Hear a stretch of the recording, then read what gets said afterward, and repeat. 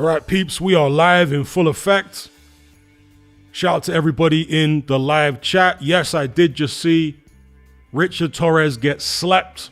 Well, nearly slept by Frank Sanchez. Certainly couldn't beat a 10 count. My thoughts on it. It was a second round KO for Sanchez. I picked Richard Torres to win on points. I thought he'd be too busy. Sanchez has had knee problems. He's very low volume. And although I acknowledged before the fight that Torres is chinny, I mean, we saw that in the Guido Vianello fight. He was hurt quite badly with a jab. And it's not like Vianello has got a Liston type jab. He doesn't. But he hurt Richard Torres quite badly with a jab midway through that fight. And of course, Torres was knocked out cold by Jalalov in the amateurs.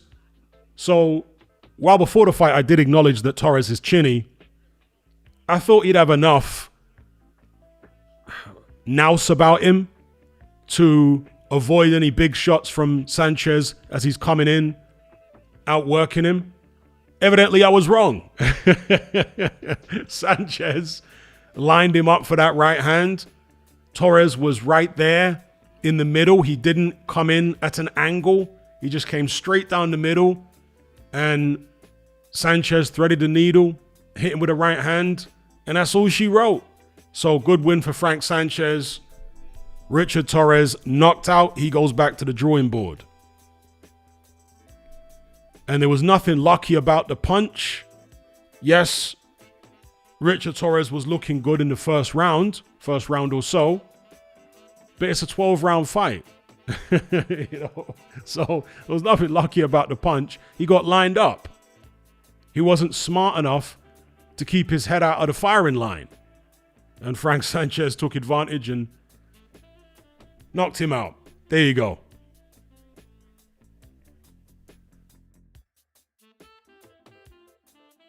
Big up Supersized Fries, Kira, Malcolm, Julius, Taylor.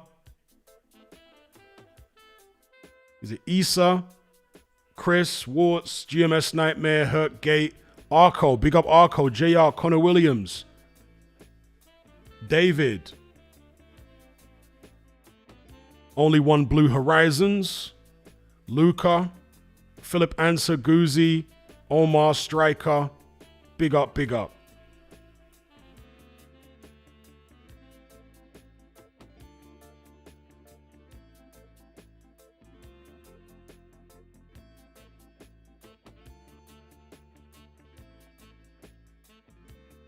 Big up Mike, El Nino.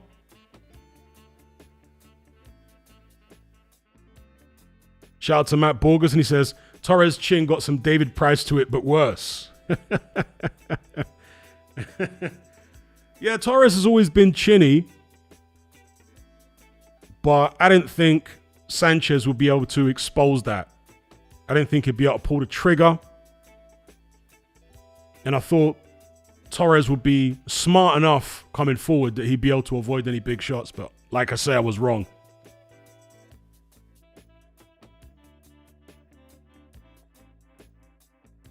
Yeah, I was right about Torres' chin, but that wasn't much of a prediction because it was there for all to see.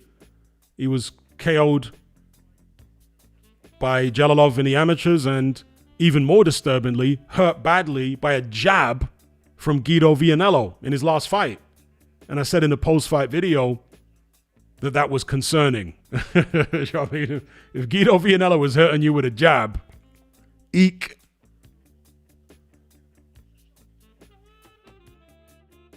So anyone who saw the fight would have known that Torres was chinny, but chinny fighters can still win fights. Do you know what I mean? But yeah, and I thought this chinny fighter would win this fight, but evidently he didn't. Shout out to Aubrey. El Rablo. Isaac. Isaac Bling says, Torres might be too small for heavyweight. He's fast but doesn't have the height or reach. Well, he's only an inch shorter than Usyk. So I don't think it's a size thing. I just think he doesn't have the chin. Well, to contradict myself slightly, Vladimir Klitschko didn't have much of a chin, but his size made up for it. So in that sense, I guess you're right. If you don't have much punch resistance in the heavyweight division, you better have size. You better be able to keep people on the end of a jab, hit them with a big right hand, and that way they have to work really hard to actually get to your fragile chin. Whereas with Torres, it's the other way around. He's chinny and he has to work hard to get close to the other guy and avoid big punches as he's going in.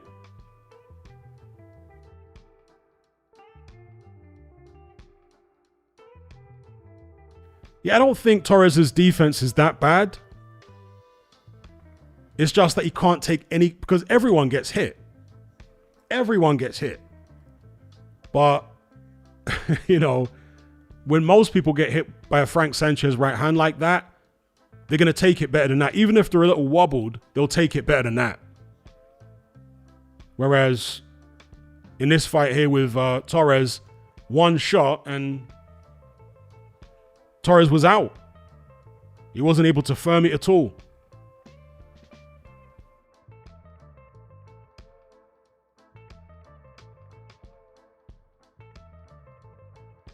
We got Matt Borgerson for the super chat. He says, I think Torres needs to reevaluate his career.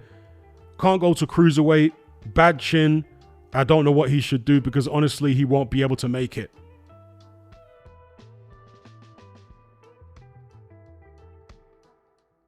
Big up Matt Borgerson.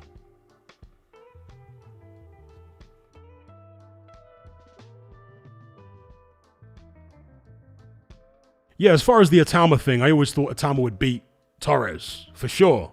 Whenever that fight was mentioned in my videos, I said, nah, Atama smokes Torres. But I did think he'd beat Sanchez. I'm not going to come on here and start capping. I thought he'd have enough to beat Sanchez. Supersized Fry says, healthy Sanchez is a problem. Well, was that even a healthy Sanchez? I don't know. You know, I don't know if that was a healthy Sanchez. Sanchez is a guy that normally likes to use his legs. Did he really use his legs in this fight? Didn't have to. He just stood there. Torres came to him and he timed him with a right hand and knocked him out. What happens when Sanchez is forced to pick up his feet again? That's the real question right there. Then we'll find out how healthy he really is. Big up Supersized Fries. Big up Eamon.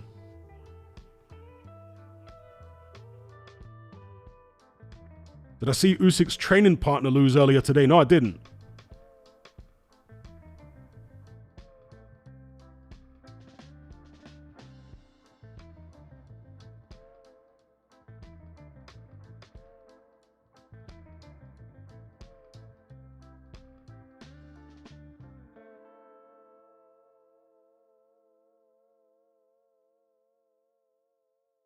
Oh, wow. Daniel Lappin KO'd badly. Was it on this card? Yeah, Sanchez has always had terrible knees. And obviously, they've gotten worse the older he's gotten, which tends to be the way, right? Particularly for heavyweights.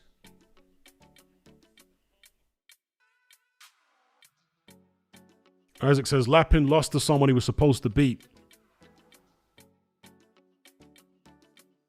Is Lapin the one that, the tall, skinny one that always wears like yellow glasses? Like yellow lens glasses?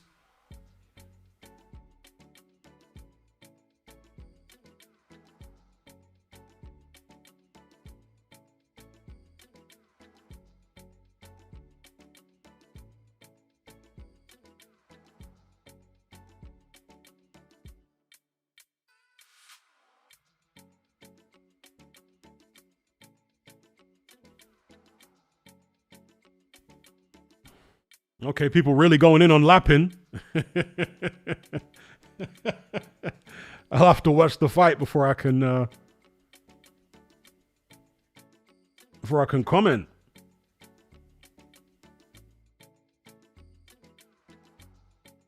Yeah, I guess David's being sarcastic there. Frank Sanchez, only 33 years of age. These Cubans are something else. And the commentators, Haye and, well, the presenters, should I say, Haye and Malik Scott and I think Tony Bellew, they kind of alluded to Frank Sanchez's age. Like 33? Really? Does he look like a 33-year-old man to you? I find that very, very hard to believe.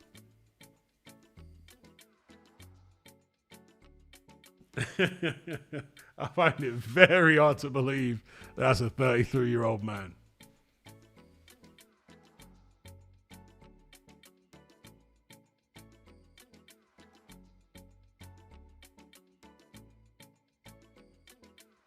Mr. PK says, Hatman, it's not just this fight. Lapin has shown this pattern multiple times. He has zero heart and folds immediately when it gets hot. I don't recall seeing him fight before, so again, I can't really comment.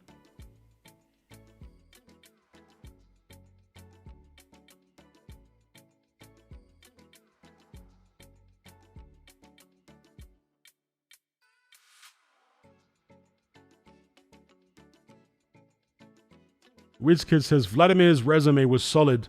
Have some respect. I'm not sure what he's talking about there. What comment he's alluding to. Kylie says Sanchez was 33 during Vietnam.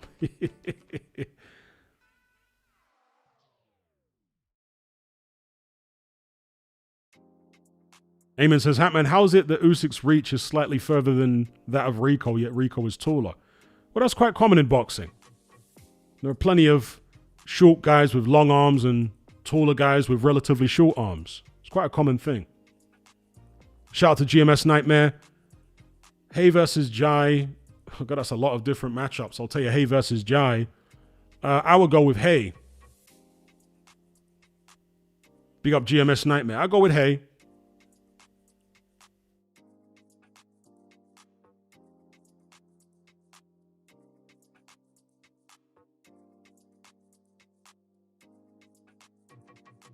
Shout out to Luke, who says, Vlad would get smoked multiple times this generation, to be honest. Big up Luca for the super chat.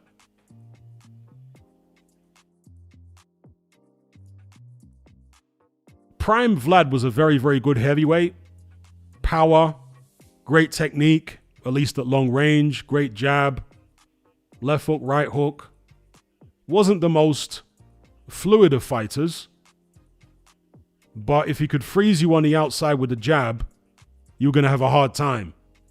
Unless you were someone that outreached him and had the speed and fluidity like Tyson Fury did, then it was going to be very difficult for you.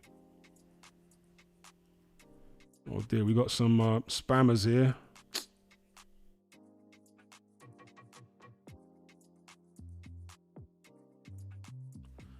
Let me just change the settings to stop these spammers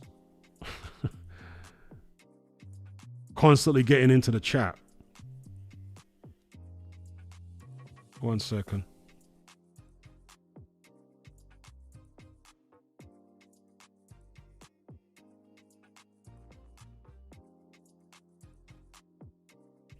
Where's the time limit thing? I can normally set a time limit so that you have to have been subscribed for a certain amount of time before you can comment. I have changed it before whilst live, but I don't see the option to do it here. Please tell me it's still available, because I get the feeling that these spammers are going to keep spamming this live chat throughout this stream.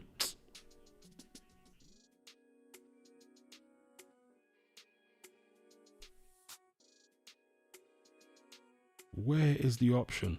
Damn.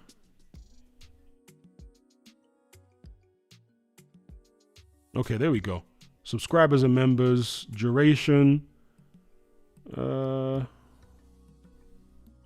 we go.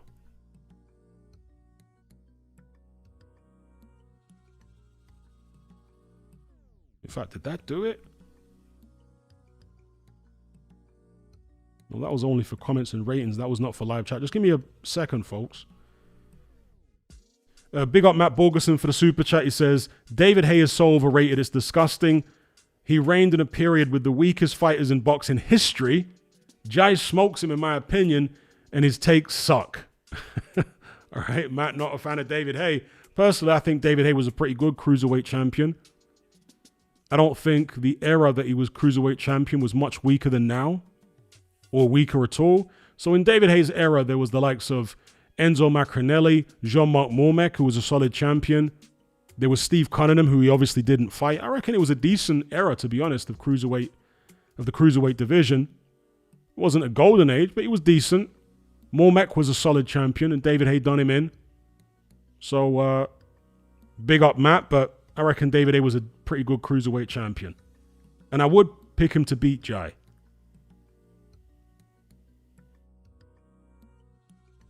And the reason I say I'd pick him to beat Jai is because Jai is a bit more hittable than David Haye.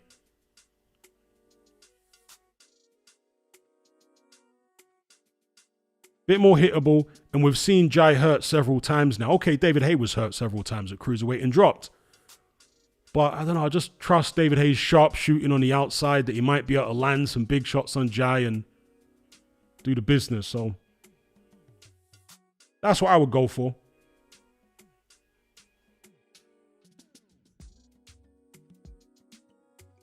Matt says, who? Jean-Marc Mormec. He was a good fighter. He had those, he was a pretty long reigning cruiserweight champion, Mormec. Had those fights with O'Neal Bell and various others. David Haye went to Paris and done him in. Wave says, Hatman, do you think it's Fitzroy Lodge bias? Not at all. There's no bias. If I wanted to pick Jai, I'd pick Jai. If I thought in my head that that's the way I would see the fight going, then I'd pick Jai. I've got no reason to be biased in favor of David Haye.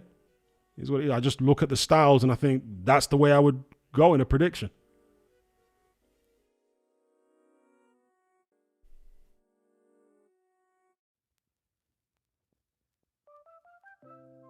Isaac says, I think Jai is more explosive. I pick him over Haye. I think Haye's more explosive with the right hand. Jai has got faster combinations when he lets shots go with both hands. But Haye has the more explosive one shot in terms of it just coming out the blue all the time. Because David Haye was an ambush fighter. Jai's not really an ambush fighter. He's more a traditional boxer puncher.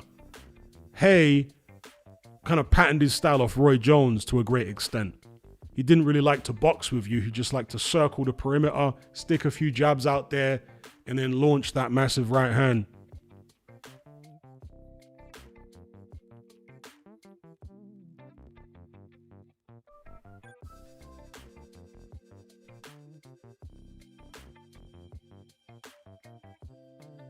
And that's a good point by Encircled. People say that this is a weak era for cruiserweights. Has Jai Opetaia beaten anyone as good as Jean-Marc Mormec? I would say no.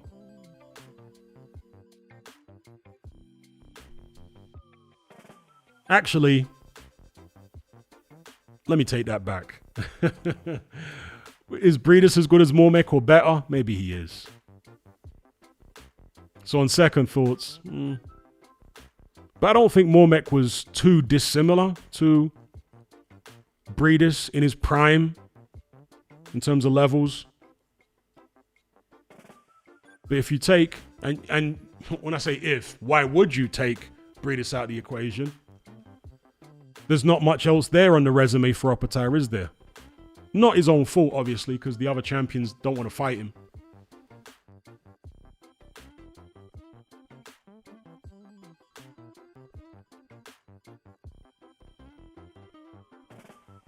Big up GMS Nightmare. Yeah, somebody asked me this yesterday as well. Benavidez versus Haye, I go for Haye over Benavidez.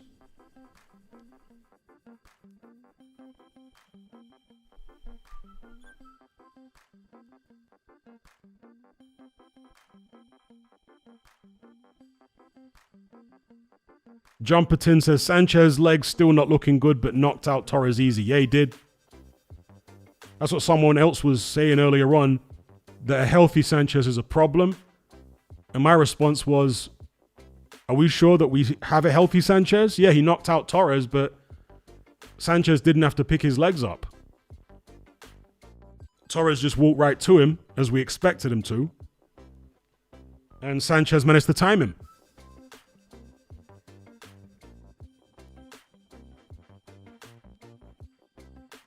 We got GMS Nightmare for the super chat. Andre Ward versus Haye. No, David Haye, bro. If I'm going to pick cruiserweights over David Haye, obviously I'm saying Usyk beats him. I'm saying Holyfield beats him. I think Cunningham is a very interesting fight because the way Cunningham moves and he boxes real well, he's tough. God, that might be a 50-50 Cunningham versus Haye, and obviously Haye didn't fight him. I think that Dwight Muhammad Qawi, although undersized, he might be a real problem for David Haye as well. Dwight Muhammad Qawi. That's a tough fight for Haye. But I don't think that many cruiserweights in history would have beaten Haye. Like I said, certainly Usyk would have beaten him. Holyfield would have beaten him. Maybe Qawi. But other than that, I might pick David Haye over most.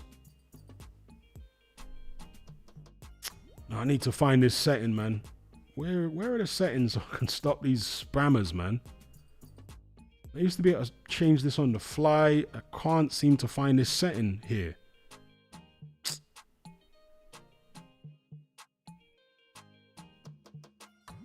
Let me look for it again. Where is this damn setting? Because this is annoying. I mean, all these spammers invading the live chat like this. Where we at? Details. Let me look through this carefully. Where we at?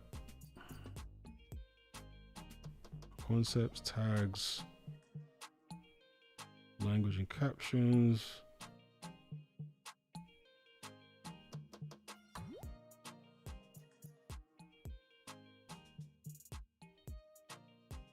This is comments and ratings though. This isn't live chat. Where are the live chat settings? God damn it all.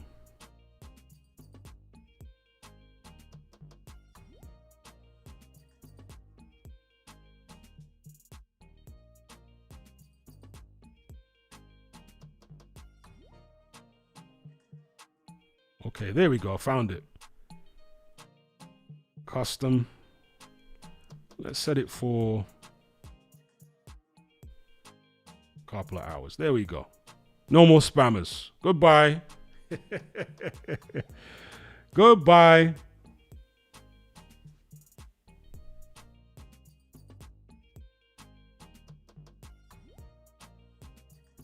Yeah, Michael Moorer had no chin, but Michael Moorer was technically very good. And Michael Moorer never fought a cruiserweight. He fought a light heavyweight, but he never fought a cruiserweight.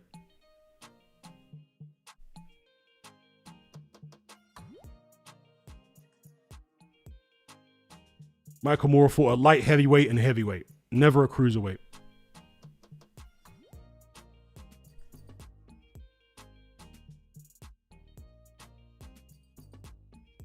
And David Haye never had an amazing chin, but he had a much better chin than Michael Moorer. Michael Moorer just couldn't take any kind of punch at all at heavyweight whatsoever. Nothing. Yeah, I spoke about Qawi before. I might edge towards Qawi beating David Haye. Qawi was like a cruiserweight Joe Frazier, much shorter than Joe Frazier, but very similar style. Would come in underneath your punches, swarm all over you. The first fight he had with Holyfield was an absolute barn burner.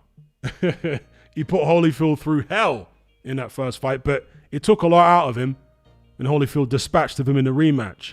But in that first fight, Qawi was smoking. Yeah, somebody mentioned David Benavidez before. I'd go with Haye over Benavidez.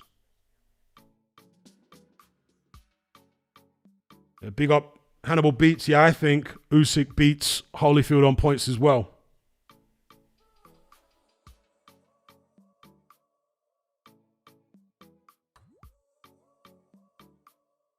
We got Matt for the super chat. He says, I think Usyk has a better IQ than Holyfield.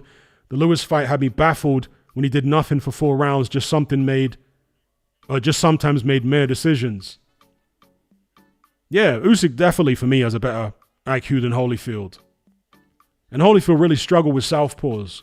Yeah, it was later on in his career when he fought Chris Bird, but he had an issue there. And with Michael Moorer in the first fight, he got outboxed. Okay, did more in the second fight, but Moorer had no chin, as we've already said. Moorer just did not have a chin, and Moorer was nowhere near as good as Usyk anyway. Big up Matt Borgerson. In fact, I was watching the first Lewis Holyfield fight again the other day when I was shadow boxing in the morning, and I forgot what a massive robbery that fight was. I always remember it being a robbery, but watching it again for the first time in many years, dear oh dear, what a terrible robbery that was. Lewis landed, you guys can go check this out, more than double the number of punches that Holyfield landed in that first fight. More than double. Not through more than double, landed more than double. And somehow they gave it a draw. That was so scandalous. That was an absolute shocker.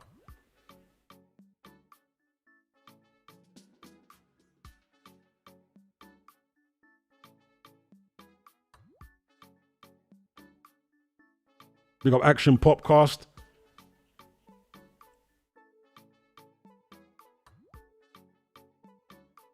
In Circle says it was actually closer to triple the number of punches that Holyfield landed. It was bizarre. Yeah, there you go.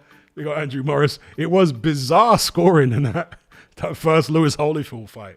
God only knows what they were doing. God only knows what they were doing. Excuse me, I missed GMS Nightmares super chat. He says, Bellew versus Jai, Bellew versus Benavidez. Jai over Bellew, Benavidez over Bellew. I know Bellew beat David Haye, but David Haye was washed at that point.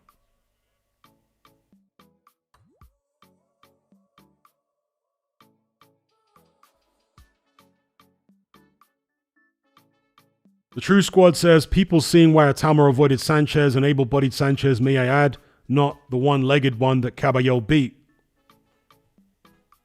But that's the thing, was it an able-bodied Sanchez that we saw tonight? I'm not convinced that it was. He didn't have to pick up his feet.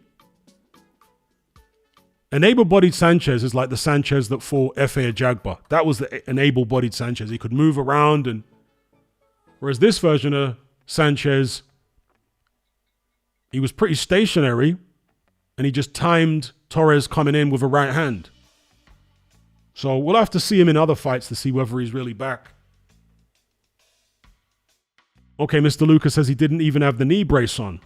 All right. Fair point. Eamon says, I watched one in Ghana. Dude was KO'd, but he was given a draw. Matt Borgerson says, beautifully timed though. Yeah, fantastically timed. Fantastically timed. Torres made a mistake. He didn't come in at an angle. He came straight at Frank Sanchez, which is what you don't want to do. Against Guido Vianello, who was coming in at an angle, he would always step to the right before he entered the pocket. And that took Vianello's right hand away. But against Sanchez, in that particular moment, he didn't take an angle first before getting into the pocket. He just came straight down the middle and got clocked.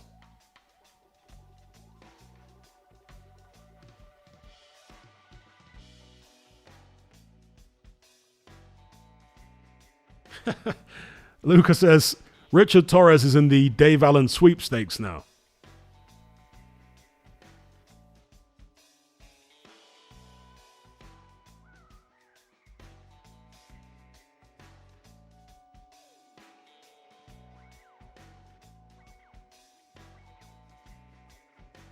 Connor Williams says, yeah, Sanchez looks slow as hell still. I think he just caught a guy who's chinny.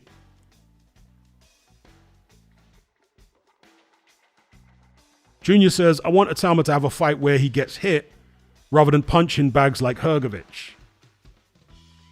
Bit harsh calling Hrgovic a punching bag. Hrgovic tends to land more than he gets hit.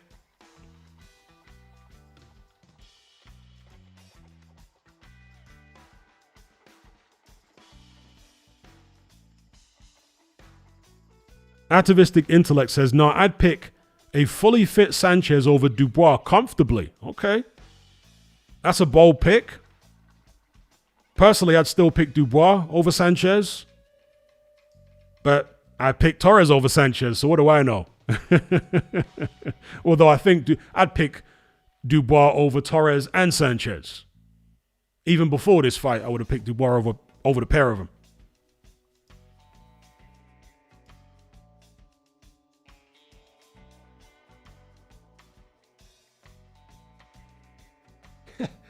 Andy Ruiz is in attendance, by the way, for those who ain't seen him. He's angling for a fight. Some of the interviewers asked him why he's been out for so long. And he said it's because of that hand injury. He said he had to rest it a very, very long time. I mean, he's been out well over a year, hasn't he? But it was a terrible break, though. Anyone who saw him show the hand to camera in the ring after the Miller fight, that hand was all types of jacked up. Literally a complete break where the bone was damn near poking through the skin. It was crazy.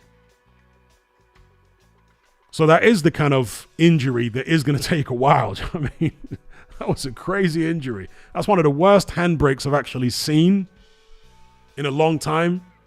There may have been worse ones. They just didn't show them on camera. But in terms of the ones I've seen, that's one of the worst. That was a terrible, terrible hand. Kylie says, RIP the buffet table when Andy's around.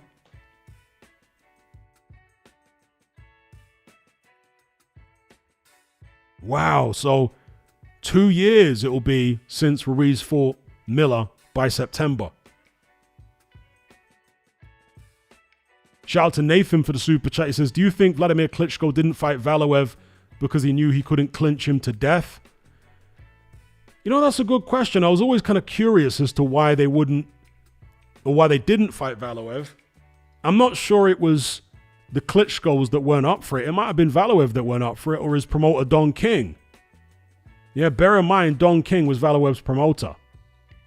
Maybe Don King wanted an unreasonable amount of money. Anyway, here we go, round one for Catterall versus Giyasov. Catterall, for some strange reason, not with Bozienis anymore. I thought he looked a changed man under Bozienis. There were some people saying before the fight, we're not going to see any difference in Catterall with Bozienis in the corner. He would be just the same as always. And I can understand that because old habits die hard. Oh! Giyasov lands a big right hand on Catterall. Catterall stumbles back. That's a bad omen there for Jack Catterall, getting caught so clean so early because he is a slickster. But getting back to what I was saying a few moments ago, I understand why people didn't think they'd see much of a change in Catterall under Bolzienis, but there was a dramatic change in him. He was way more aggressive than normal. Devin Haney in the crowd there, I can see. What is that, the second row? Yeah, Catterall versus Giyasov. A cagey affair at the minute, but Giyasov looking to line him up with that backhand. He's the orthodox fighter, Jack Catterall, the southpaw. And gone is the aggression that we saw from Catterall in the Esserman fight. Obviously, it's a different kind of fighter he's up against here, so I'm sure he's more mindful of being hit with counters than he was against Esserman. Oh, massive shot from Catterall. Down goes Giyasov. Tremendous left hand. Just as I was saying, gone is the aggression from Catterall. He lined Giyasov up for the backhand, and down he went. What a fantastic shot. Let's see if Catterall can take him out. Yo. Man got lined right up. Giyasov's legs are still shaky. Catterall needs to jump on him. It is to jump on him, man. Giyasov's legs still ain't right. What is he? No, now he really needs that Bolzienis aggression because that man's legs are not right. I'm telling you, he shouldn't let him survive this round. He needs to get on him. Nah, he's letting him off the hook. That was a tremendous... Bang! Another left hand from Catterall. Beautiful shot. Another one. Body shots from Catterall. But I think Giyasov is starting to weather the storm here. I think his head is clearing a bit here. Catterall looking like Adonis Stevenson in there with a southpaw backhand. What?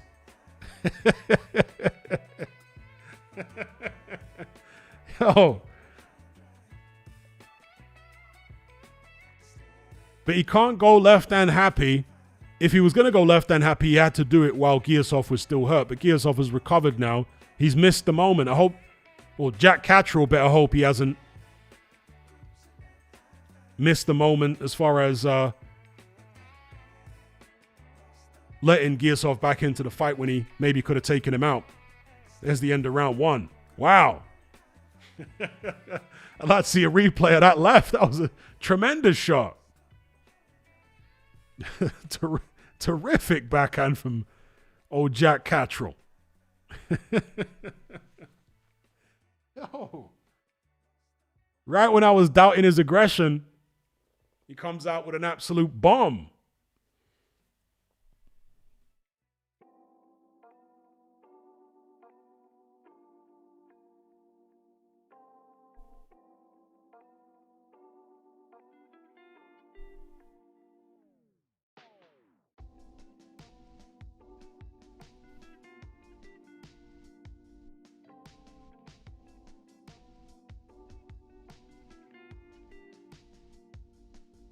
But yeah, he did follow up with a couple, but it was too late in the round to knock him out. Here we go, round number 2.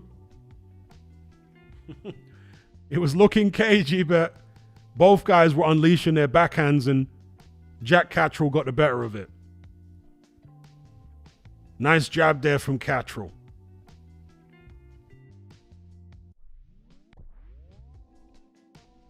The battle of the backhands. Giyasov, as with most orthodox fighters, struggling to land his jab against the southpaw because the lead hands clash. The only time when that is not usually the case is when when an orthodox fighter is up against the square-on southpaw. Whereas Jack Catterall is very much the side-on slick southpaw. And those are the ones that take your jab away. Another left hand from Catterall. He's definitely got the psychological upper hand, it looks like here. Giyasov very, very wary now as he edges forward, keeping his right hand, almost above his forehead. Let's see if Catterall can thread the needle, though, and get the left hand inside of that right glove of Giyasov. Giyasov in the white trunks with black trim. Jack Catterall in the black and grey. 1:30 into round number 2. Left hand to the body or the chest from Catterall. Left hand to the stomach there from Catterall. And what Giyasov doesn't want to do is allow Catterall the time and space to box like this, because he's very, very good at boxing like this. There have been certain fighters in the past that had the height and reach to kind of negate Catterall boxing this way, but Giyasov doesn't have that. Not enough of it.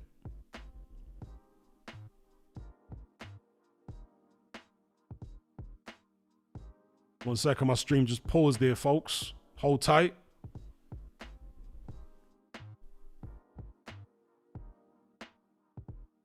Buffering. Oh dear. Hope nothing dramatic's going on while I'm trying to sort my stream out. Technical issues.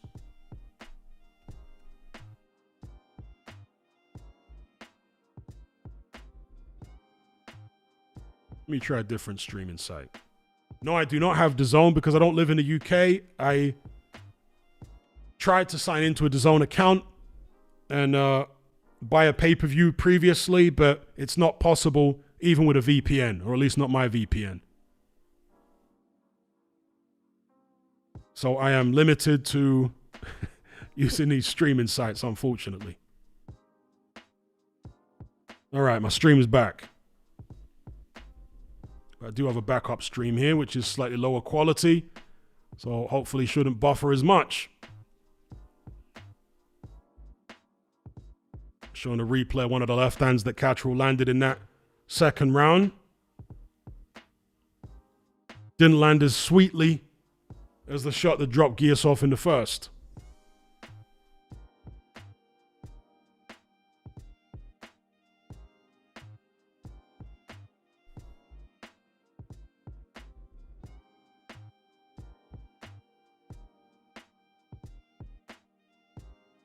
So here we are, round number 3. About 20 seconds in, Catterall, Giyasov.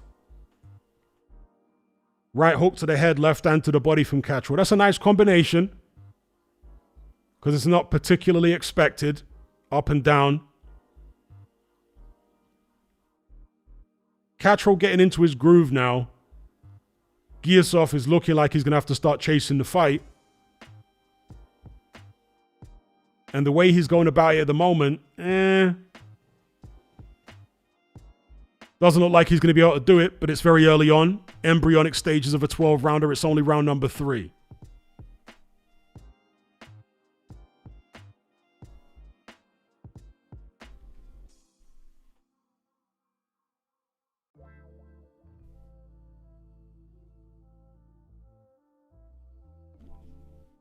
Left hand to the body from Catterall. Both guys fencing with the lead hand. There's very few solid jabs going out there. Alluding to what I said earlier on. Difficult when you're up against a slick southpaw as an orthodox fighter to land your jab. Those lead hands clashing. Catterall fights very well off the ropes. We've seen that many times.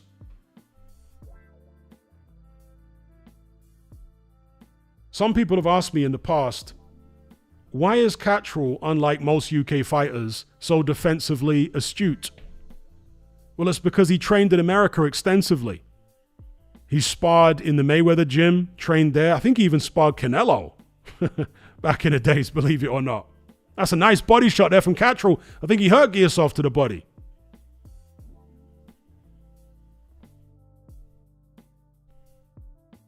Yeah, big up Matt Borgerson for the super chat. Let me check if I've missed any other super chats here. Oh, Matt said the fight's going to be terrible. I can tell already. But I bet you like that knockdown though, Matt. Says Turkey's sleeping. Yeah, Turkey often appears to not really be concentrating on the fights. Sometimes on the undercard at least. Giyasov trying to go around Catterall's guard there with a right hook, changing the trajectory of his right hand. It's worth a try because the straight right isn't landing on the money at the minute. That's a nice left hand from Catterall. He did thread the needle there. Again, Giyasov kept the right hand up, but Catterall got on the inside of the right glove. So Catterall having his way with slick boxing. He's reverted back to what he is known for now, Catterall. That's the end of round 3. He's reverted back to what he's known for, which is just sticking and moving. He's got off to a lead because of the knockdown. And now he's going to force Giyasov to chase the fight.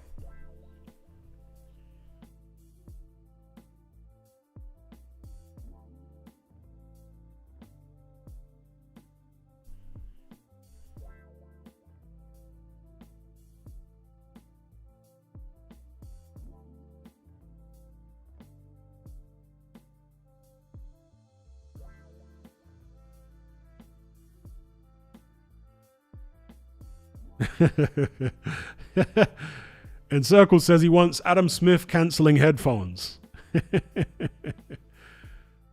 So we got Caballero there, ringside next to Opetaia. Could that be a fight in future? If and when Opetaia moves up to heavyweight. So here we go, round number 4. Catterall versus Giyasov. Can Giyasov do something to change the pattern of this fight? He was shocked. That was a decent right hand there from Giyasov. But he was shocked by the knockdown in that first round. And that has given Jack Catterall the upper hand, not just in terms of the scores, but psychologically. He drew first blood, and now Giyasov knows that if he makes a mistake, he's going to pay a heavy price. You know, Catterall's one of these guys, evidently, who has underrated punching power. Reason being, he doesn't often really let that big shot go. You know, he's very conservative. He's very stingy with that big left hand. So he's gone through a lot of his career never really showing the punching power that he's always had in the locker. Perhaps he's improved the power a bit over the years, but I suspect it's always been there to a large degree. But because he's so defensive the way he fights, he doesn't throw that many of them and therefore doesn't land that many of them. And so the knockout ratio is not particularly high. But when he does let one go and it lands clean, well, you can see the effect there. Giyasov knows all about it.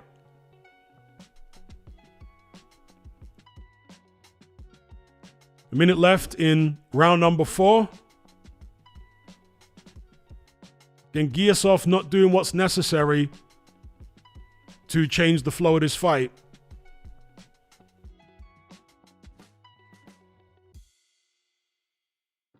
Catterall can box like this all night long.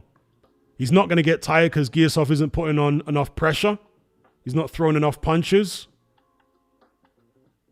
Catterall will happily do this for 12 rounds, no problem. Who remembers that horrible O'Hara Davis fight back in the days? Both of them were doing this the whole fight. Any of you guys remember that? Catterall versus O'Hara Davis. That was one of the most dull fights I've ever seen. Someone says the Chorley De La Hoya. Well, not really. De La Hoya wasn't a slickster, was he? More like the Chorley Whitaker. Not Ben Whitaker, Purnell.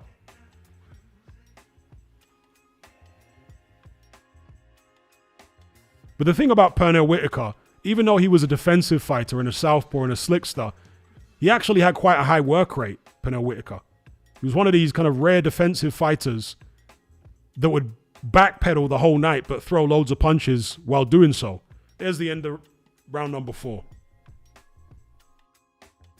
Shout out to everybody in the live chat. Yeah, 2 tanks, O'Hara Davis. There you go.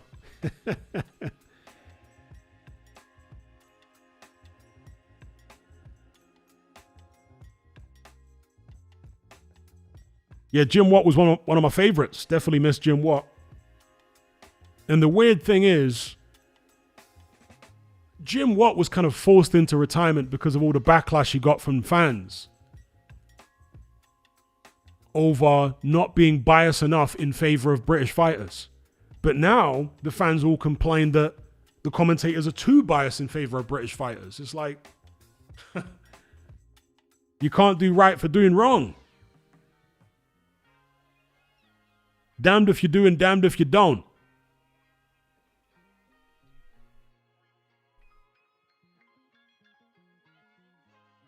Anyway, we're into round number 5.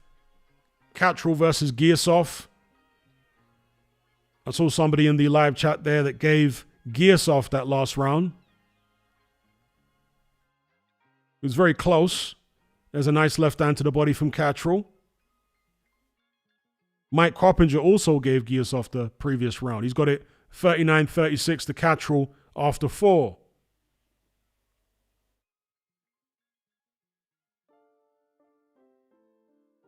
You know, one of the things that makes Oleksandr Usyk so special, since we're talking about southpaws here, Catterall being a southpaw, is how creative Usyk is with his lead hand. Like, Usyk will change the trajectory of his lead hand and land it almost like a jab come uppercut. He'll land it as a hook. The jab will be thrown from various different angles. He'll manage to step in with it and get it on the inside of your glove. Even though your glove is up, he'll get it on the inside somehow. Like, Usyk is an absolute wizard with the southpaw lead right. He's a wizard with it. Jack Catterall's right is nowhere near as sophisticated. I mean, very few southpaws' right is as sophisticated, but Jack Catterall included, his right isn't as sophisticated as Usyk's right. And Usyk's right sets up so many of his offensive moves. You don't see Usyk waiting around too much. He's always busy with that right hand, setting things up with it, changing the trajectory of it, different angles, different ways around your guard, inside your guard, body, upstairs, downstairs, and he's always waving it around in your face, hypnotizing you with it. Not so much of that from Catterall. When he waves it around, it's really just to neutralize the orthodox right jab. It's not really to set anything up with the right hand. He sets things up with the left hand, yeah, but Usyk will use his right hand in various ways to open opportunities for his right hand to land.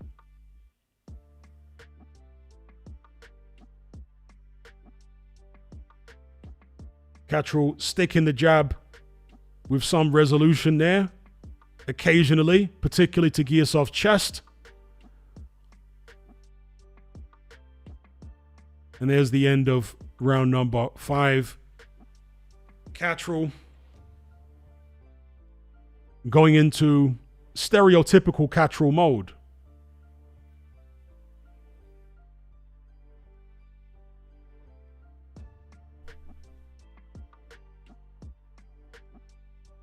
Who do you guys give that round to?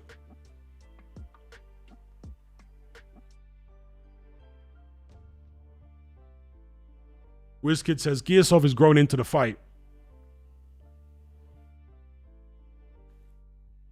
Yeah, Catterall broke from Bozy Ennis a few months ago. They're no longer working together.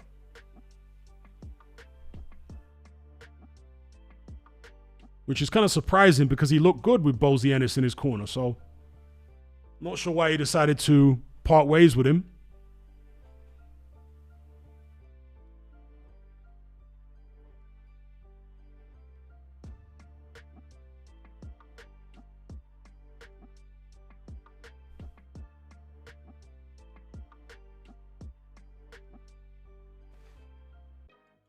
All right, round number 6. Catterall versus Giyasov. It is a chess match now after the early fireworks in round 1. It is settled into the kind of fight which people criticize Jack Catterall for.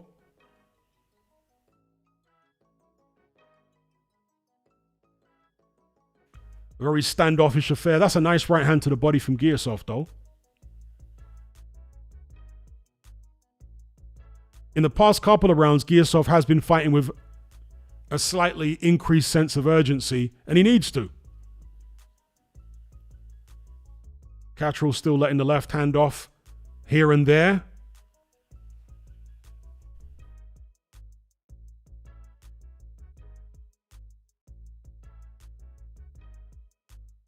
And landing nice left hands there, Catterall.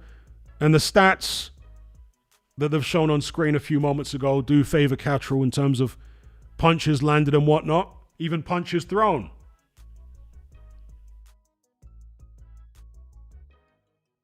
Catterall being a little more assertive in this instance.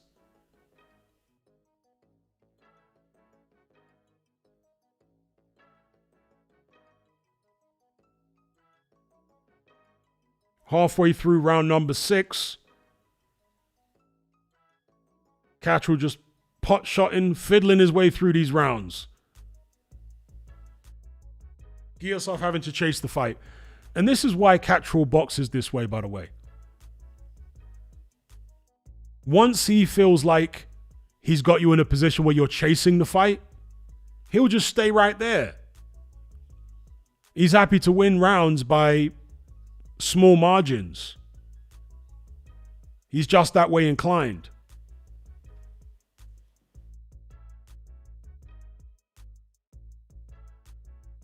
It's only Ballsy Ennis that managed to bring him out of his shell.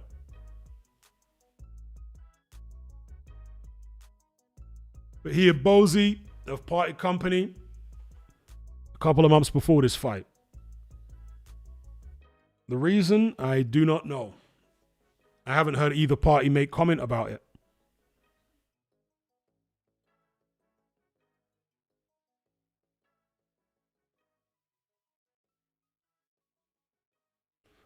Catterall, and somebody was talking about this. Giyasov showing some bruising on his face now.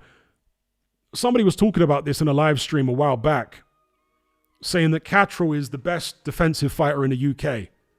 I think you have to say he is. I'm sure there'll be some Fury fanboys out there. No, Fury's the best defensive fighter in the UK. What? The guy that's been dropped about 7 or 8 times. Give it a rest.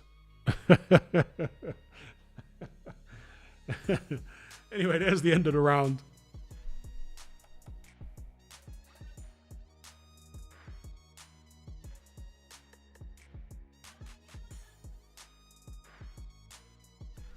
All right, folks, I'm very hungry, so I'm going to take a quick break in the middle of this boring fight. All right, be right back. Just going to make a quick snack, then I'll get right back to you.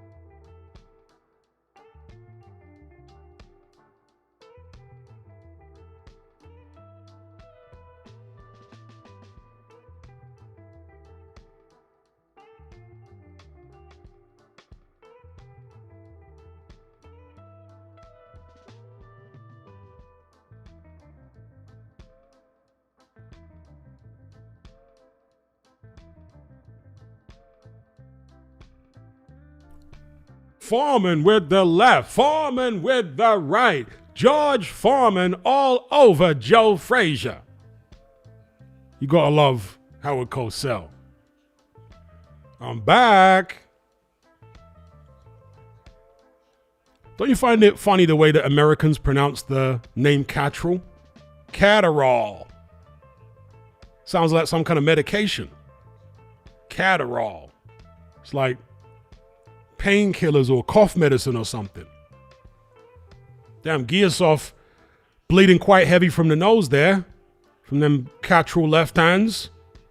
Did I miss much? From Catterall versus Giyasov. But the sound of what the commentators are saying, Catterall's still well ahead. Here we are in round number 12. Indeed encircled. It's like when they say Tottenham, they say Tottenham. It's Tottenham. Don't need to do all that extra Tottenham. Atavistic Intellect says, bro, I feel as old as Frank Sanchez watching this fight. Feels like it's been going on a decade.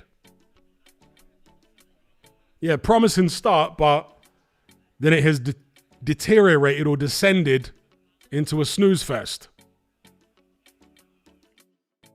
The final seconds around number 12, it's nearly over.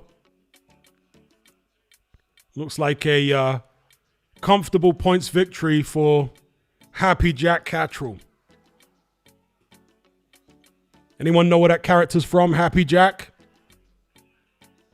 Can anyone tell me in the live chat the movie that the character Happy Jack is from? There's the belt.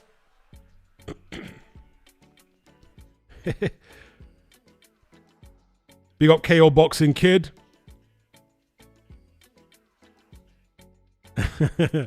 Wart says the worst offender is Worcestershire sauce.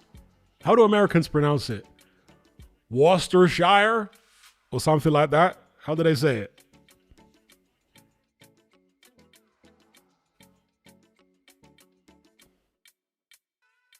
No, not Mama Jack. Happy Jack.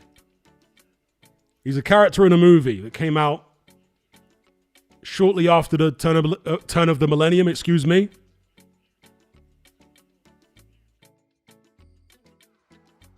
So they pronounce it Worcestershire. That's crazy.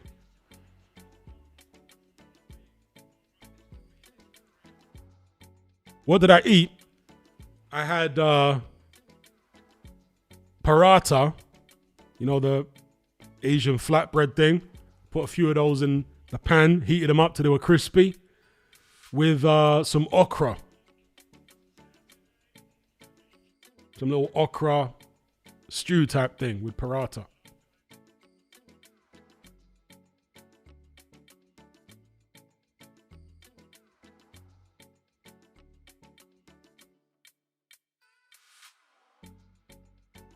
No, it's not Gladiator. Not Gladiator, not Tropic Thunder. Nope. Nope.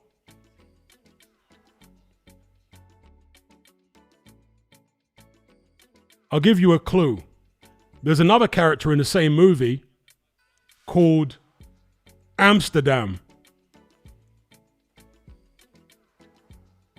There's a character called Amsterdam, a character called Monk, a character called McGloin, and Happy Jack.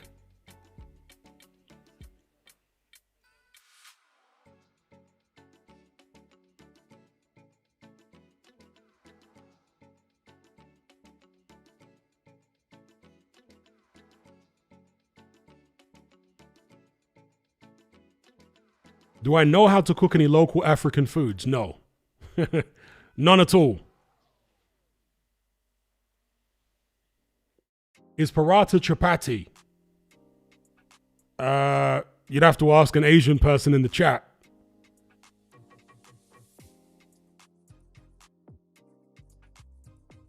Yes, big up Spinal Tyson. It's Gangs of New York indeed, yes.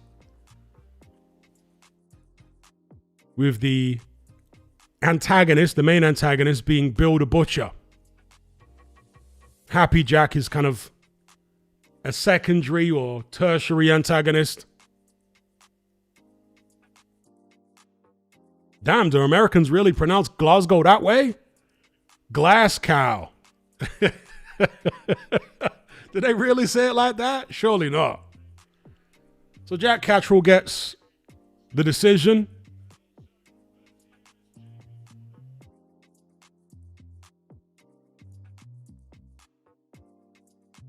Glasgow.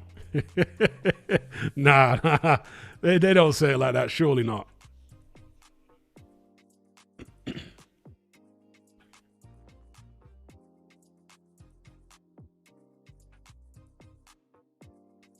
Yeah, Lusaka's great. I like it in Lusaka.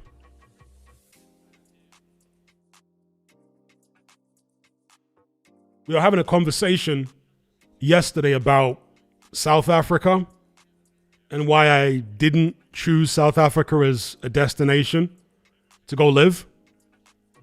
One of the reasons is because South Africa is so dangerous in terms of crime. And we were comparing the homicide rate in South Africa to the United States. And of course, the South Africa homicide rate is many, many, many, many times higher than the USA. Many times higher. Now, Zambia actually has the same homicide rate or slightly lower homicide rate than the US. That might sound high, but you have to bear in mind that in Zambia, Lusaka is relatively well developed, although there are slum areas in Lusaka. And in those slum areas where most of the crime takes place, if somebody gets assaulted, stabbed, bludgeoned or whatever, no ambulance is coming. All right? And that's why, you know, long story short, in America, if you were to get stabbed, you stand a much higher chance of surviving than you do in a place like Zambia. If you are in a slum area anyway. If you're living in a rich area, you might be all right. But if you're living in a slum area, good luck, especially if you don't have money. Well, why would you if you live in a slum area? So in reality, I would say Zambia is actually safer than the United States. But yeah, the homicide rate is, I think, about 4 per 100,000. So it's slightly lower than the US, which is 5. But as I say, it's because the emergency services in Zambia are not like they are in the US, you know. I don't actually think there are more. I don't think there are actually more, let's say, serious assaults and homicides and whatnot than there are in America. I think there's less. So we've got an extremely ignorant comment here by somebody who's obviously never been to Africa. He says, Africa is the most corrupt country in the world, bro. Africa's not a country. I mean, unbelievable ignorance. Africa is not a country. Literally an entire continent. And I can assure you that many Western countries are every bit as corrupt as several African countries, sometimes more so. Zambia is a relatively safe African country. You know, the homicide rate is similar to certain Western countries. It's pretty safe. It's not like South Africa, which is very dangerous. There you go. That's a good example. Gaborone, which I think is pronounced Gaborone.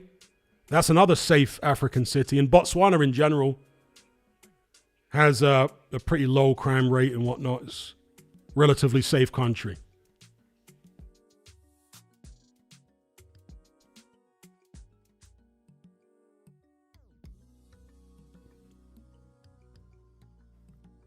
Yeah, continent. Well, you said it was a country. And you've never been to Africa, I can tell by the way you're talking. You don't know what you're talking about. You just watch some TV and, yeah, bro, it's the most corrupt place in the world. You've never been to Africa. I doubt you've ever left the United States. If you have, you haven't done it much. So you don't know what you're talking about.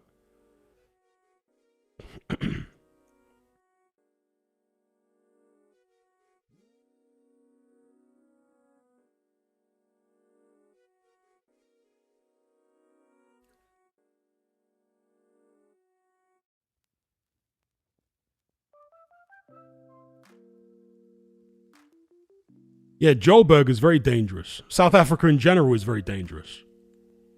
That's one of the reasons I did not choose to move there. I was like, to hell with that. I don't need those kind of problems.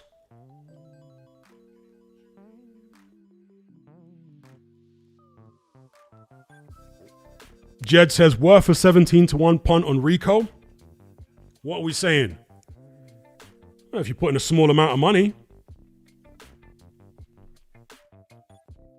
Never bet more than you can afford to lose.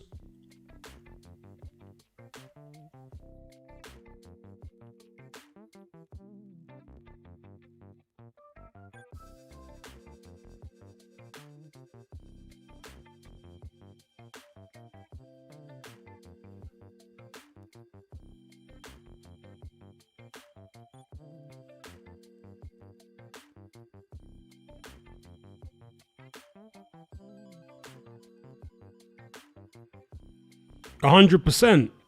The US is actually more corrupt than a bunch of African countries. It absolutely is.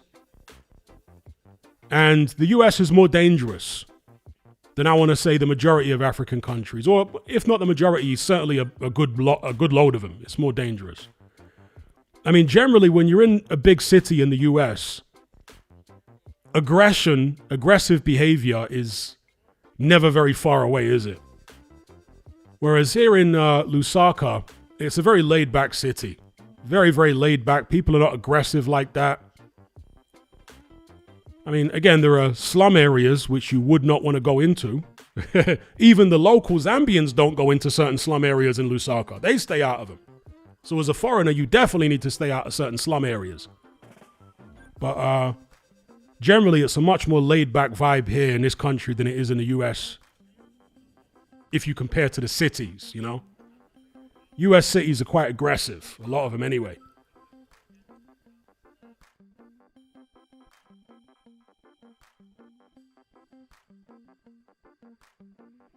And of course, in the US, they got firearms. Whereas here in Zambia, there are very few firearms. Now, firearms are great when it comes to defending yourself, but not so great when it comes to, criminals getting hold of them and running amok.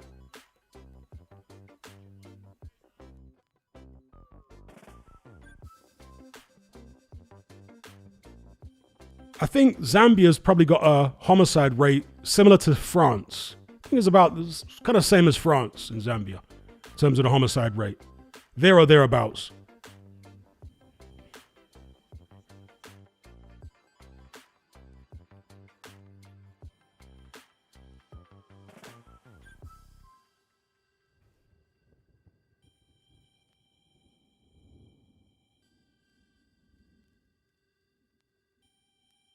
Indeed. Well, yeah, there are differences. He says, Iffy Sound says, in the US, you can't pay off cops on the street.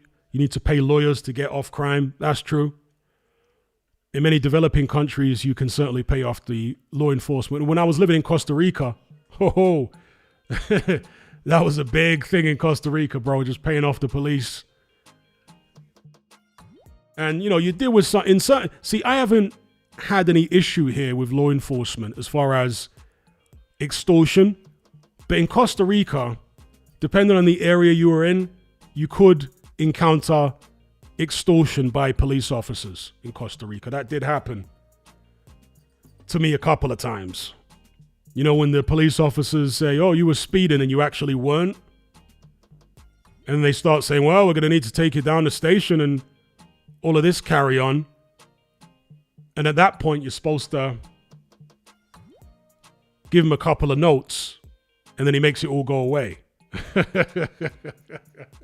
So, like in Costa Rica, yeah, occasionally you might run into, especially when you're traveling outside of gringo towns, like traveling in between towns and whatnot, That's where you might encounter corrupt cops that will try and squeeze you for a few colones. That's the currency in Costa Rica. They're called colones. So in some countries in Africa, that's also a thing where they'll squeeze you. I haven't encountered that in Zambia thus far. I haven't encountered any extortionate cops or anything.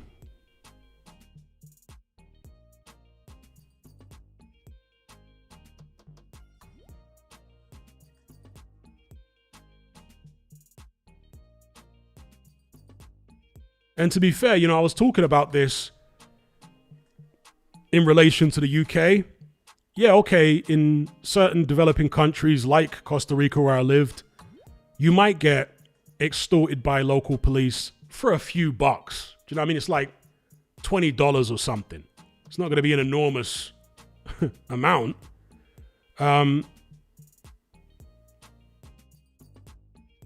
Indeed, as people are saying there, Egypt is in Africa, Matt. Matt says Egypt is way more dangerous than Africa and USA. Honestly, I'd be scared taking a cab home from pyramids. I hear about muggings and scams regularly. Yeah, Egypt is in Africa. It's northeast Africa. Well, I haven't been to Egypt, but I doubt it's as dangerous as the United States. What I will say, though, what I've certainly heard about Cairo is that it is full of scammers. Yes. Yeah. Cairo is known for an enormous amount of scammers. That's something I have definitely heard from people that have been there.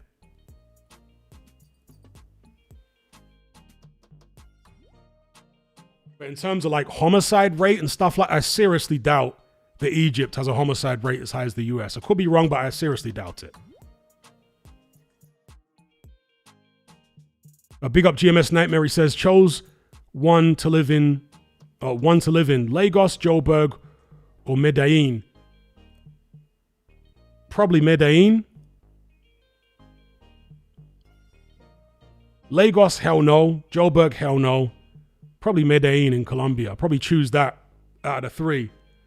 Big up Andrew Morris for the super chat. He says, have to make this make up for the Costa Rica cops. Big up. There you go. Encircled has looked it up. He says, the homicide rate in Egypt is 1.5 per 100K, which is 3 to 4 times less than the USA.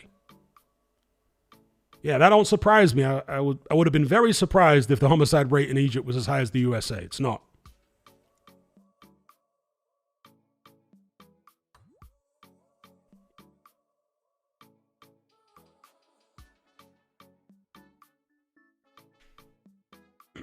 Is Lagos any good?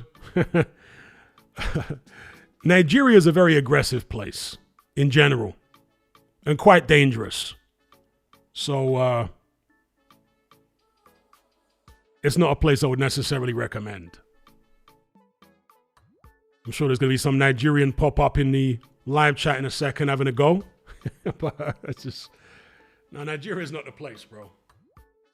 Maybe it's not as bad as it was a couple of decades ago, but it's still not the place to go. If you want to visit West Africa, go to Ghana or go to Senegal if you're going to visit West Africa. Don't go to Nigeria. They got a lot of work to do before it's a desirable destination. Anthony YouTube says, depends where in Nigeria. Well, yeah, from what I've been told, if you go to Abuja, it's a lot nicer than Lagos and other parts. I don't think there's... Anyway, let me not go in too much on Nigeria. There are many other parts of Africa which are a lot nicer and a lot safer and a lot less aggressive.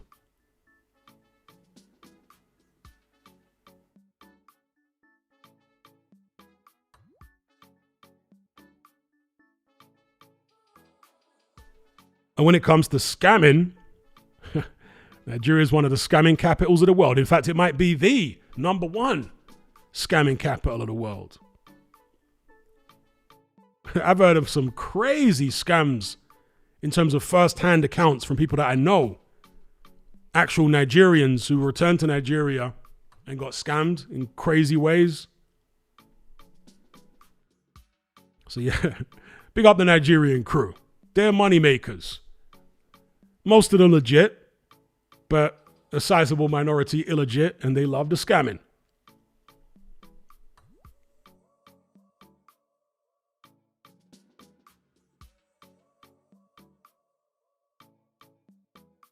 Yeah, I saw Canelo backing AJ to beat Fury.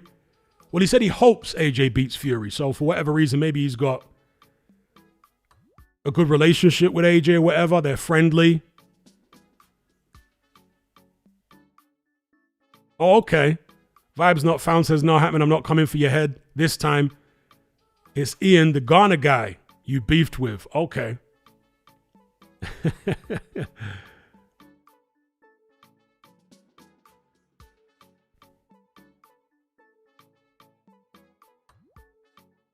Yeah, this Hamza fight on paper appears to be a mismatch. They found some obscure opponent. This really is a touch for Mr. Shiraz, isn't it? The powers that be in boxing have given him a real layup.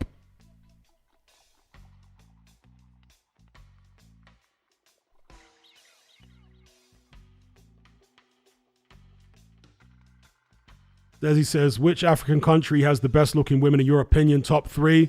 In no particular order, you'd have to put South Africa in the top 3. I'd also put Tanzania in the top 3. Some people would put Ethiopia, but they're not really my type in Ethiopia. I'm not saying they're not pretty, but they're not really my type. But some people will put Ethiopia there. I'd probably say South Africa, Tanzania, and maybe... I've always liked Ugandan girls, but, you know, it depends on your taste.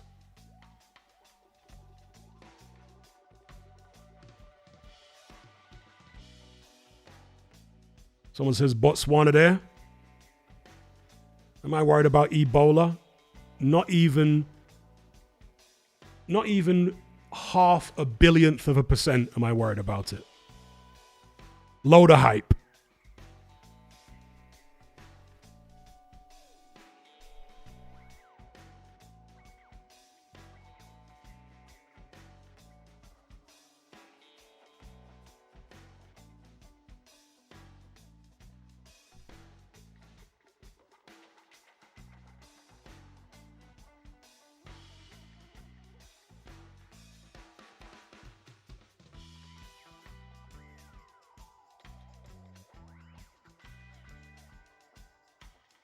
You know, one of the things that you notice in the Western media is the way they always, nearly exclusively, focus on negatives in Africa, which is why so many people have got such a skewed perception of Africa. Because the Western media only ever shows you negative things. They never show anything positive ever, unless it's certain parts of South Africa. Other than that, virtually the entire African continent gets nothing but bad press in the Western media. Non-stop. And so people grow up with a totally skewed and unrealistic perception of what Africa's like. You know, most of Africa's actually all right. Certainly the cities. Most of the cities are okay. Yeah, they're in many cases not as developed as Western cities, but nor are they, you know, dirt holes the way that people like Trump would have you believe. They have all the amenities here where I live. Nice roads, at least close to the center of town. Nice restaurants and shops and shopping malls, and the internet is there. It's, you know, all the amenities are there. You know, you go to Ethiopia. Addis Ababa is a very modern city with nice infrastructure, and okay, they're not quite at Western or even Middle Eastern level development, but if you're someone with a Western income, you're not really going to notice, you know, much inconvenience, to be honest, because you'll be living in the nice parts of town where they have everything. But you'll be living in the nice parts of town at a fraction of the cost of what you would pay in a major Western city. So like the lifestyle I live here is much, much higher. It's far superior to the lifestyle I was living in London. To be able to afford a house like this, or the house I live in now in London, oh my days.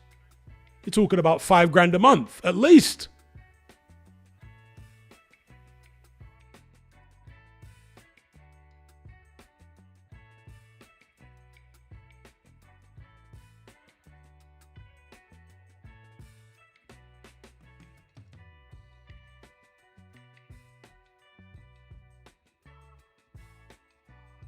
What would Africa be like if it wasn't colonized? It would be probably better than it is now.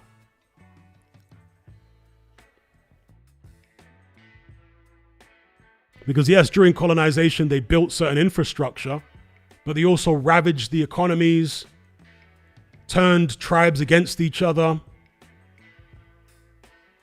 so on and so forth. In the Middle Ages, there were many parts of, well, let's say West Africa, which were extremely rich. The Mali Empire being an example was an extremely rich empire. The ruler of the Mali, or the most famous ruler of the Mali Empire, Mansa Musa, was one of, and some people say the richest man in history. But because of colonialism and the slave trade, West Africa was decimated. You had Timbuktu and, etc. It was decimated economically. Now, obviously, the Africans kind of played their part in that because they were willing, in many cases, to sell other tribes into slavery, and they didn't realize that they were helping to mastermind their own demise. But yeah, in many parts of Africa, it would have been far better off if colonialism hadn't happened. I mean, in certain parts of Africa, yeah, it wouldn't have been as developed, but I don't think that's a bad thing. I don't think it's good that every part of the world is developed, because then you have more strain on resources. So Southern Africa, before colonialism, wasn't that developed. Certainly West Africa, East Africa, places like Ethiopia were far more developed pre-colonialism than Southern Africa. But I think Southern Africa probably would have been better off not being developed, to be honest. Because geopolitically, it just puts too much of a strain on resources when everyone is industrializing and developing and all that kind of stuff. If you leave people living off the land in a relatively primitive state, it's better, really.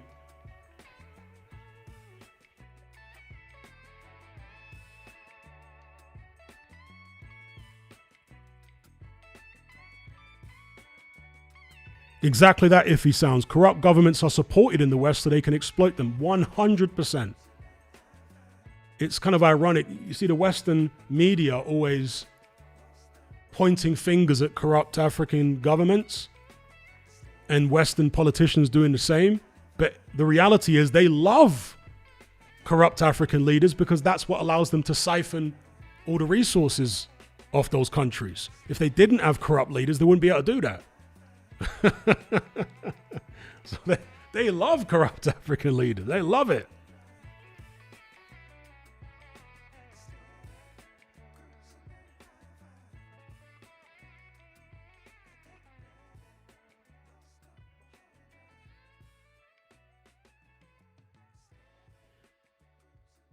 Well, no, African chiefs and kings didn't sell their own people because Africa is a tribal continent. It's heavily tribal. So they sold rival tribes. They sold mainly prisoners of war and stuff like that into slavery. So they didn't see the people who they were selling as their own people. They saw them as enemies. That's why they didn't have a problem selling them, because they were enemies,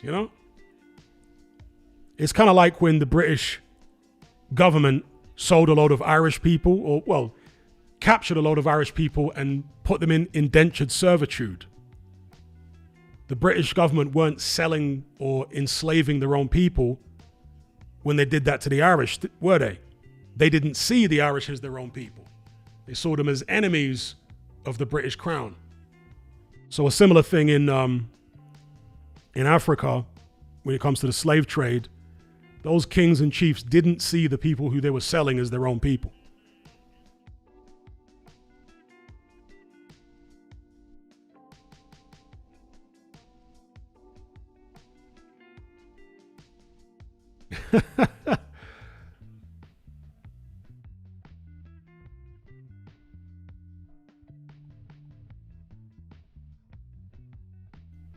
You know, unfortunately, when it comes to Africa, there's loads of people on the internet, particularly YouTube, who are deeply, deeply racist, and they will do they literally dedicate entire channels to basically slagging off black people and degrading anything that Africans have ever done. So when you say that Mansa Musa, that the fact he was rich has been debunked, you know, I'll be very, very skeptical about that.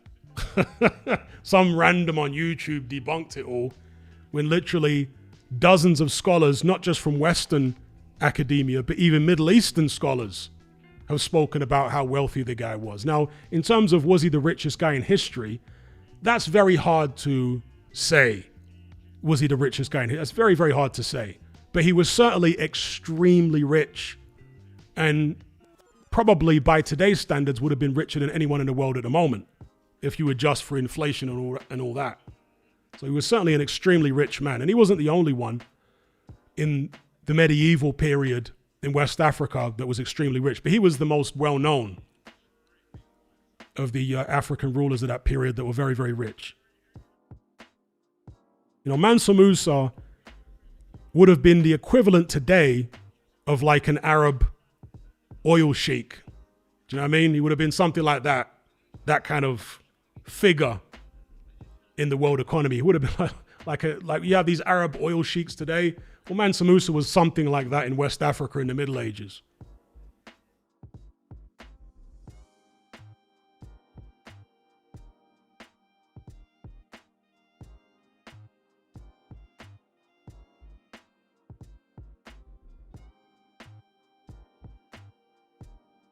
Yeah, Western colonialism stopped the Arabic slave trade, but truth be told, Africans were doing better under Arab colonialism, because you're really talking about Arab colonialism. The slave trade was just part of it. Africans did far better under Arab Islamic influence and rule than they ever did under Western rule. That's a fact, because again, Mansa Musa was an Islamic African ruler. Then you had the Moors, and some of the Moors were black Africans. Africans have never had that level of power under Western Christianity ever. But under the Arabs, they were given prominent positions in Moorish society. And as I say, many or certain states and certain empires in Africa rose to extreme wealth under Islam. Whereas under Western Christianity, nope. They were just completely beaten down, and there was none of that. They were not allowed to ascend as high as they were by the Arabs.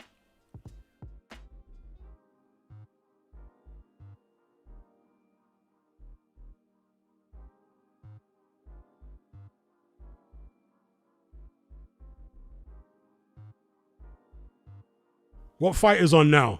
Some fight starting. What is this? Okay, it's the Hamza Shiraz fight. Let's get into this. He's fighting this obscure opponent, Begic, 29-0-1 from Munich, Germany. Let's see if Shiraz can dispatch of him as quickly as he dispatched of that guy from the Midlands. Who's that guy from the Midlands who he knocked out in a couple of rounds? I forget the guy's name now. Kind of a lively fighter with no power. The one that beat Felix Cash.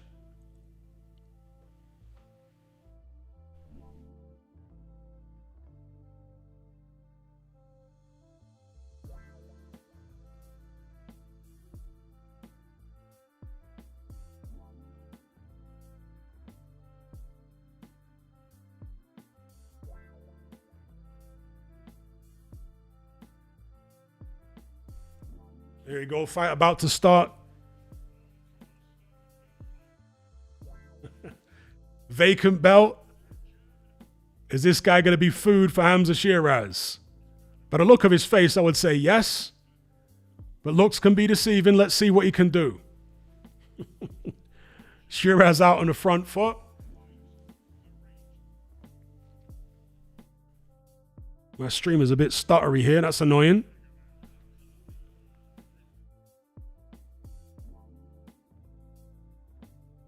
Shiraz bearing down on his shorter opponent. Sticking that jab out there with authority.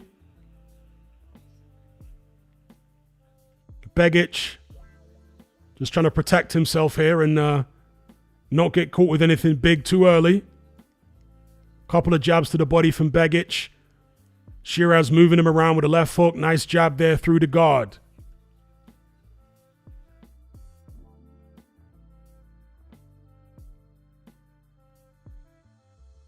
Shiraz, of course, looked very good against Edgar Berlanga, dispatched of him.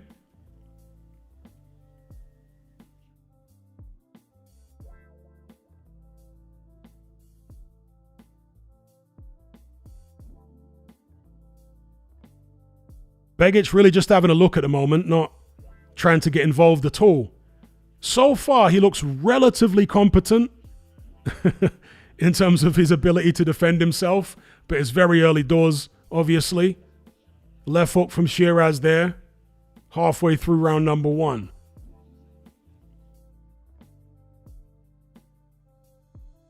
Begic, I guess, trying to download data.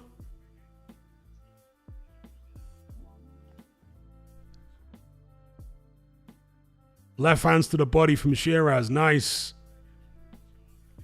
Left hook from Shiraz. Now, yeah, Begic can have a look, but at some point he's going to need to fire back because Shiraz is just teeing off now. Okay, the shots aren't landing clean to the head, but they're landing clean to the body. Begic is going to need to get some kind of respect. Right hand there from Shiraz wasn't too far off. Nice jab there from Shiraz right through the guard. Begic shrugs like he wasn't bothered by it, but he was.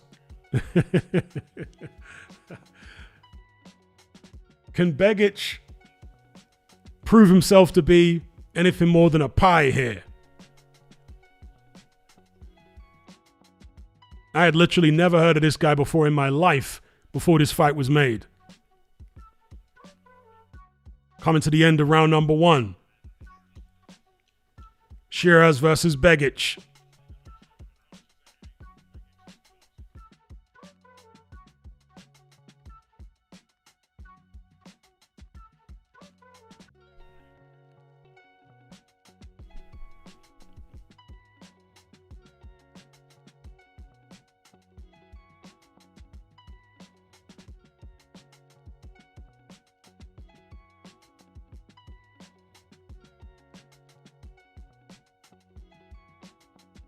It is quite incredible that this is the DAZN pay-per-view, isn't it? I mean, it's an okay card. It's not a bad card, but pay-per-view, especially when you think about the main event. How's that a pay-per-view main event? DAZN up to their old tricks.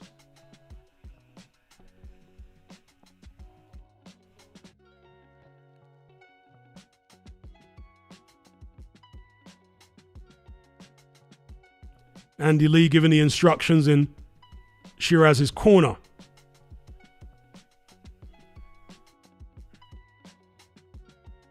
And we're into round number 2. And by the way, I was talking about Richard Dwyer proposing a couple of British boxers to be the next James Bond. One of them was Fabio Wardley. The other one was Hamza Shiraz. I can see it. An Asian James Bond. Yeah, why not? He's tall, chiseled features.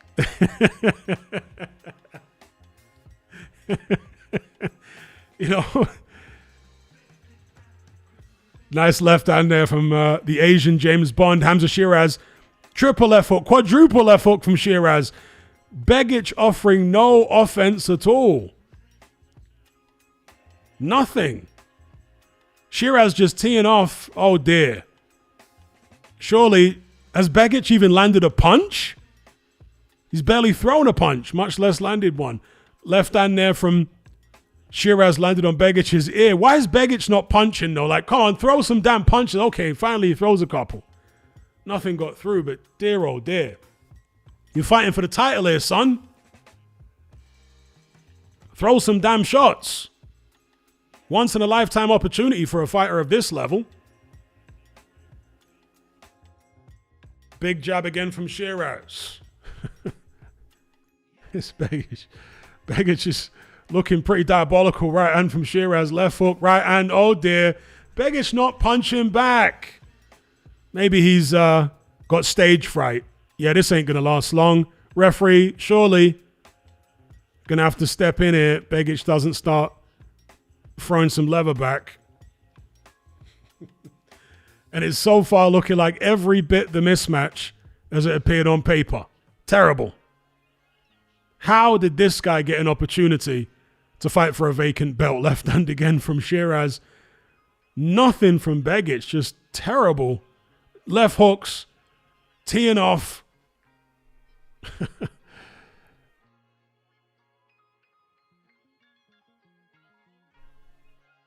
Left hook to the body. Oh, down goes Begic. He's not going to want it. He's not going to want it. He's quit. That's it. It's over. Yep. Luis Pabon waves it off. Begic sits out the count, takes a good left hook to the body. Hamza Shiraz, crowned world champion. The Asian James Bond. There you go.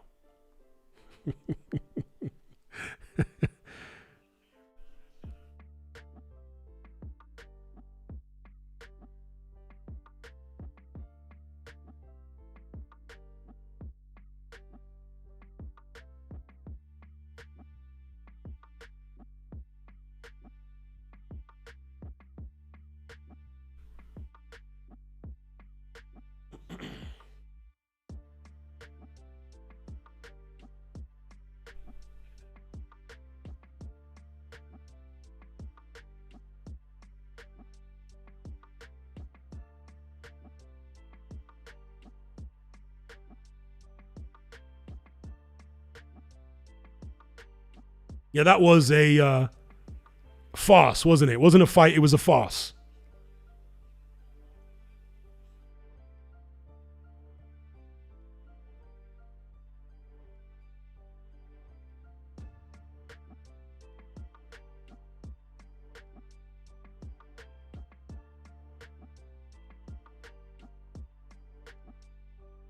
Matt Borgerson says, I'd be embarrassed. But you know, since he's so obscure, I'm going to show a little bit of compassion for him because he was probably completely overawed by the occasion, you know? Plucked from obscurity, not a very talented fighter, clearly. And got stage fright and didn't know what to do. Yeah, he's rubbish, but maybe not quite as rubbish as he was made to look there.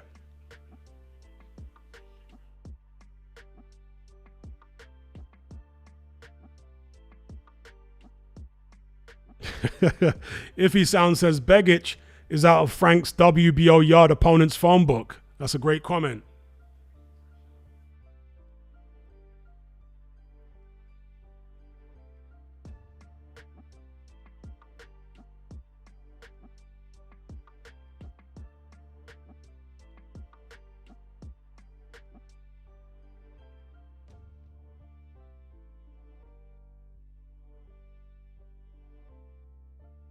Will that be a bigger mismatch than the main event? Yes. Yes. Because although Rico is not a top-level boxer, he was an elite-level kickboxer, so he's been in tough fights. He's been in tough situations on a big stage. So he won't be fazed by the occasion to the extent that Begic was. So yeah, Usyk against Verhoeven will not be as much of a mismatch as what we just saw.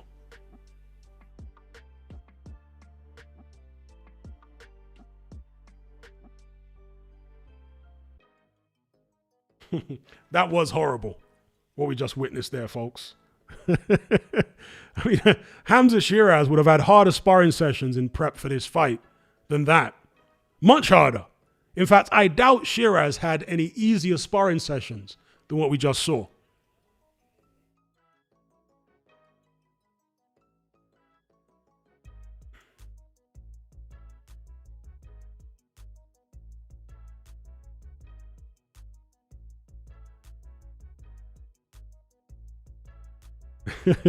Atavistic Intellect says, bro, Begic is one of the greatest postmen.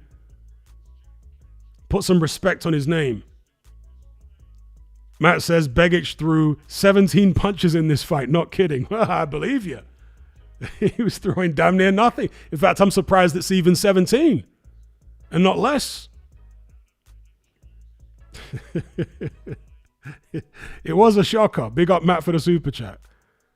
He says the commentary is disgusting. Well, that's because Adam Smith's involved.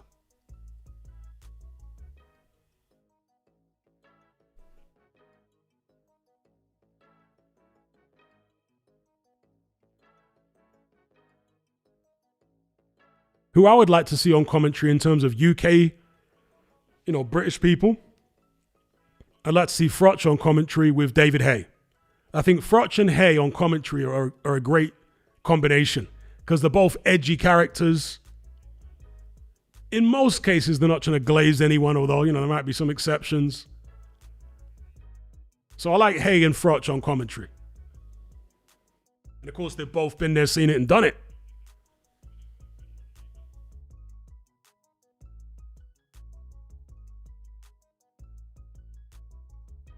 Big up Luca for the super chat. He says, Eddie would love to have Shiraz in the Talma. That's a whole fact.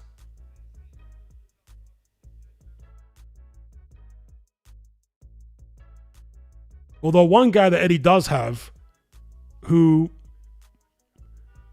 might not have the star potential of a Shiraz or a Talma, but might be a bit of a dark horse in his division, is Terra. He's a handful.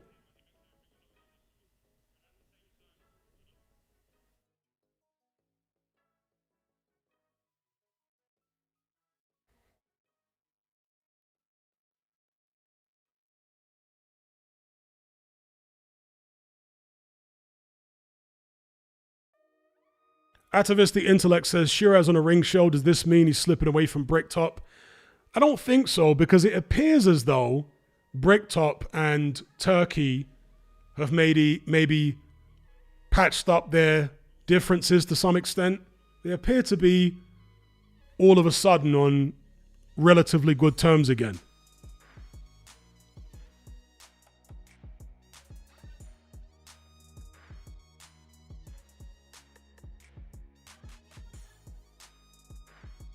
Telstar says, Andy Lee bringing Kronk style to the UK. Yeah. There's a lot of people that don't like Ben Whittaker who are not convinced by him, and I get it. But under Andy Lee, he's been sitting down in his shots a lot more, hasn't he? There's been some of that Kronk influence with Ben Whittaker since hooking up with Andy Lee. But that being said, he was with Sugar Hill earlier on in his career, and there weren't so much Kronk influence then. But maybe he didn't have as much time with Sugar Hill per camp as he's having with Andy Lee. Maybe that is what the difference is, because Sugar Hill works with a bunch of other fighters. He's based in America. Maybe he just didn't have as much time with Sugar Hill as he's having with Lee. Ben Whittaker, that is.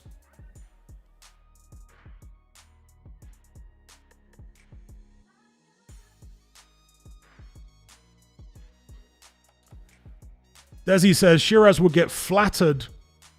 Did you mean to say flattened? By Canelo to the body like his opponent tonight? Well, we might get to find out, because Canelo seems open to that matchup. When he was interviewed yesterday or earlier on today, he said his goal is undisputed at 168 again. And since Hamza Shiraz is now a belt holder, Canelo might have to fight him now if he's going to pursue that goal. So we might get to see whether what you're saying is true. Do I think that the Adames fight hurt Shiraz's marketability? Not really. Not much.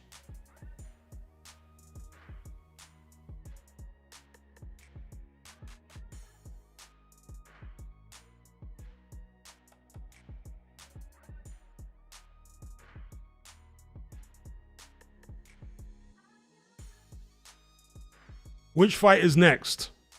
That's the question. Anybody know the schedule? Which fight is next? Who's up?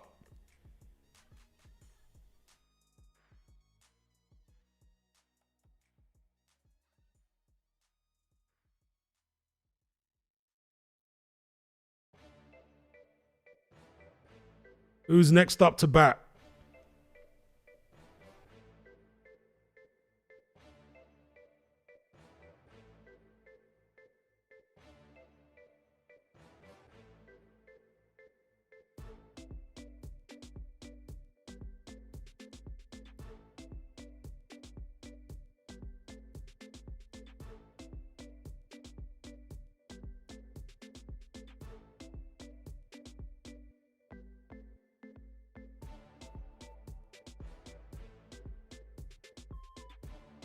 Oh, is it the main event next? Okay. That's come around relatively quick.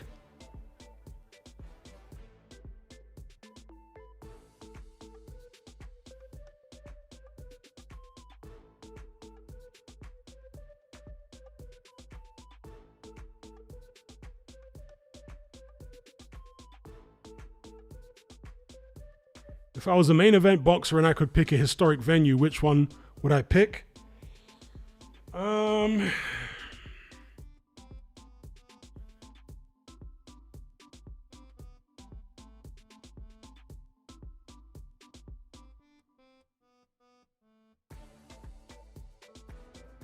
I might pick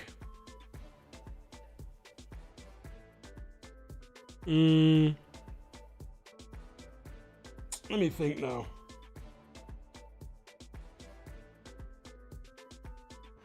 I might pick, since the pyramids of Egypt have been done, maybe the pyramids of Sudan, of the old kingdom or empire of Kush. That'd be quite cool. In Sudan, in front of the pyramids there, or in Ethiopia, in Aksum, in front of the big obelisks. If not there, then maybe Baalbek in the Lebanon, next to the Temple of Jupiter and the giant monolithic stones. Yeah, Mike Tyson at the Coliseum in '87 would have been a thing. That would have been crazy.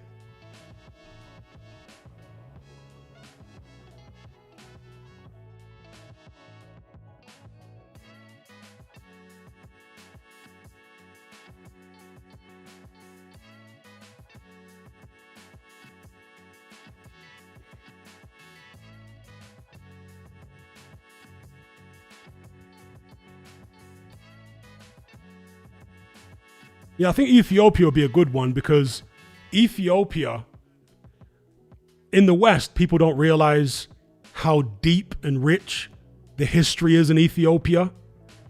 There was an extremely powerful empire in the ancient world in Ethiopia called the Aksumite or Aksum Empire, and there were other empires. And they built fantastic stone structures and all this kind of business, but it's not well known to the West, but there's so much deep history in Ethiopia. Since it hasn't really been done before, I'd probably go somewhere like that.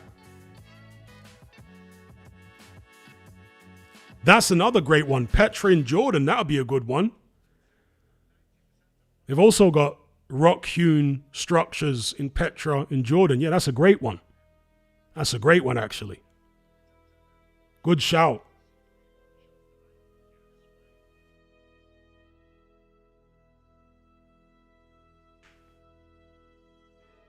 Has anyone done a big show at the pyramids in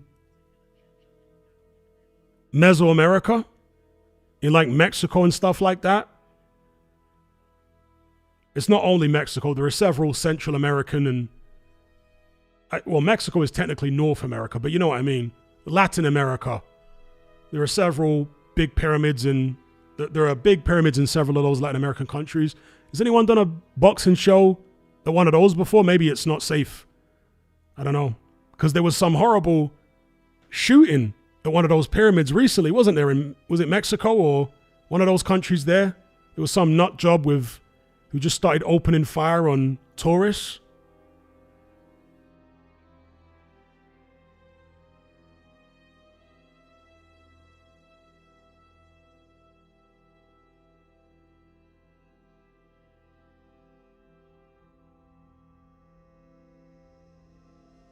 But that's the thing, Charles B. They're iconic because people know about them.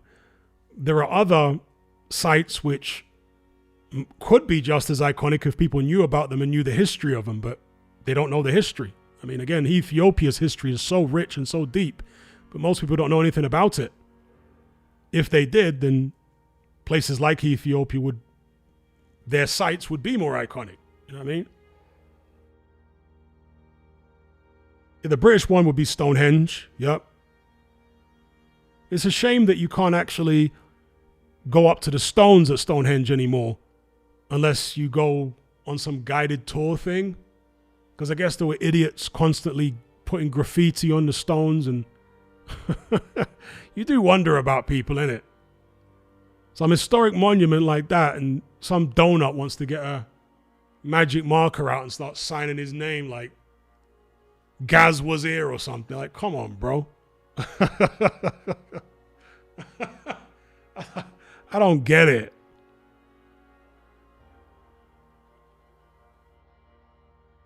Messes it up for everyone. Now you can't go and touch the stones at Stonehenge anymore.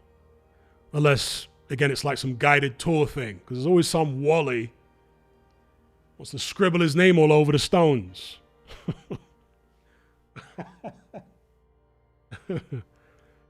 Philistines, man.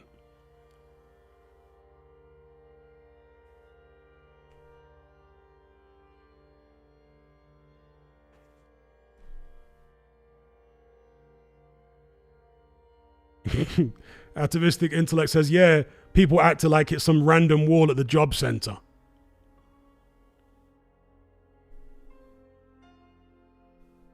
Why do people do stuff like that? You know, there was another one, right? There's a tree in Scotland, yeah? And it's like, I think it's the oldest tree in the British Isles. It might be the oldest tree in Europe.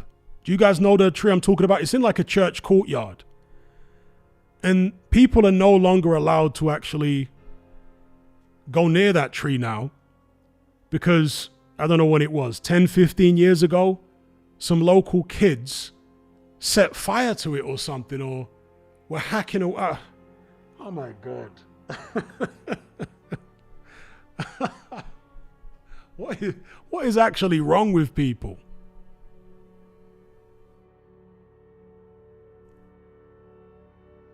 You guys know the tree I'm talking about in Scotland? And Circle says, yes, like 5,000 years old. And they've had to fence it off because local kids were vandalizing it.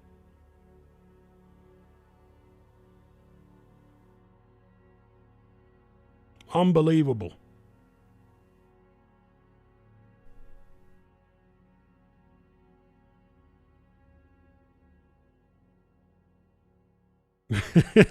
Triple R says there's always a nutty guy called Gaz, innit?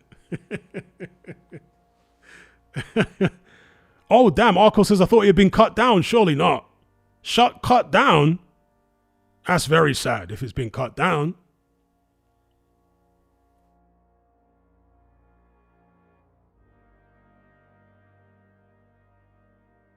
Damn, someone cut. Are you sure? Someone cut it down? What kind of sick individual would do that? Oh, someone's saying it was a different tree that was cut down. Okay. Circle says, no, it's still living. No, it wasn't the one on the cliffside. No, it's in a church courtyard in Scotland. That's the one that's been cut. That's the one that I was referring to. The very, very old Scottish tree, thousands of years old, which got fenced off because like local kids started vandalizing it. People are so weird.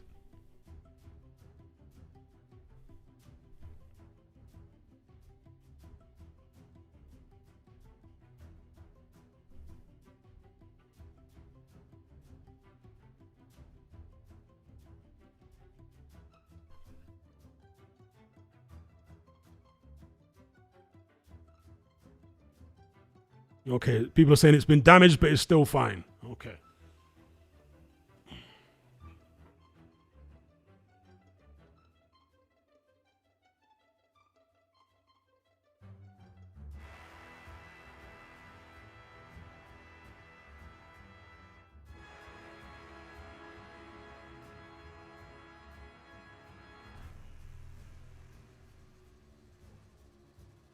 What Will Be says, must have been drunk if they were in Scotland.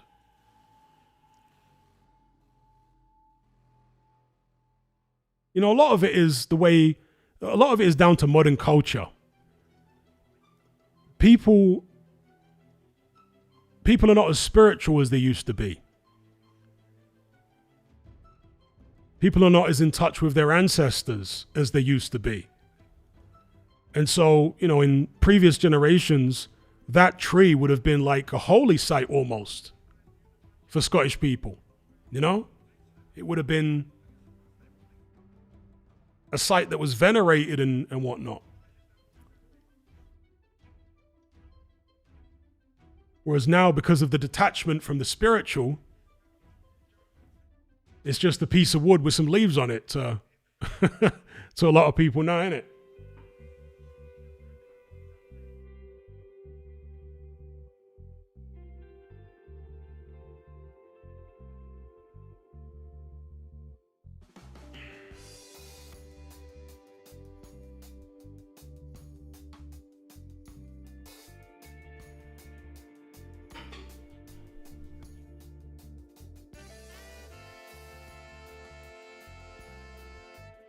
Do I give Rico any chance? He's got a chance, yeah. I mean, Usyk coming in at a career heavy as 233 increases Rico's chances.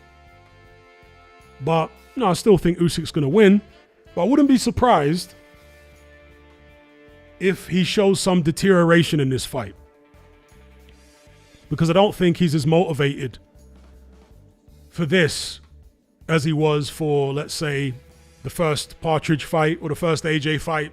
Nah, he's not as motivated for this. How could he be?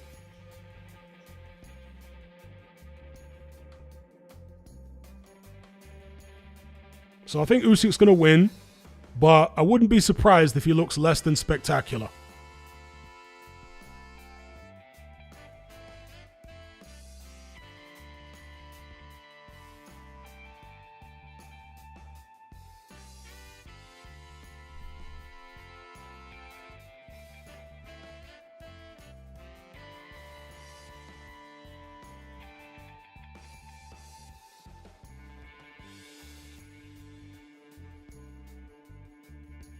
Yeah, I don't think Usyk is bulking.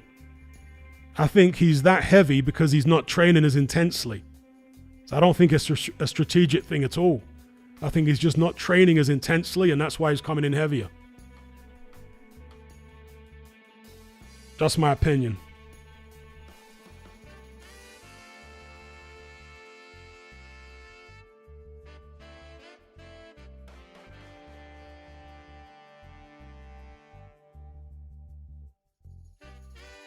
Costa says, I think it will go past 6. Yeah, there's an element of natural weight gain as he ages, yes. But part of the reason people gain as they age is because they can't train as intensely because the testosterone isn't as high. You start losing testosterone as you get older. And so it takes a lot more willpower to train as intensely as you normally do when your testosterone starts dropping. And with that, you start gaining weight. But if Usyk was sufficiently motivated, let's say he was going to fight Atama. There's no way, in my opinion, if he was fighting Atama tonight, he'd be 233 pounds. No way. I don't think Usyk would be any higher than maybe 225, 226 if it was Atama he was fighting. I think he would have a lot more motivation to train if he was facing Atama. But against Rico, he's not going to be able to train that intensely. Fighting a former kickboxer who's only 1-0 as a pro in boxing.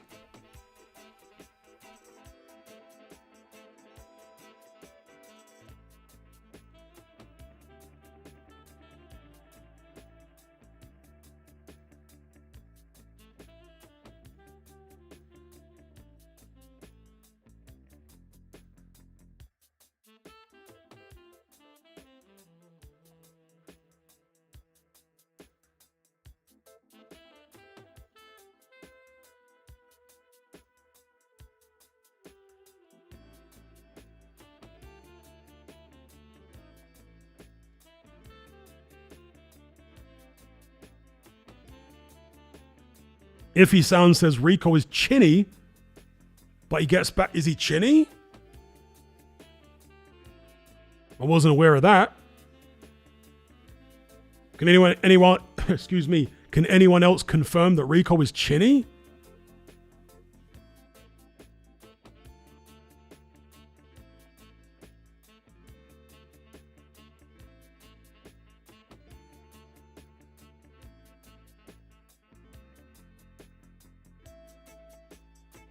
Oh, wow. Someone else saying he is chinny.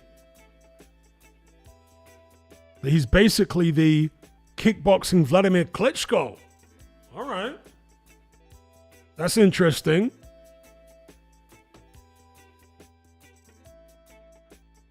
John Fury said he got knocked out cold in the gym by Big Sexy, out cold for 10 minutes. Damn.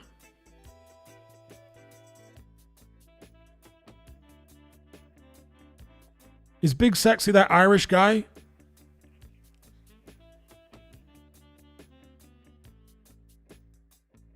Is that who you mean, the Irish guy? He was called Big. I forget his name now. I think Nathan Gorman fought him.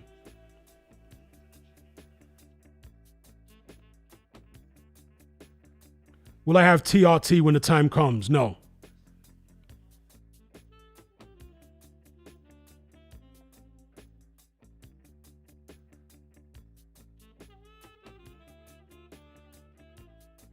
Sean Turner, yeah, that's the guy. Was it Sean Turner that supposedly knocked him out cold in the gym? Is Sean Turner doing bare knuckle now? Hannibal Beat says, I don't know if he's chinny, but he's been dropped before, but he gets hurt and fights back.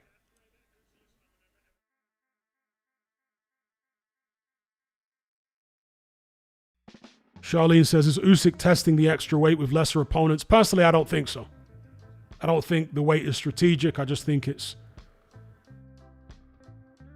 a lack of intensity in training because the opponent doesn't motivate him the way more dangerous opponents do.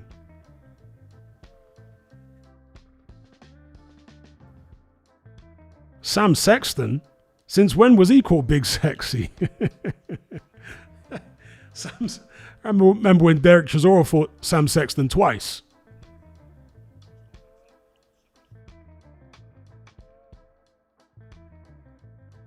Fernie G says it can't be any worse than AJ versus Francis.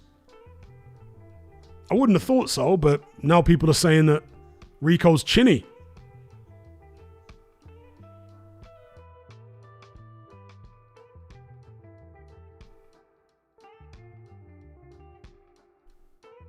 And as is always the case, or usually the case, when we get close to the main event, my stream gets all sorts of choppy. Hope it ain't like this when the fight starts, because it's terrible right now.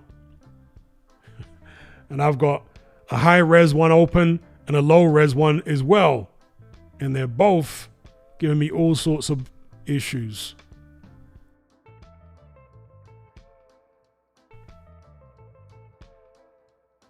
All right. So there's Ade and Tony Bellew with that kickboxer guy. I always forget his name. The Dutch kickboxer. What's his name?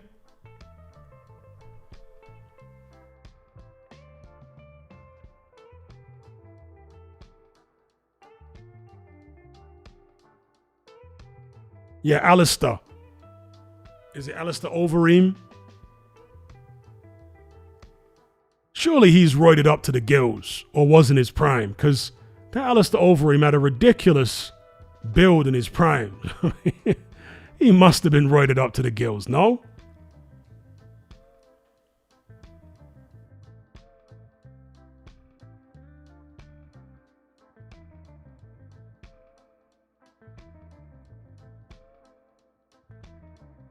Okay, I'll check that one out, Waved. Let me check it out.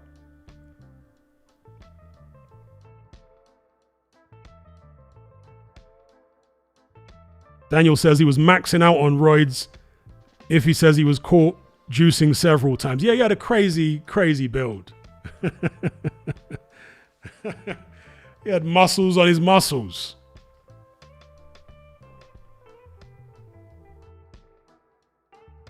And not an ounce of fat, you know what I mean?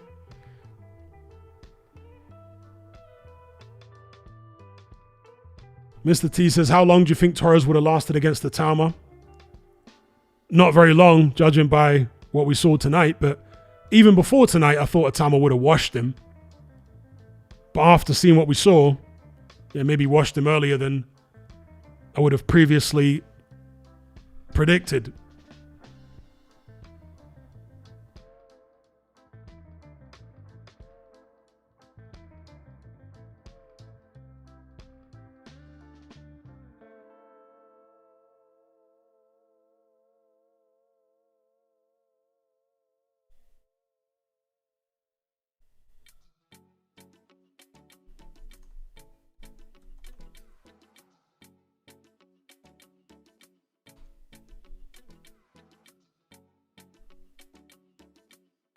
I'm trying this new website, which Waved has recommended here for streams. Let's see how this one is.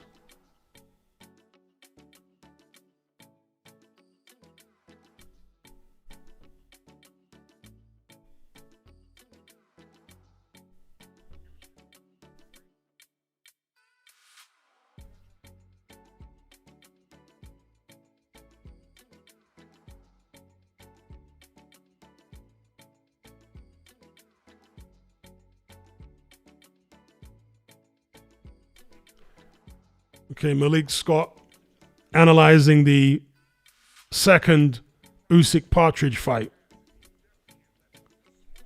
Talking about keys to victory for Verhoeven, I guess. Since when did Anna Woolhouse start working for DAZN? She's reunited with Adam Smith.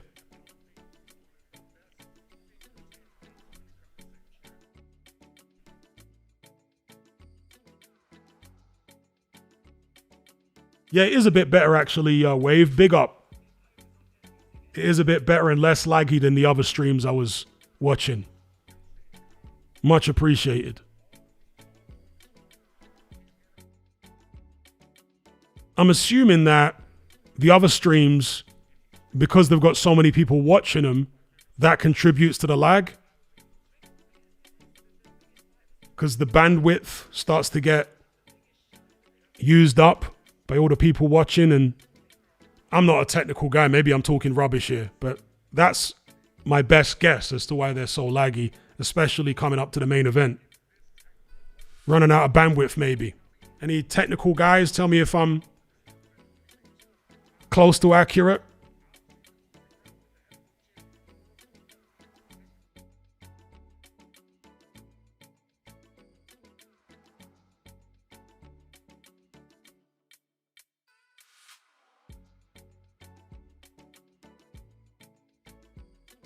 Paladin Poker says, you are close to accurate. Okay.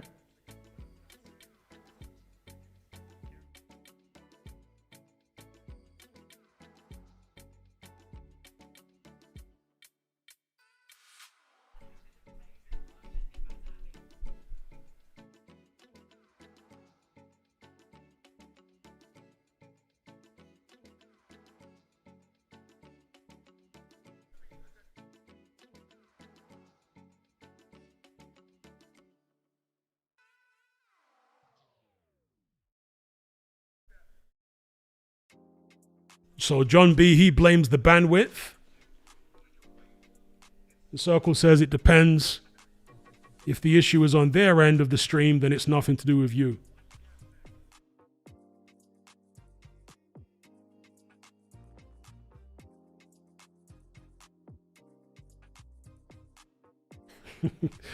Transvault says John Fury built the pyramids in the daytime with his bare hands. Yeah, the real man on the hard road, John Fury.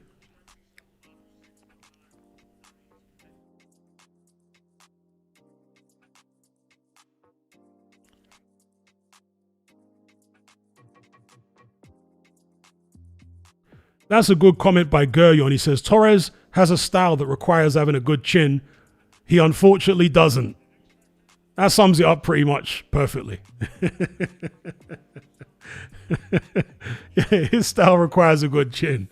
You're gonna walk into a few the way he fights, and you'll need to be able to affirm it. Yeah, the ultimate male. Big bad John Fury, 100 on the hard road. Pop, pop, bang, end off bump.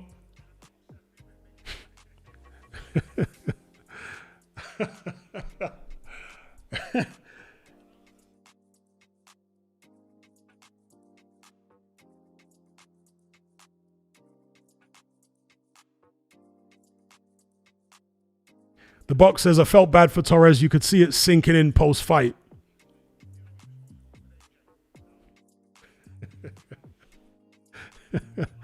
You know, somebody back in the days when I was on Facebook made a comment that really stuck with me about John Fury. They said that John Fury is obsessed with hardship.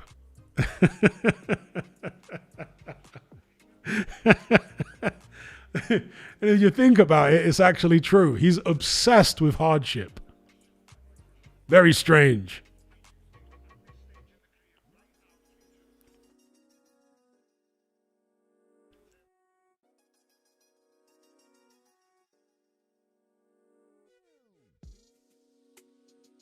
Yeah, the hard road. On the hard road.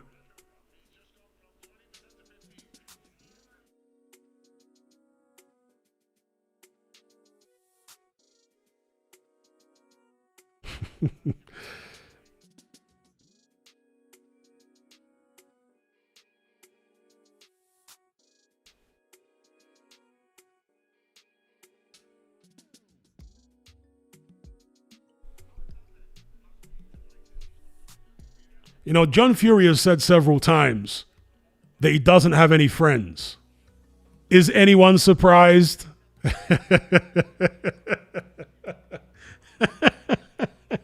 Is anyone surprised that he don't have any friends?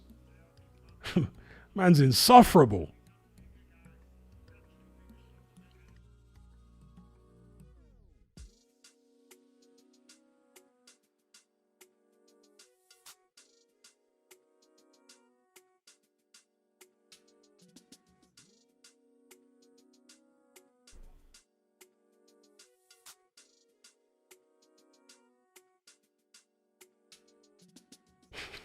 Telstar says the hard road is a lonely journey. Oh yeah, Steve Bunce had to remind him that he was his friend. I'm your friend, John. No, you're not. John immediately refuted it. You're not my friend. I don't have friends. Obsessed with hardship.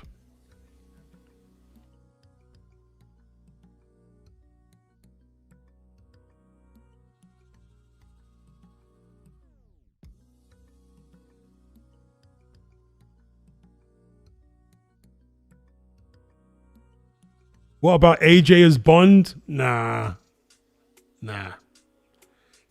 AJ don't have the charisma to be Bond.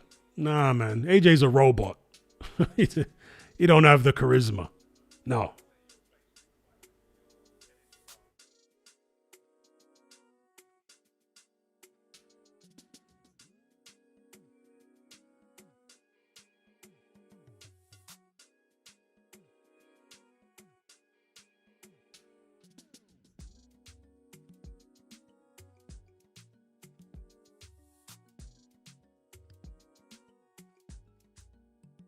Who would be a good... See, there have been different kind of Bonds, right? And for most people, the two favorite were Sean Connery and Roger Moore. Roger Moore was damn near a comedy Bond, a slapstick Bond. When Mike Myers did the Austin Powers movies, the Austin Powers character was far closer to Roger Moore than it was to Sean Connery. So, what about a new comedy Bond? Who would you guys pick for that role? Because the Bonds these days are serious. They're not like the Roger Moore Bonds, which were damn near close to being comedies. As a kid, I always preferred Roger Moore, actually, as Bond, because he was all jokes. But as an adult, I preferred Connery. But I like them both. I mean, the Roger Moore Bond was funny as hell. Someone says Mr. Bean is Bond. Now, come on. That's too extreme.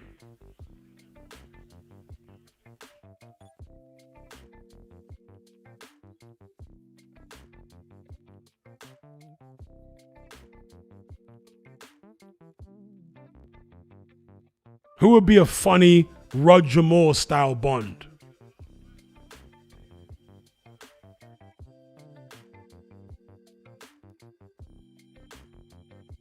Yeah, indeed, Kylie.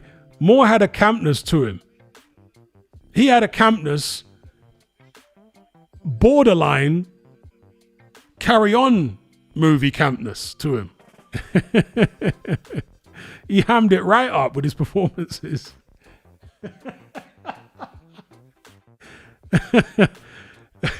And there was some pretty dark humor in the Roger Moore Bonds. I remember there was one in India, and there were these little kids that were trying to sell Roger Moore little ornaments and stuff like that. And I remember him pushing this little kid off a speedboat.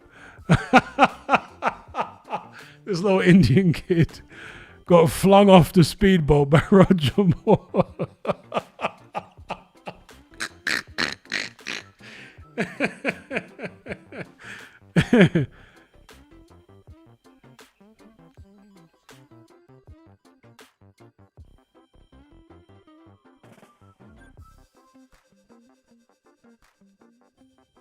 And then there was the Man with a Golden Gun, where the little dwarf, he gets dashed off the boat.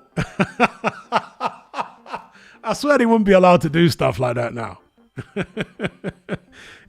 I swear, doesn't he put the dwarf in a suitcase and then he dashes him off the yacht?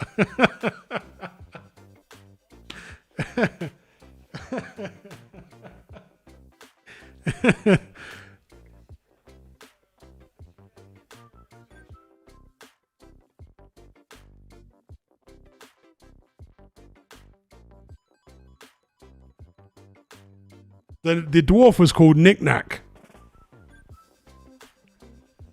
Hasbulla. Hey, that'd be a great shout. If you wanted to remake one of those Bonds, get Hasbulla in there as Knick-Knack. Either Hasbulla or the other one. What's he called? Abdu Rozik. Either one of them could play a good Knick-Knack. Shout out to South Star. Yeah, Hasbulla could be part of some Russian mafia type setup, you know? Hasbulla could be the evil midget servant for the Russian mob.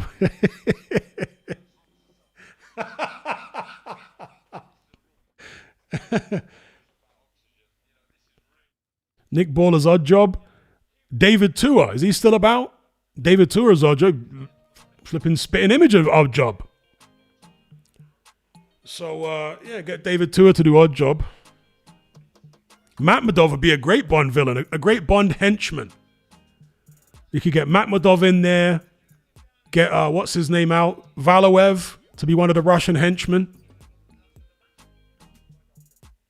They could remake Jaws as a Russian henchman and have Valoev do the job, the acting job.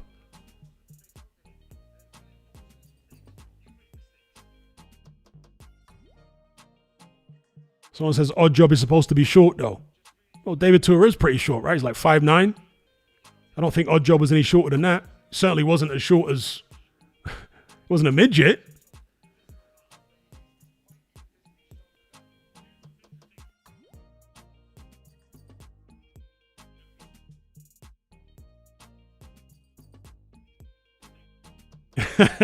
Indeed, encircled. It says, I prefer his name in Austin Powers. Random task.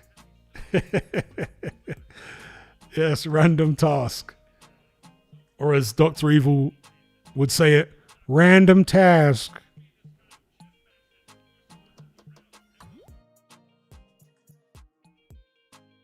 $1 million. And all that.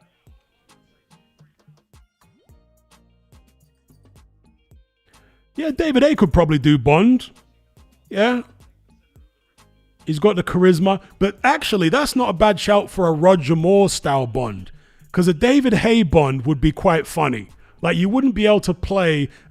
Haye wouldn't be able to play the part of Bond completely straight. I'm not talking about sexuality here. I'm talking about straight as in a non-comical way. Whether you like it or not, if Haye played played James Bond, you'd be laughing. It would be funny. So they might want to lean into it if Haye was Bond, lean into the humor a bit. Because it would be funny.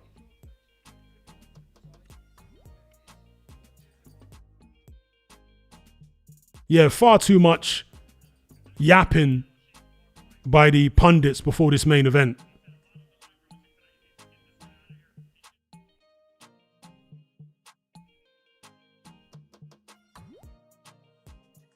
Someone says Eubank Sr. surely. Eubank Sr. is too uptight to play Bond, you know. I mean, I guess he could play a version of Bond, but it's a bit uptight. Bond's kind of rough around the edges. He's an edgy character.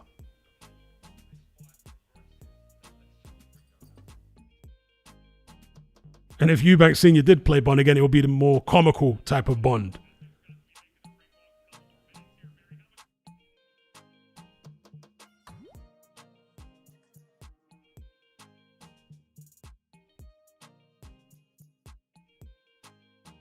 Some people saying Junior would be better as Bond. I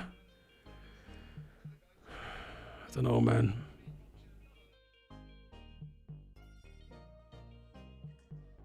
Vibes Not Found says Mike Myers really hit with Shrek, Wayne's World, Austin Powers.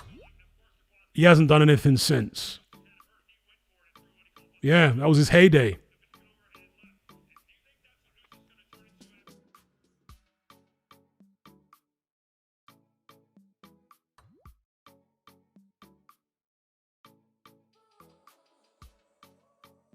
Some people saying they could see Calzaghe as a normal Bond. Okay.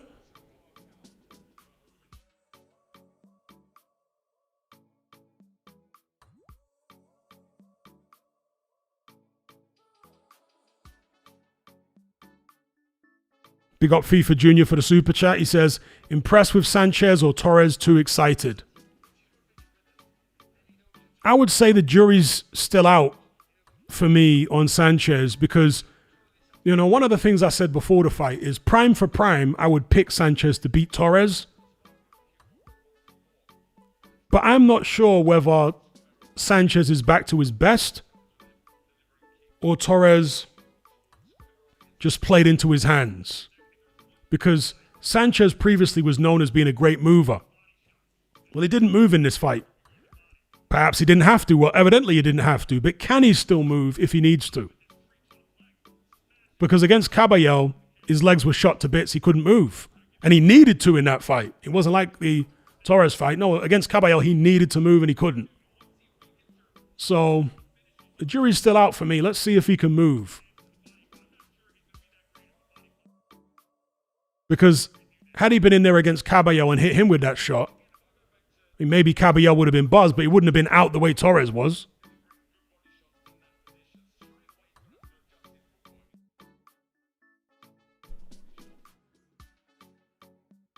Hazarov says Conor Benner's Bond. Hell no. I'm assuming you're trolling. You can't have someone from Essex playing James Bond. No. Oh, no. An Essex Bond.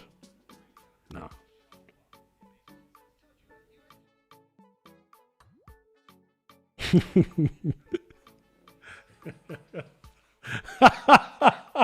Now that you say it, Kira Malcolm, he says, Eubank Sr. dropping some patois while playing James Bond will be jokes.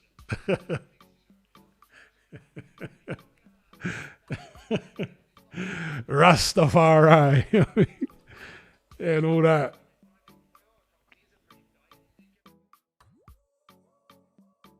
Yeah, Haye's Bond would literally have people in the cinema laughing out loud all the way through.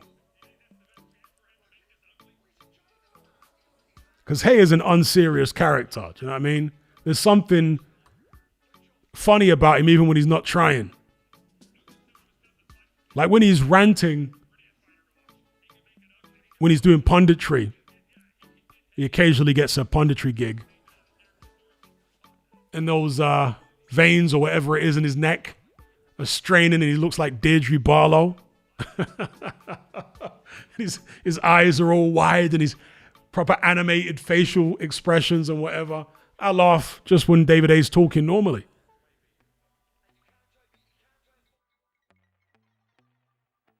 Oh dear. Atavistic Intellect says Darren Barker is Bond. I'm going to put a glass eye to sleep. Darren Barker is Bond. God forbid.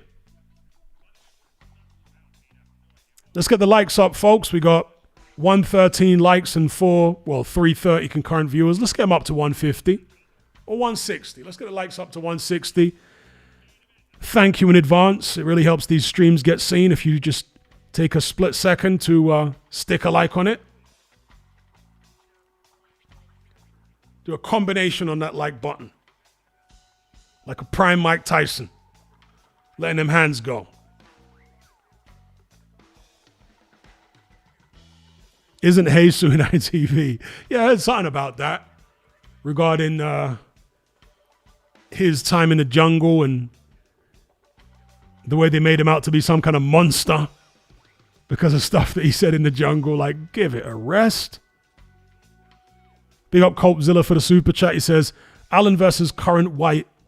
Prime Haye versus AJ, who wins? Allen versus current white is actually maybe a coin toss. I'm not even sure who I picked there. Prime Haye versus AJ.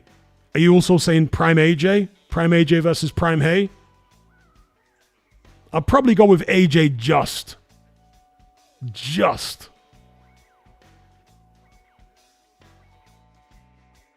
Because I don't think Haye is a great style for AJ. So I'd say Haye just.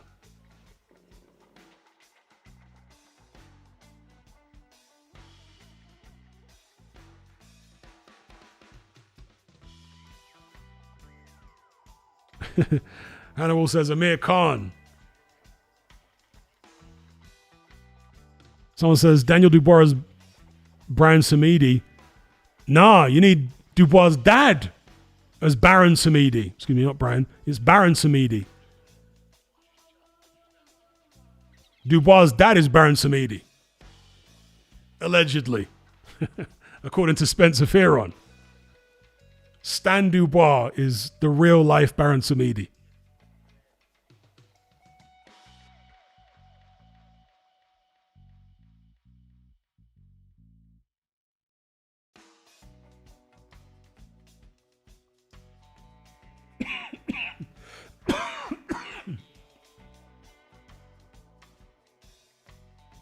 Damn, why is it taking so long for this main event to happen? What are they doing? Dear, oh dear. Can we get on with it? What is the hold up here? What's going on?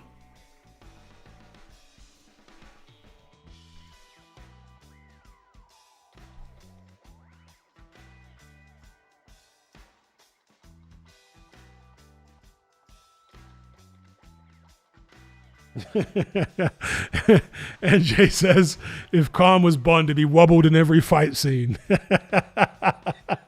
Wouldn't make it out of the first scene.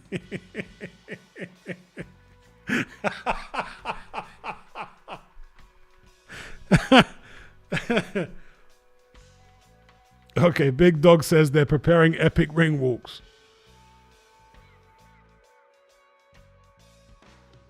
Yes, the pyramids of Egypt are an iconic venue, but it's an iconic venue wasted on this gimmick fight. If they were going to do a fight at the pyramids, it should be like Undisputed or something. Not some little gimmick fight like this. It's a waste of a great location.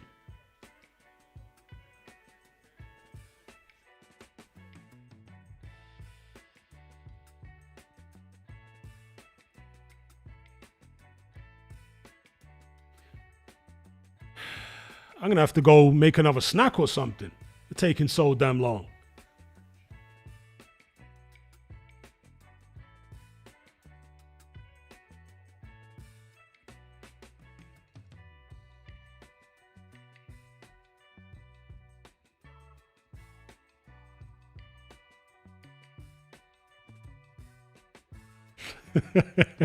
Robsky says, Khan would wobble every time they use the clipper to say action. That's foul.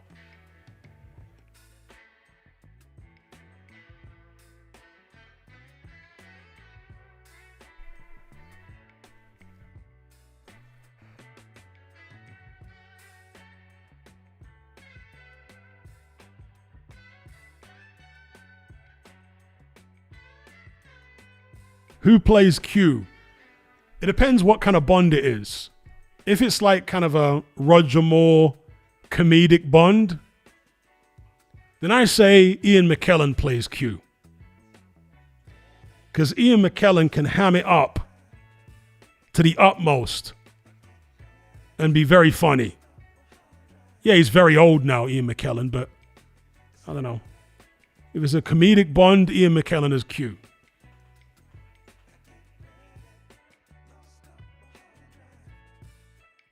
Shout out to Colbzilla. He says, only watching this fight to see where Usyk is at.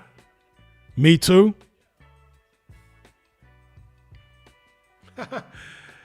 NJ says, Carter's Bond, Greta Thunberg as Bond girl. In fact, Greta Thunberg would make a great Bond villain. That's a good shout, actually. Greta as a Bond villain. Some deranged eco-warrior who's become completely psychotic. Greta would be a great villain.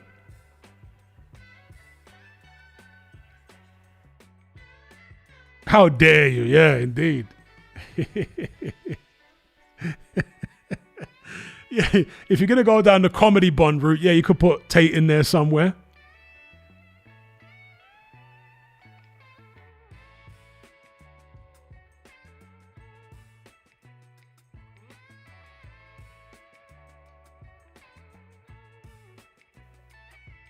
Bowl cut Greta. Yeah, Greta could be so deranged in her eco-warriordom that she wants to wipe out all of humanity and only leave a few eco-warriors left on the earth, like vegan rainbow gang, and nobody else is allowed, and they don't actually procreate naturally. They're all test tube babies. That might be her goal, like the crazy Bond villain in her lair.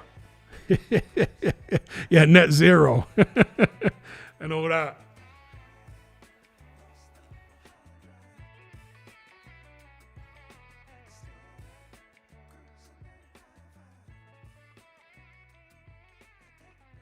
Yeah, actually, of course, how can we forget Eddie Hearn? He could do a funny Bond. The problem with Hearn, though, he's got the look, he's got the height and all that, he's got the charisma. Doesn't really have the edge. That's the thing.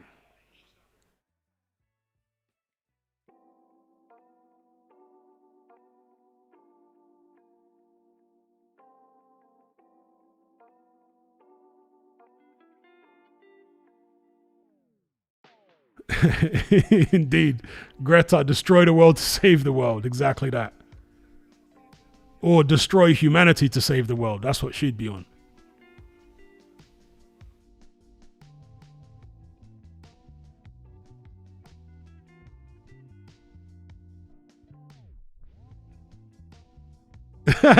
There you go. JR says, Hearn as Bond, Dana as Dr. Evil.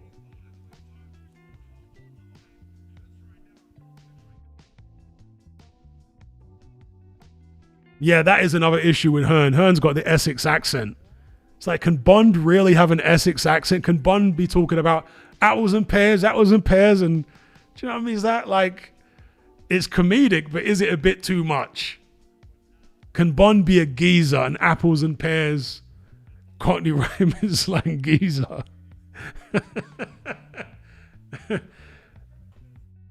But yeah, definitely Rogan as Dr. Evil.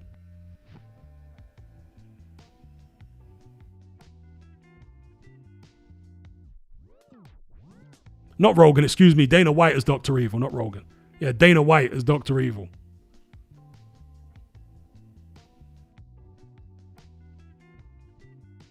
Rogan is Mini-Me. Perfect.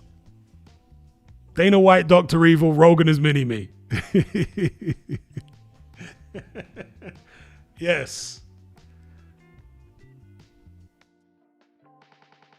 Spencer Brown would play a great Penguin in Batman. He's got the right build.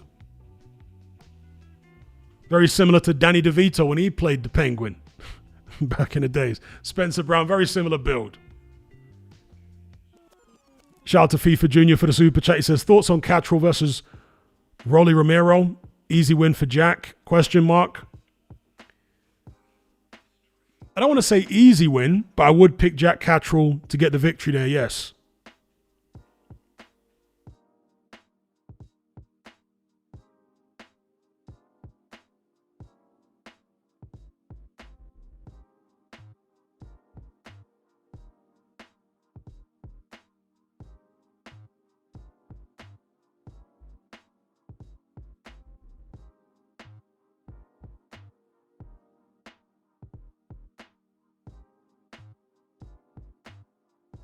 At this stage, when it comes to Bond, they're going to have to do remakes.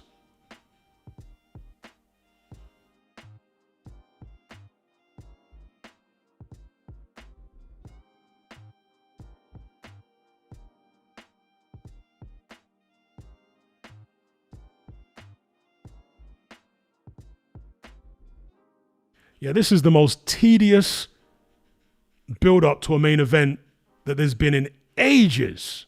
I mean, good God, man.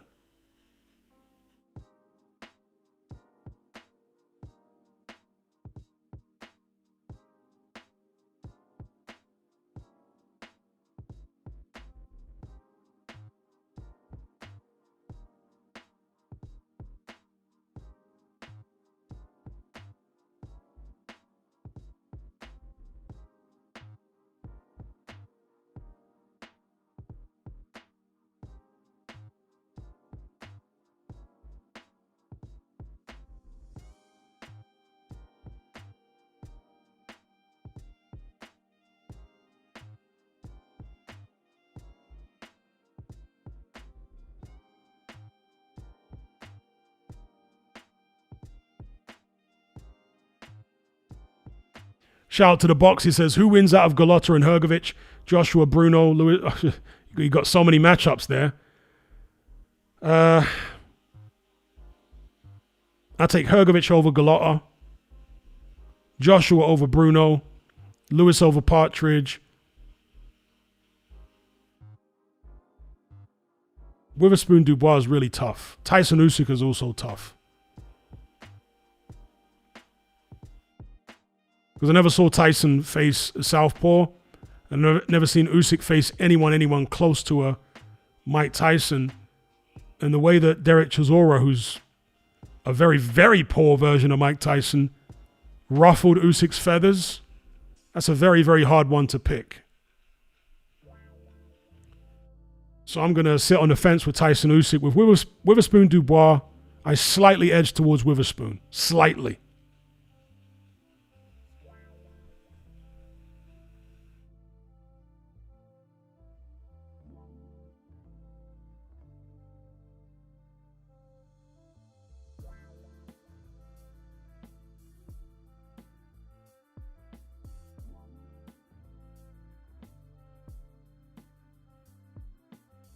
Yeah, the build up to this main event, unbelievably tedious, like shockingly so.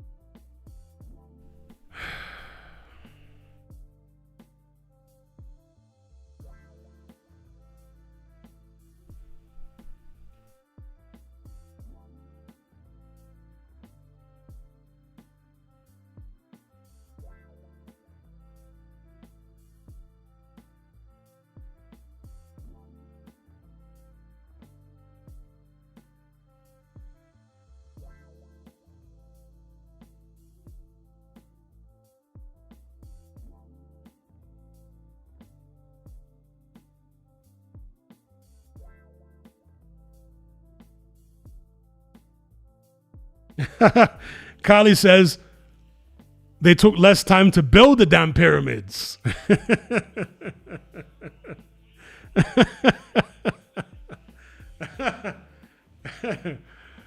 That's a great comment. Dear, oh dear, oh dear.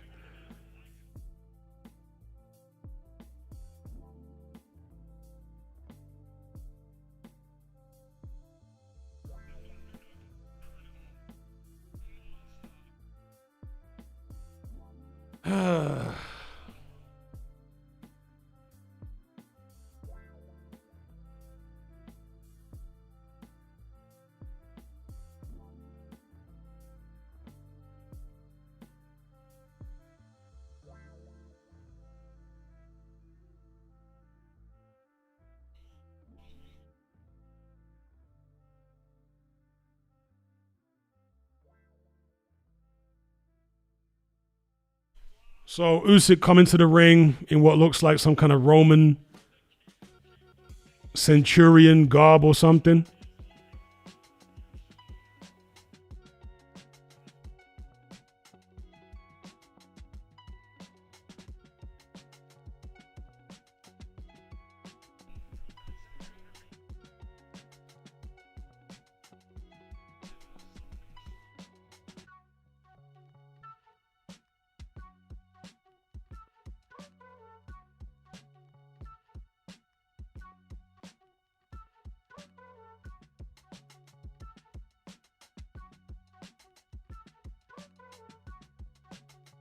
John B says, is anyone else feeling underwhelmed? I think we all are.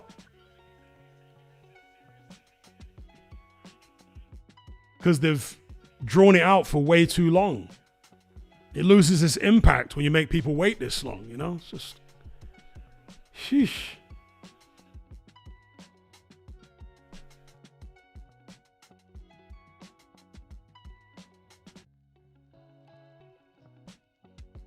Talking about ring walks, when I was doing my shadow boxing this morning, I put on Lennox Lewis versus David Tua. And they had pretty funny ring walks, actually. David Tua came to the ring with like a traditional Samoan warrior type situation, where there were these Samoan warrior guys banging drums and blowing those conch shells and doing all the hacker type stuff. And then when Lennox Lewis came to the ring, he came out of like this castle thing, like some kind of medieval British knight, with a bunch of guys in, you know, armor and chainmail and stuff like that. I was like, how weird is that?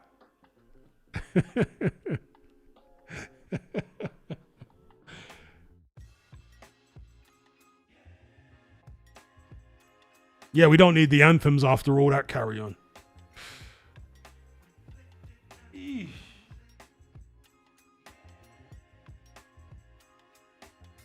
Damn, Don Gorgon says your stream is about 1 minute behind mine.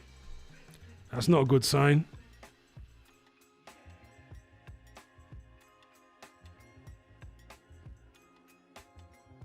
My stream is on Usyk's Anthem right now. Usyk's Anthem's just finished.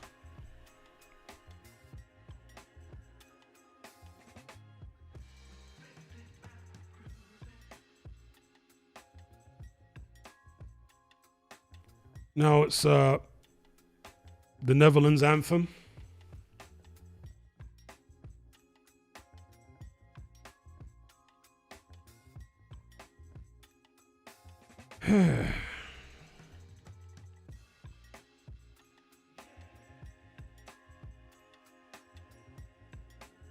Bit of trivia. Apparently, out of all the other European languages, Dutch is the most similar to English. However, most English people can't understand damn near any Dutch. But Dutch people are more easily able to understand English. Now, a lot of Dutch people speak English anyway, but when I've heard linguists talk about it, they say, for some reason, even a monolingual Dutch speaker will be able to recognize more words that they understand in English than a monolingual English speaker would be able to understand in Dutch.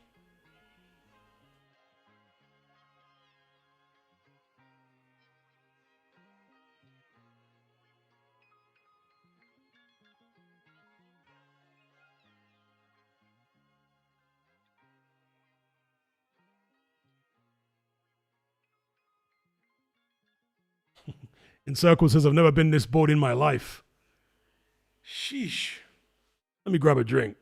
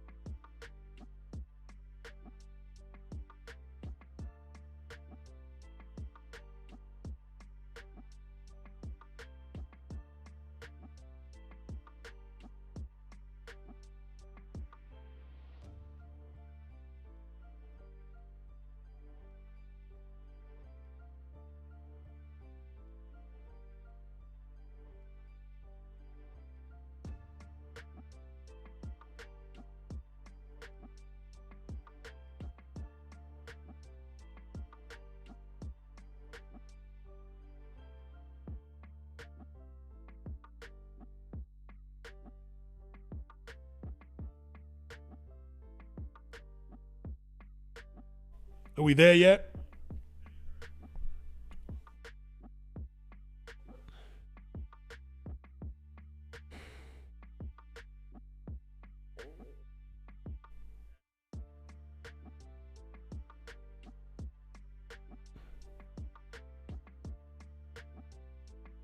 I got a big up Waved again for recommending this stream because it's way better than the other streams I was watching. Way less lag. So hold tight, Waved.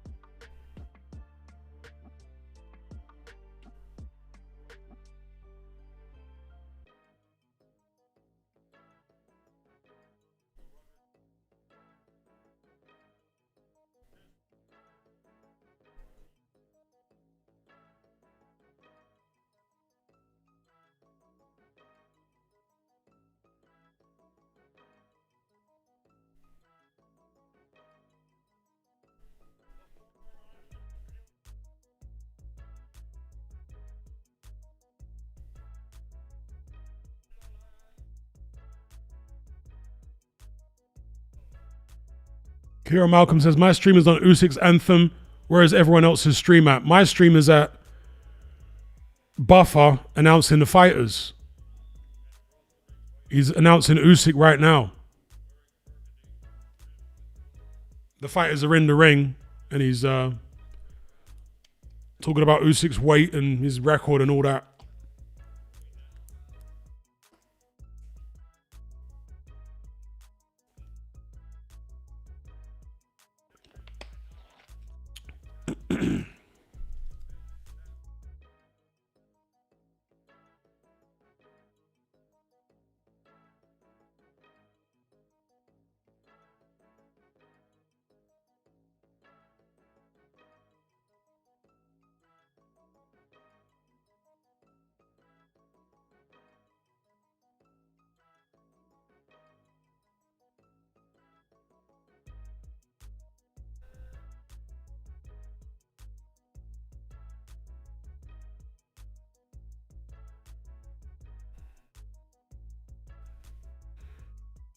Sheesh.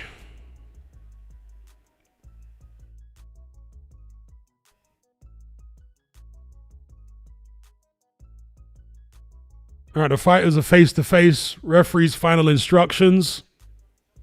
Sheesh, it's taking flipping ages to get here. We're all ready for the fight to end. Scouse ref.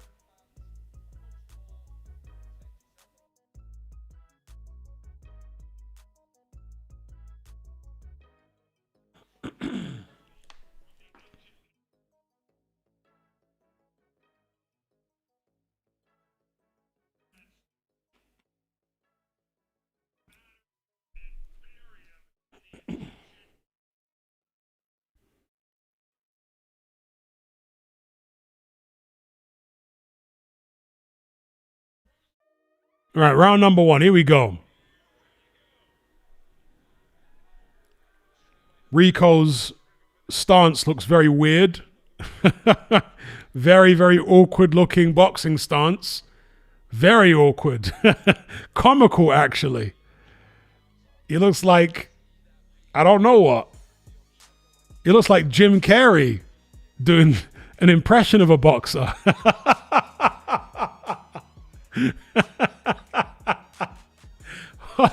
What on earth is this boxing stance and rhythm from Verhoeven? Very, very strange.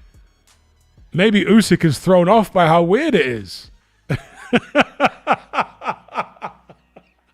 Have any of you guys seen Verhoeven box before? Because this looks crazy.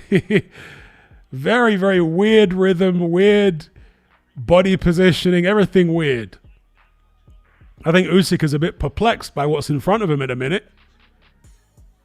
Verhoeven moving to his left, away from Usyk's backhand. Usyk showing him the right. Sorry, folks, I'm just taken aback by this bizarre boxing style that we're seeing here from Rico.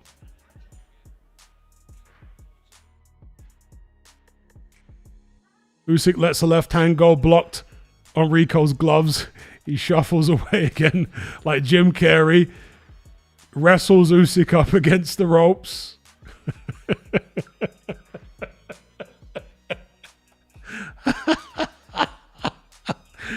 Oh my days. Rico kind of hunched over, bouncing around on his feet, moving his hands up and down awkwardly. At least he's circling the right way. Again, Usyk just having a look, trying to figure out the angles and the rhythm. And it is a weird rhythm that Rico's working with here. Usyk will be looking to let the left hand go, time him. There's a right hook there from Usyk. I think it didn't hit its target. 40 seconds left in the first round. Right hand from Rico seemed a decent shot.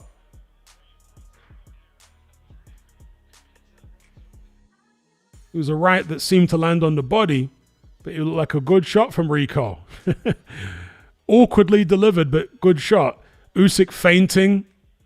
Loads and loads of movement from Rico, like constant circling around the ring. I mean, he's moving more than Usyk, and that's unusual for an Usyk opponent. Left hand down the pipe from Usyk, I think, was blocked.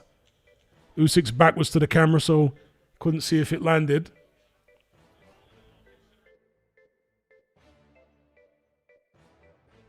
Okay, there's the end of the round. Rico might have taken the round. As weird as it was, he might have taken that round.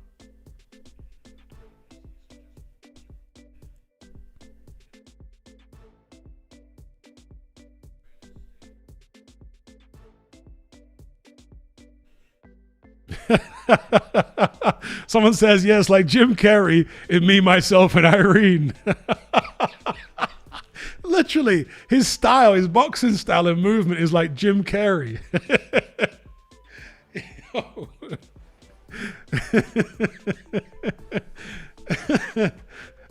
It's comical. Again, hunchback, jabbing, and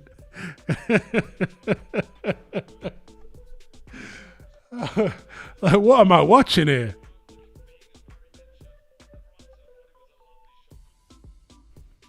But Rico might have taken that first round, bizarrely enough. Here we go, round number 2. Usyk versus Rico Verhoeven.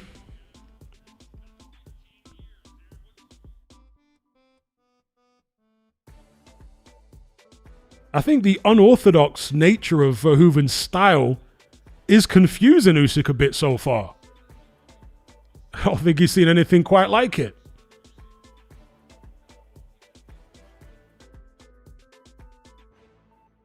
Lots of movement from Verhoeven. Gets Usyk up against the ropes.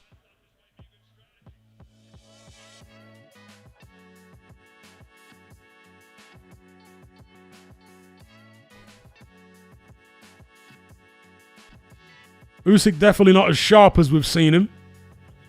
Tries a left uppercut there, was blocked on Verhoeven's gloves. Right hook. Rico chases him down. Much less foot movement than we're used to seeing from Usyk, and much less upper body movement. So, you know, for me, as I expected pre-fight, at 233 pounds, we're not going to see vintage Usyk. To me, that's a sign of not training as intensely as he normally does. Usyk went for a left uppercut there, and Verhoeven countered with a right. Nice body shot from Usyk. I can't help laughing at this boxing style. It's so weird. But weirdly effective so far. Nice uppercut on the inside from Usyk. Verhoeven smothering him and throwing combinations.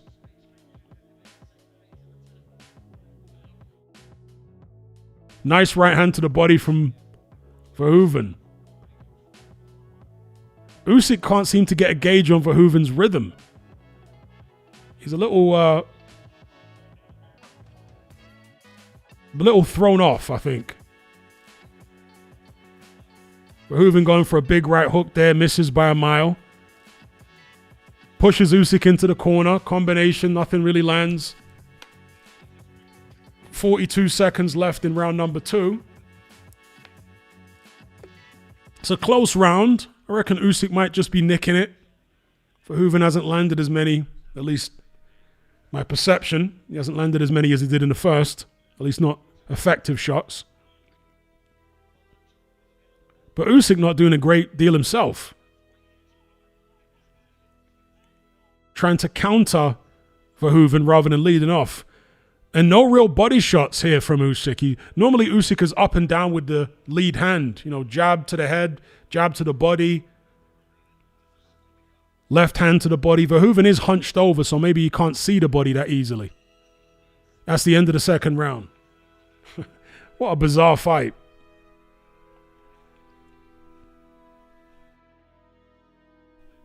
Shout out to Matt Borgerson for the super chat. He says, I think Usyk is going to get KO'd right now. KO'd? Don't know about that, bro. People are saying Usyk looking old. And I did say this before the fight. I said, I wouldn't be surprised if Usyk shows signs of decline in this fight. I expect him to win. But I won't be surprised if he shows signs of decline, especially coming in at 233. Big up Matt, he says, this is what happens when you go against someone without a boxing background. He hasn't seen this style in the amateurs.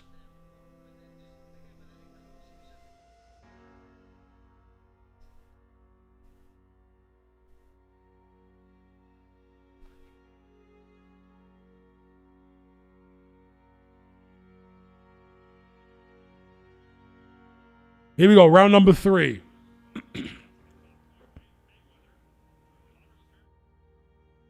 Usyk out on the front foot this time. More busy with the lead right from the southpaw position. Right hand and left hand to the body from Verhoeven with decent shots. Verhoeven comes in, Usyk ties him up, shrugs him off. Nice right hand to the body from Verhoeven. Usyk complains it was low. Wasn't clear from the angle that we're watching here whether it was low or not because Usyk's back was to the camera.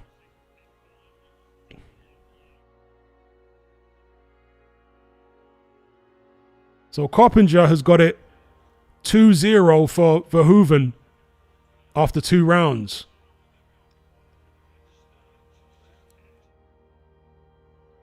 Verhoeven pushing Usyk, and Usyk not really in his groove at all so far.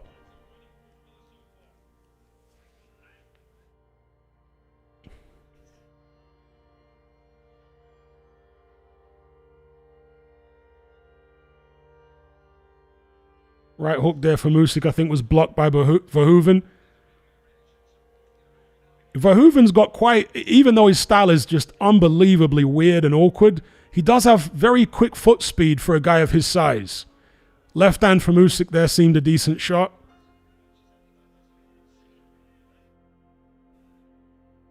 Usyk trying to get the right jab going, but Verhoeven is on him.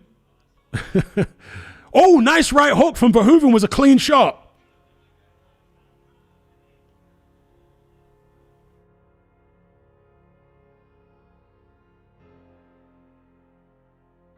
You know, the way the fight is going, Usyk's just going to need to get stuck in at some point because Verhoeven is doing his thing at the moment with this weird style. Jab from Verhoeven, his Jim Carrey boxing style. Usyk's just going to need to get stuck into him and stop trying to look for counters and just try and bully him.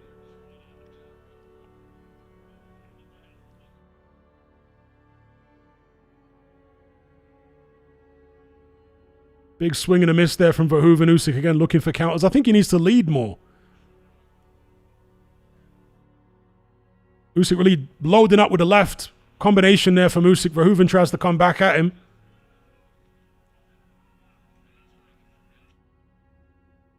There's the clapper for the end of round 3. Left hand on the inside from Usyk was a nice shot. Another left.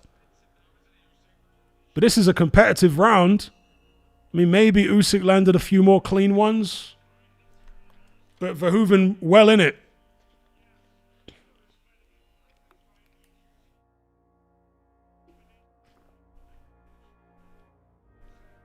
Signs of decline for Oleksandr Usyk.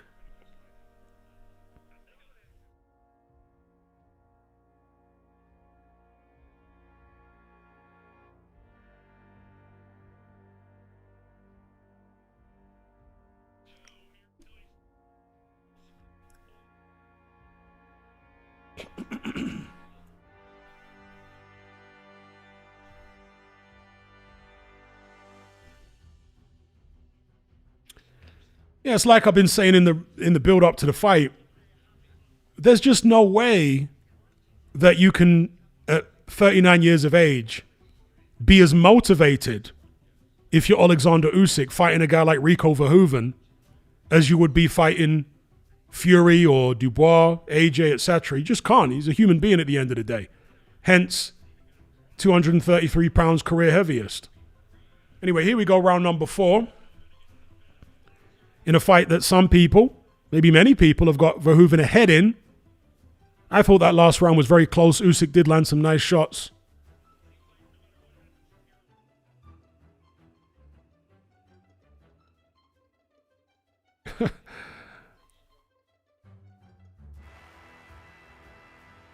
Right hook there from Usyk, but Verhoeven was coming in with a jab at the same time.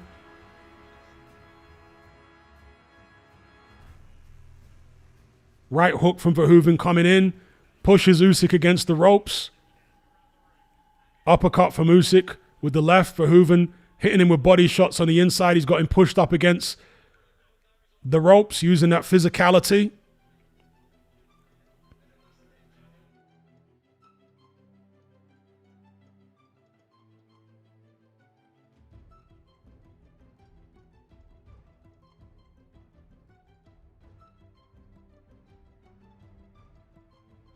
Nice uppercut there from Usyk. I think Verhoeven's hurt. Yeah, he's hurt him. Usyk has hurt Verhoeven. Right hook goes in. Oh, Verhoeven wobbly, up against the ropes. Halfway through round number 4. Verhoeven definitely buzzed and his legs look a little worse for wear there. Left down the middle from Usyk, goes with a right uppercut to the body. Verhoeven skipping away Jim Carrey style.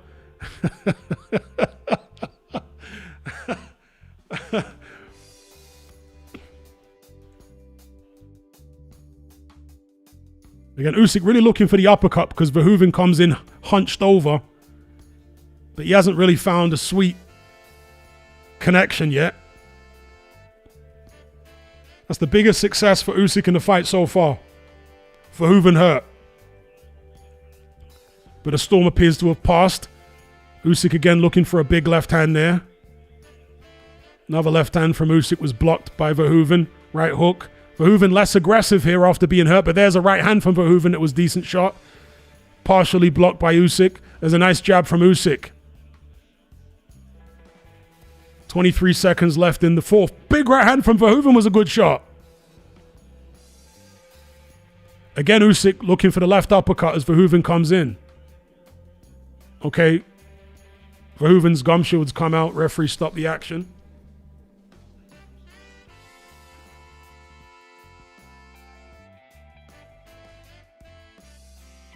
Action resumes. There's a clapper for the end of the round. 10 seconds left. Left hand to the chest from Usyk. There goes the bell. I'd like to see the slow-mo there to see what hurt Verhoeven. Shout out to Matt Borgerson for the super chat. He says, hate to say it, Rico has the momentum. Well, he did, but not so much now.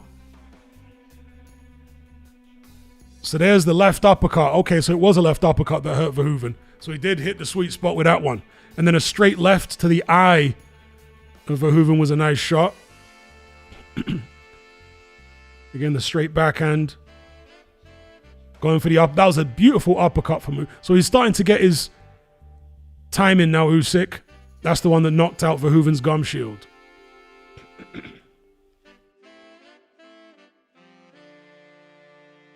Anthony Joshua watching at ringside next to Canelo. Looks a little concerned for his friend Verhoeven. Excuse me, his friend Usyk. All right. Bell's just gone. Round number 5. Usyk out on the front foot. Verhoeven seems a little more cautious now after getting buzzed in the previous round.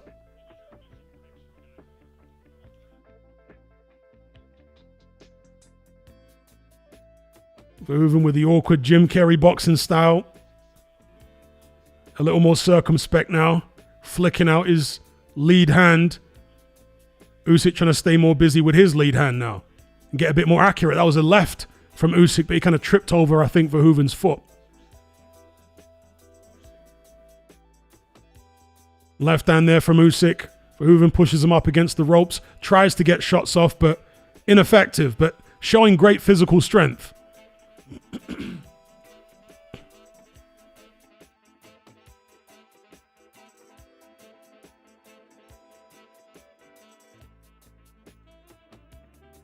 Left down the middle from Usyk. Far fewer feints than we're used to seeing from Usyk in this fight. More flat-footed, less feints, less punches. Less upper body movement.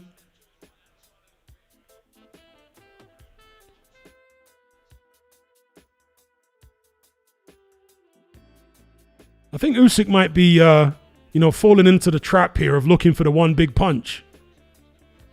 After what he did in the last round. Just needs to stay busy. And go to Verhoeven's body with the jab if he can.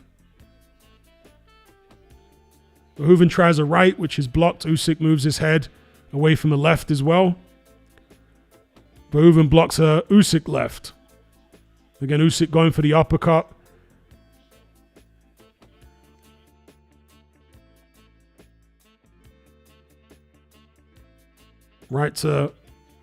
An attempted right to the body from Verhoeven was blocked on Usyk's arms.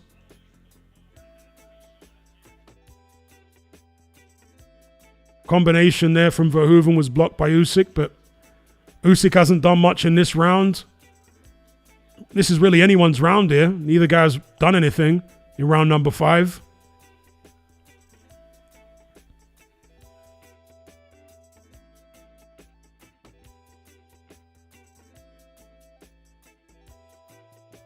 Usyk very, very flat. There's a body shot from Usyk. Verhoeven skips away. Tries to catch him with the left hand coming in. Verhoeven turns southpaw here. Left hand from Usyk over the top. Verhoeven goes back to orthodox.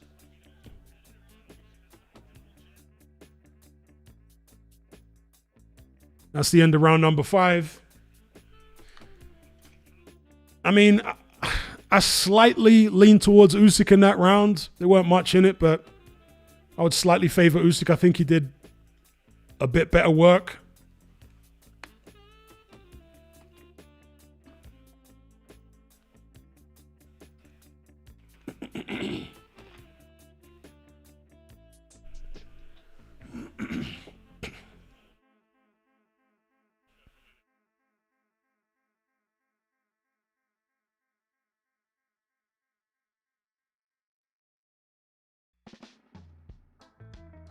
Shout out to everybody in the live chat locked in. What are you guys making of this fight?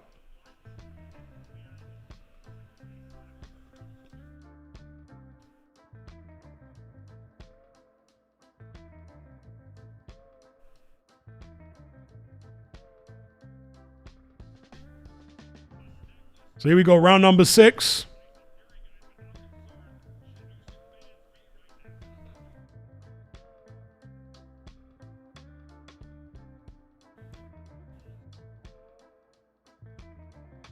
Attempted left uppercut from Usyk.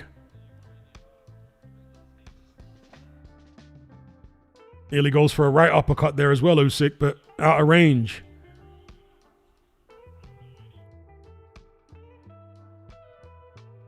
Uppercut on the inside from Usyk was blocked. Verhoeven very physically strong.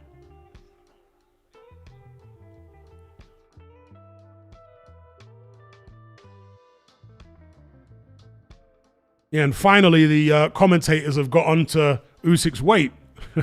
They should have got onto that before the fight. It's far too heavy for Usyk, 233 pounds. It's a full 10 pounds heavier than he was for the first Fury fight. Far too heavy. And as I keep saying, you're probably sick of hearing it. I said this before the fight. To me, that's a sign of Usyk not training with the same intensity for this one as he normally does because of who's in front of him. It's hard to be as motivated against a guy like this, who's not supposed to be able to live with you, who's only had one professional boxing match. Rico got Usyk in the corner there. Usyk spins off.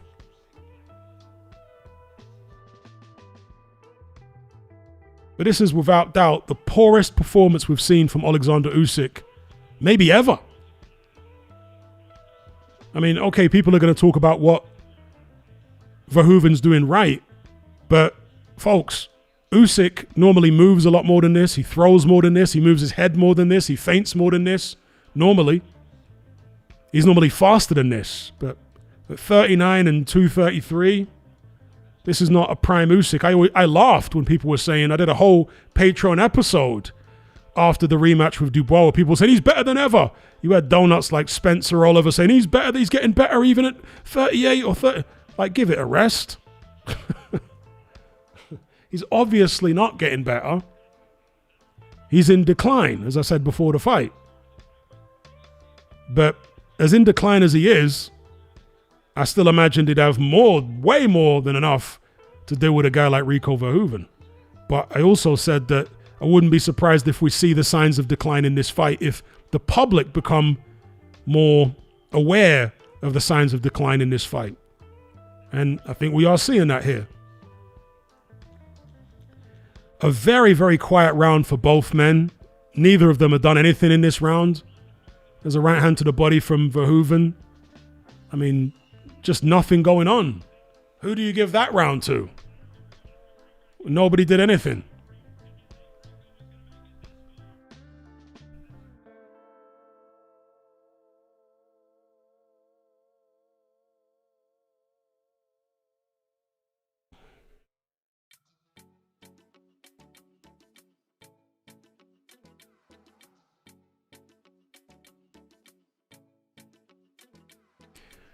Yeah, I disagree with the people's scorecards there. I think because they're surprised by how well Verhoeven is doing, I think they're focusing too much on what he's doing and they're not actually realizing what Usyk is. And Usyk ain't doing much. But I don't see it as a 5-1 fight for Verhoeven at all.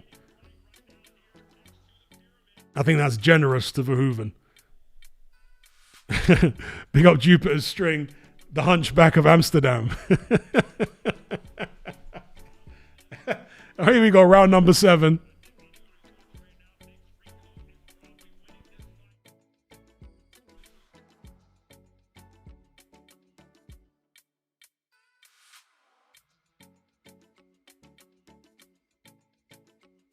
So Mike Coppinger's got it 5-1. Yeah, I don't concur with that. Again, when you've got a massive underdog in there and he's doing better than you expect, there's a tendency to focus on, like hyper focus on what he's doing to the point where you become blind to what the favorite's doing. Because really, like in that last round, Rico didn't do anything. Usyk didn't do much himself, but I think he maybe did a little more than Rico. And same in the previous round. So I think Coppinger's, again, hyper focusing on what Rico's doing rather than looking at both guys.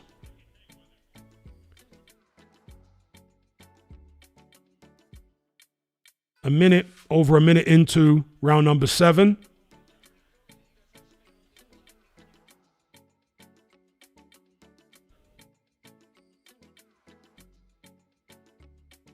Left hand from Usyk.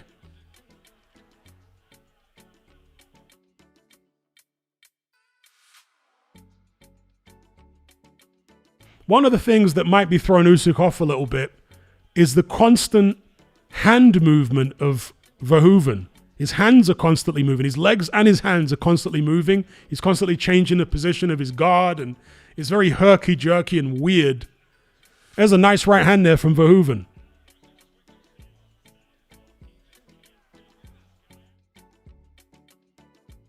Nice body shots from Verhoeven.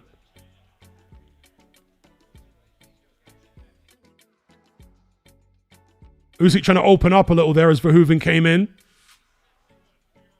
This is more like a Verhoeven round. The previous rounds, I'm like, I'm not sure they were Verhoeven rounds. This is more like a Verhoeven round.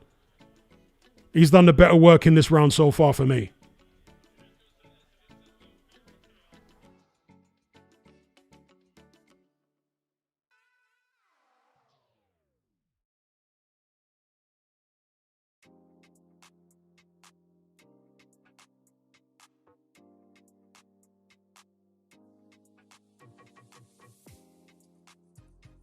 Usyk just waiting for far too long. He needs to lead off more. And Usyk's starting to look tired here at 233 pounds. Usyk loading up with a left hand, but easily blocked by Verhoeven, who gets on his bike. Again, doing his Jim Carrey boxing style. Definitely a Verhoeven round, without a shadow of a doubt. 100%. 100%. And if Verhoeven wins this fight, it will be a massive embarrassment for Usyk. Maybe the classic example of a cherry pick gone wrong. And it'll be an embarrassment for boxing. Let's be real. It'll be a total embarrassment for boxing if Verhoeven wins this fight. He certainly won that last round, I can tell you that. Usyk doesn't look in shape to me. He seemed like he was tired in that 7th.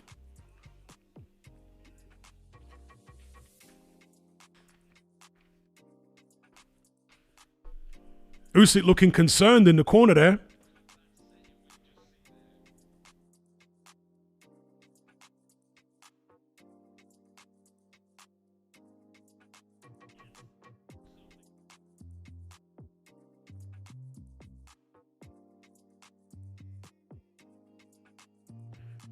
But yeah, Usyk just needs to lead off more. He's waiting far too much. Way too much. Needs to lead off more, be more active, up and down with the shots, head and body. Needs to impose himself. All this waiting and counter punching. Verhoeven's actually doing well with the fight being fought in this mode.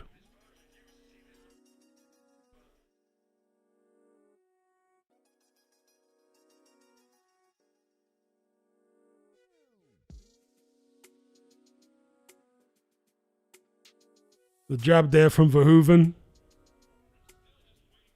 And I'm going to say something right here and now. Usyk is having his Fury and Ngannou moment here. If Verhoeven wins this fight and... Oh, nice right hand from Verhoeven. Rocked Usyk's head back. Oh, another right hand. Great shots from Verhoeven. Pushes Usyk against the ropes. If Verhoeven wins this fight, people are going to say, well, Verhoeven must be one of the best heavyweights in the world. I'm telling you, as soon as he goes in with a heavyweight who's actually prepared and ready, he's going to get smoked. Verhoeven. He'll get absolutely smoked. This is Usyk at his worst, completely underestimating a guy, not in tip-top shape, not fully motivated, at 39 years of age. He's having his Fury and Ngannou moment. And the way the fight's going at the minute, he's not going to get away with a decision. And of course, when Fury fought Ngannou, that was not for the title. This is for the title. I mean, what an embarrassment for Usyk, who should have retired a couple of fights ago and could have retired undefeated, only the second undefeated heavyweight champion in history to retire without a loss. He decided to get greedy, carry on for too long, and he's risking losing to someone here who literally, when Usyk's in top form, couldn't lace his boots. That's a nice left hand from Usyk there, but Verhoeven's still winning this round for me. Usyk, with that one shot, definitely isn't doing enough to take this round. Another round in the bank for Rico Verhoeven. Only 4 rounds to go after this. Usyk, as bizarre as this is, might need a knockout to win the fight. Nowhere near enough punches from Usyk. Goes for a left uppercut there. I don't think Verhoeven was hurt. He wasn't. Very physical on the inside from Verhoeven. And he's going to get a warning from the ref for that forearm. Very, very physical stuff. That's the kickboxing background coming in. Peter Fury is going to be ecstatically happy with his charge. There's the end of the round. Ecstatically happy with his fighter, given the way this fight is going. Shout out to everyone in the live chat locked in.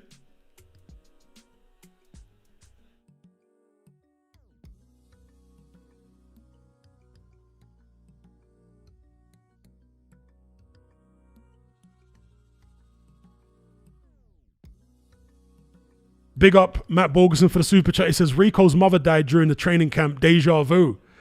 Yeah, Matt, of course, alluding to Mike Tyson, Buster Douglas. Where Douglas's mother died during the training camp, and it inspired him to a career best performance. And the biggest upset in boxing history. Well, this might top it. If Rico wins this fight, it may top Tyson Douglas. This is astonishing. Here we go, round number 9. Usyk in a world of trouble against Rico Verhoeven.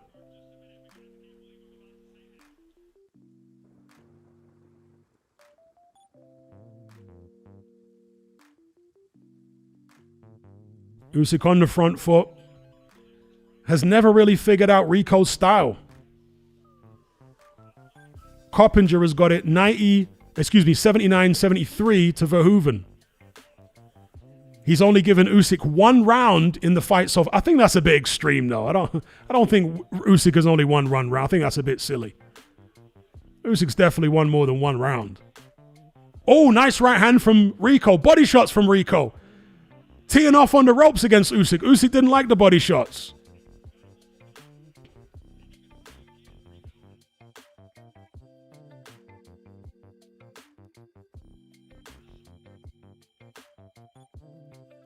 And there is a disturbing lack of urgency from Oleksandr Usyk here.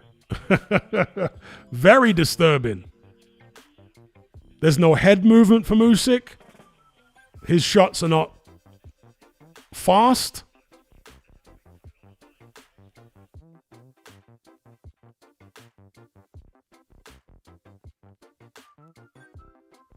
Verhoeven gone southpaw there. Right hand to the body from Verhoeven. Again, body shots from Verhoeven on the inside. Leaning on Usyk. Verhoeven might be at least one of the physically strongest fighters that Usyk has faced. Because Usyk normally is very strong in the clinch. We saw that in both Fury fights. But here against Verhoeven, he's been manhandled in the clinch.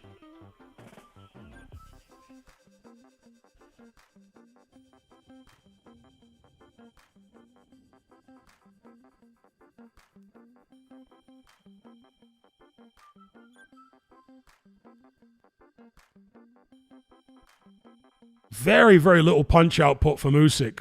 Very few punches, very few feints. Right hand from Verhoeven there.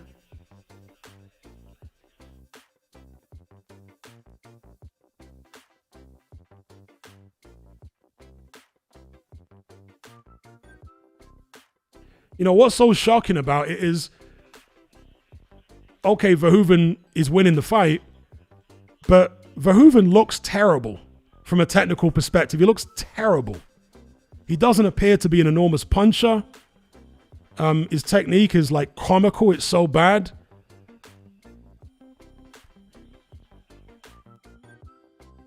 And I'm going to say it here. If Verhoeven wins this fight, and at the moment it's looking like he will, as bizarre as that is, if his first defense is against Anthony Joshua, Joshua's going to knock him out.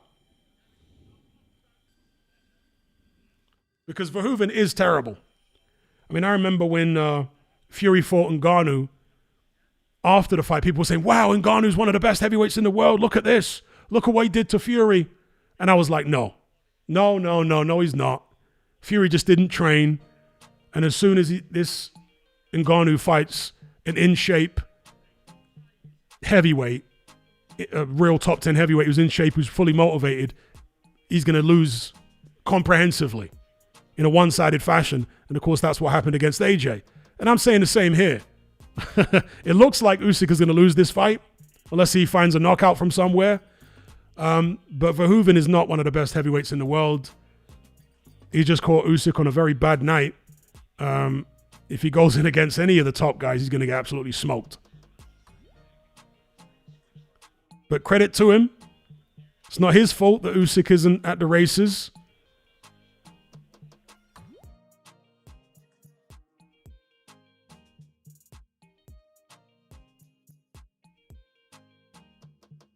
Again, Usyk just looking for the one punch. Usyk complaining about an elbow there.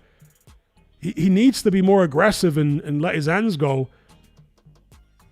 He needs to initiate things. He's just waiting far too much and looking for counters, and that's just not going to get it done. We're in round 10 here. He's well behind on the cards at this point.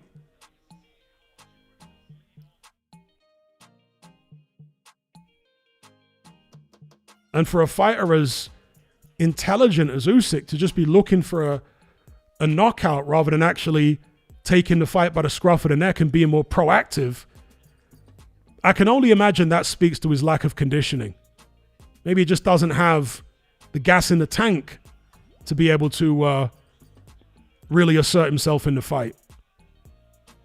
Rico's got Usyk up against the ropes. He's teeing off. Usyk's blocking most of them, but there's some partial connections there.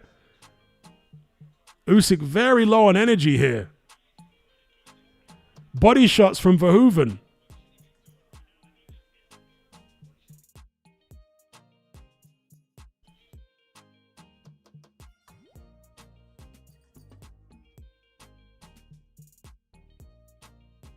Usyk just doing absolutely nothing.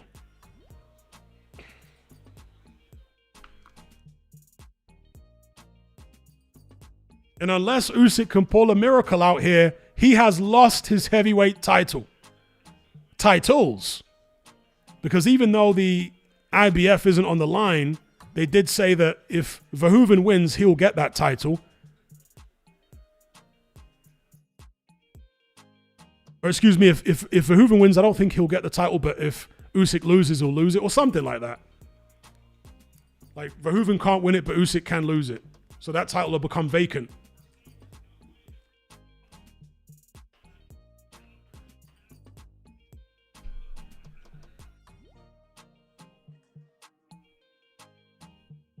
Usyk's got Verhoeven in the corner there as he buzzed him again.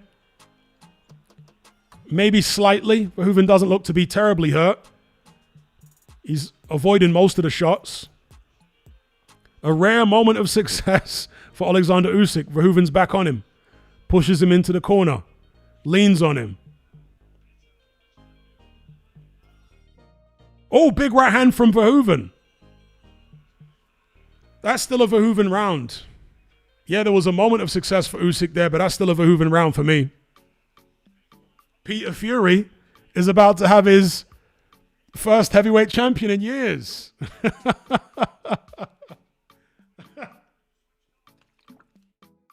What a shame that Usyk got greedy and didn't retire when he should have. Now he's going to lose to this guy. The Jim Carrey of boxing. What an ignominious end to Usyk's career, losing to this guy. Terrible. Don't get greedy, folks. Dear, oh dear, oh dear. It's a nice right hand at the end of the round from Verhoeven there. Big up Matt for the super chat. He says, hate to say it, Rico has... Okay, that was earlier on. There's another super chat here from Matt. He says, Del Boy cashing in. Here we go, round number 11. Usyk needs a miracle. Usyk needs the KO. He's a mile behind. He's been outworked and bizarrely outfoxed by kickboxer Rico Verhoeven. And he's now going to have an L on his record, which really shouldn't have been there. Mike Coppinger has got Usyk winning just 2 rounds out of the 10 so far. We're in round number 11.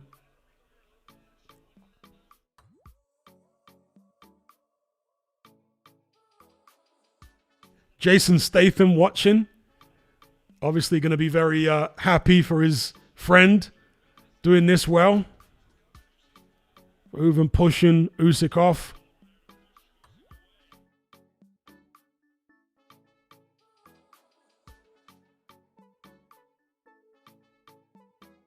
Usyk trying to walk Verhoeven onto some punches.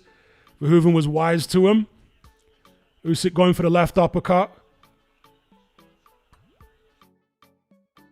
Okay, Usyk with a combination. Verhoeven moving his head. Nothing really landed from Usyk there. Usyk looking tired, takes a jab to the face. Breathing heavy, Oleksandr Usyk. Verhoeven just keeping his hands busy on the inside. Nothing of great quality as he once again pushes Usyk back to the ropes. Just over a minute left in the 11th. Another Verhoeven round for me. Usyk looking very slow. You know, Usyk's normally the guy that comes on strong in the late rounds. Well, here, it's Verhoeven that's been coming on strong in the second half of the fight. Usyk doesn't appear to have the gas in the tank.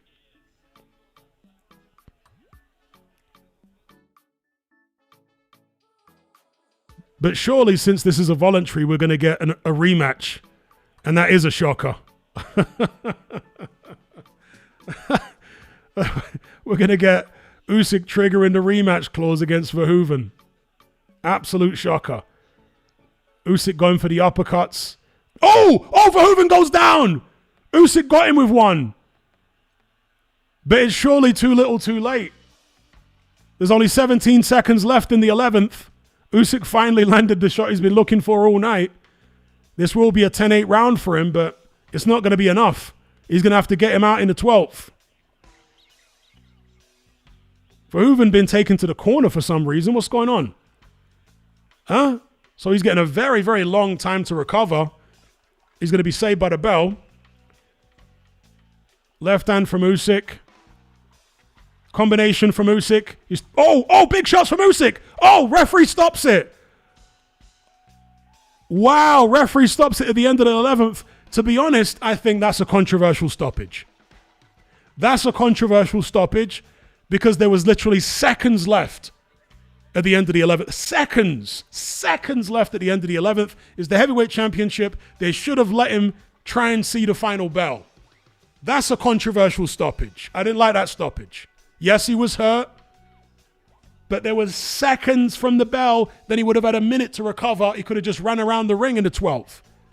Controversial stoppage. Controversial stoppage.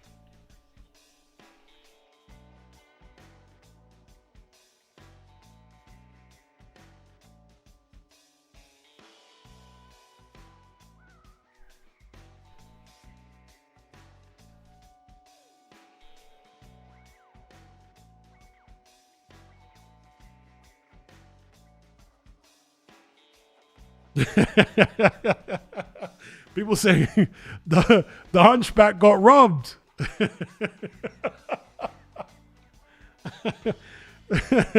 Jim Carrey got robbed.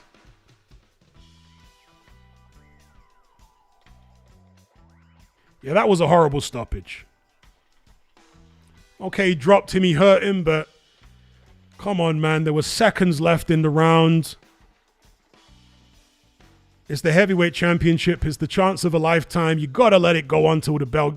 You got to let him try and see the end of the round. Then he's got the minute to recover. Looking at the finish now. No, he was fighting back. He was hurt, but he was fighting. No, that's a terrible stoppage. That is a terrible stoppage. Horrible from the ref there. Right hook. Left from Usyk, right. Verhoeven's eye looked busted. But nah, man.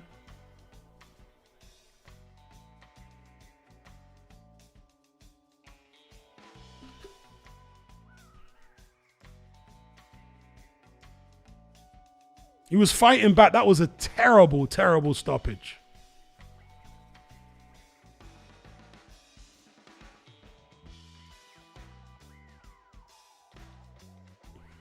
Somebody's saying the bell actually went. Is that right?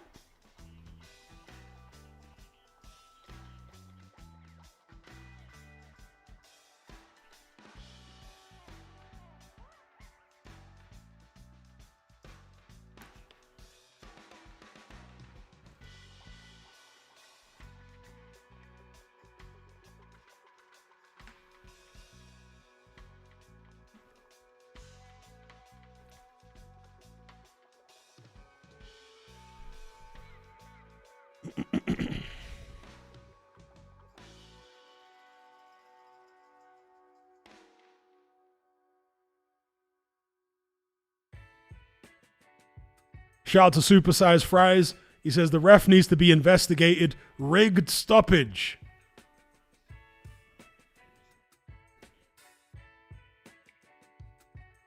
The live chat is going crazy right now.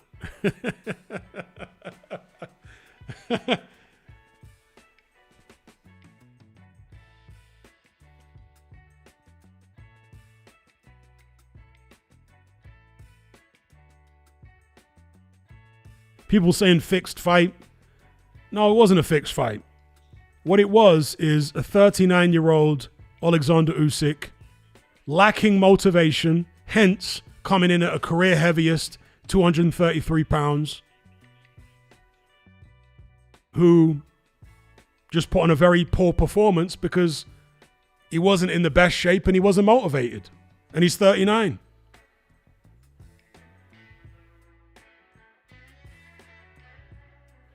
Okay, we got an idiot here saying he was not fighting back. Yes, he was fighting back. You're lying, you blind idiots. He was fighting back, Joker.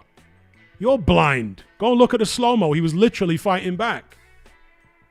Absolute idiot.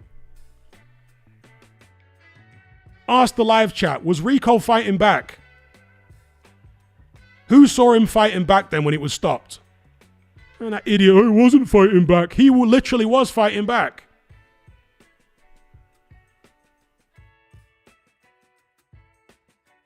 Everyone's saying, yes, he fought back. So I had to block that idiot for being a moron. Big up Supersized Fries. He says, I got Usyk losing to Ajit Caballel in his next fight.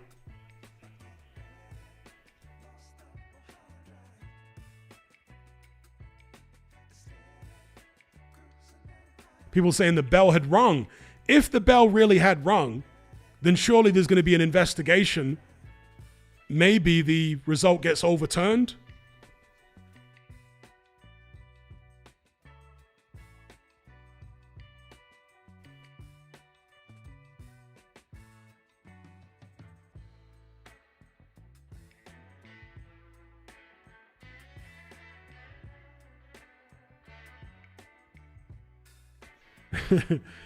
The live chat is going too crazy right now for me to actually keep up with the comments. So I'm just sticking to the super chats because it's moving so fast. This might be the fastest that the live chat has ever moved in any stream that I've done. The live chat going bonkers.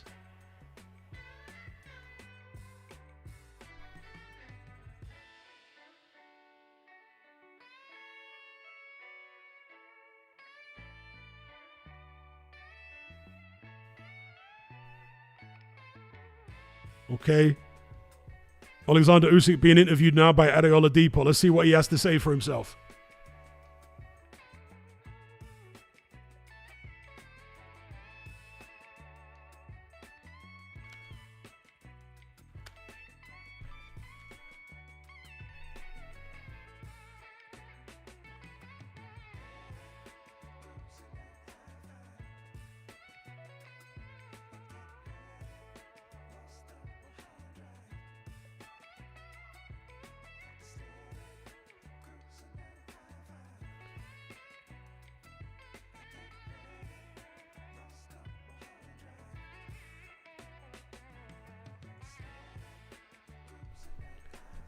Okay, so Usyk is suggesting that the situation in his country, because he heard that his family are in a bomb shelter, he's suggesting that that has affected his performance.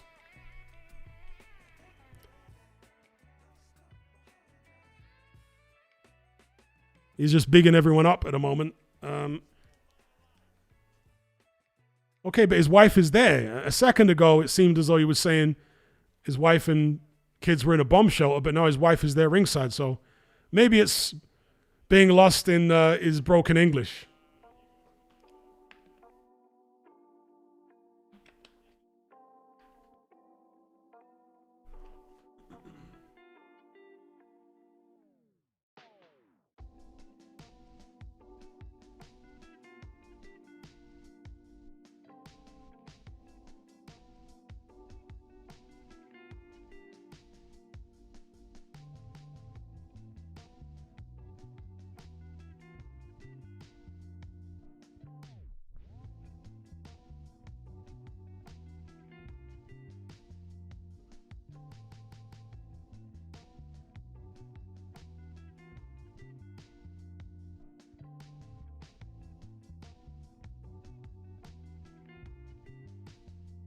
Okay, Caballel facing off with Usyk.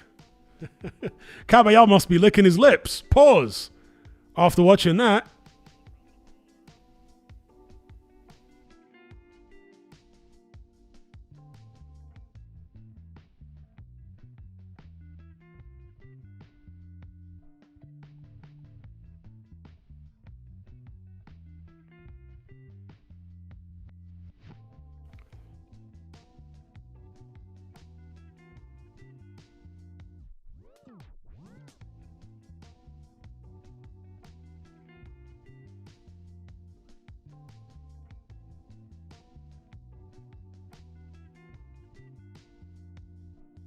Oh my God. So Turkey is saying it's got to be Caballel next and then a Rico rematch. In Holland. Rick Reno got a bit of a telling off there from Turkey.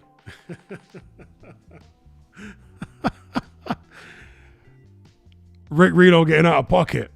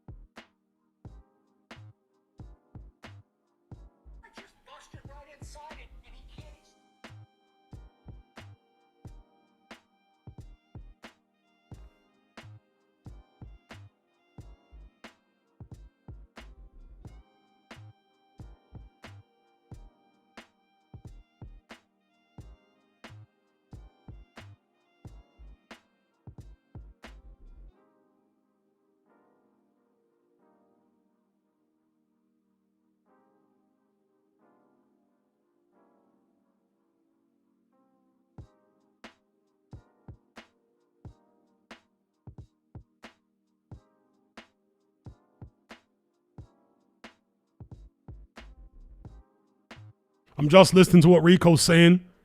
I'll get back to the live chat in a second. Just listening.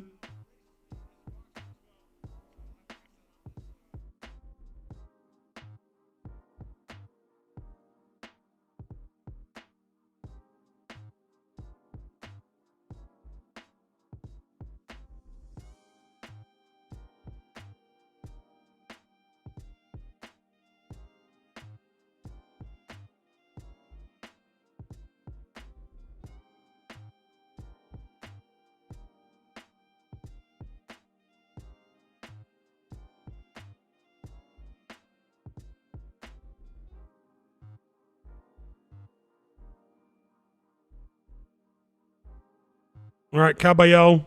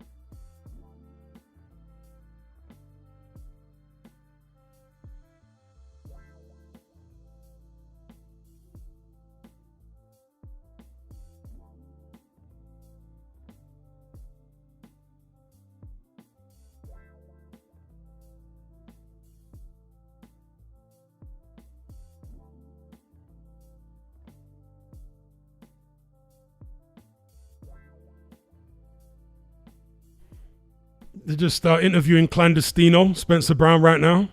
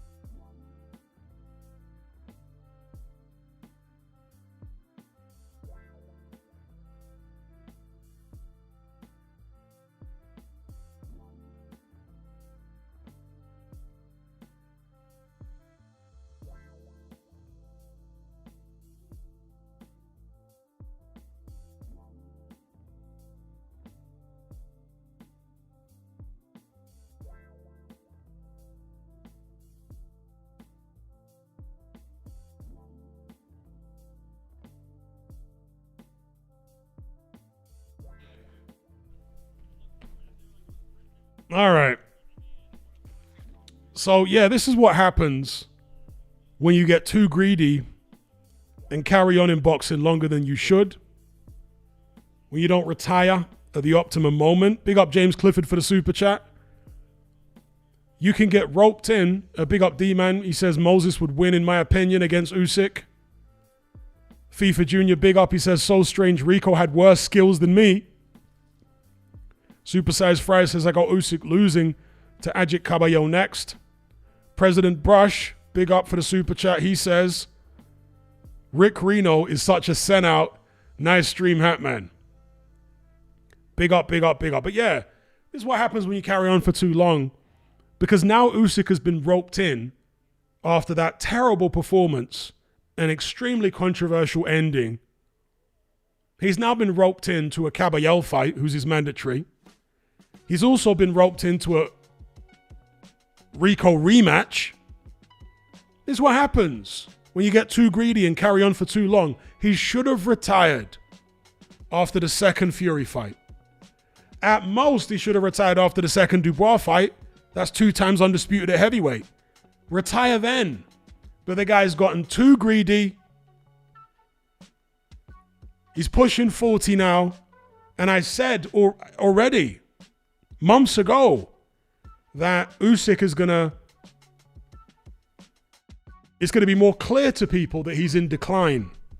Because how can you possibly be as motivated for future fights as you were for Undisputed against Fury, for the first AJ fight? Do you know what I mean? Beating Dubois for a second time. How could you possibly be able to recreate that level of motivation when you've done all that Usyk's done and you reach this age? So there was always a serious danger of Usyk spoiling his legacy by carrying on too long. And even though officially he won this fight, he's already spoiled his legacy with the performance and with the extremely controversial ending. Shout out to Lewis for the super chat. He says, we'll get good odds on Usyk against Ajit. Fury came back after the Ngannou fast, looked good despite losing against Usyk. Great stream anyway, bro. Yeah, big up Lewis. Shout out to Gordon Taylor. He says, I want to know what the scorecard said. And me too. That's when you'll really know if the fix was in Usyk's favor. Indeed, exactly, D-Man. Big up D-Man for the super chat. He says, and now it's hard for him to retire after that. That's what happens. You get roped in to another saga.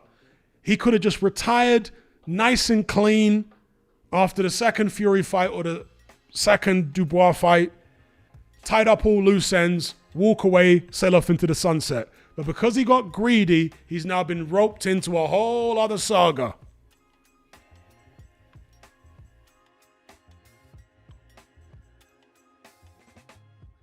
And his reputation has taken a terrible battering tonight.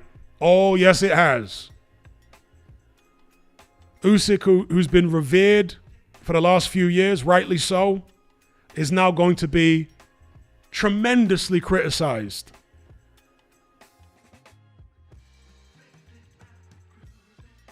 There are several people in the live chat saying, based on that, Itama smokes him.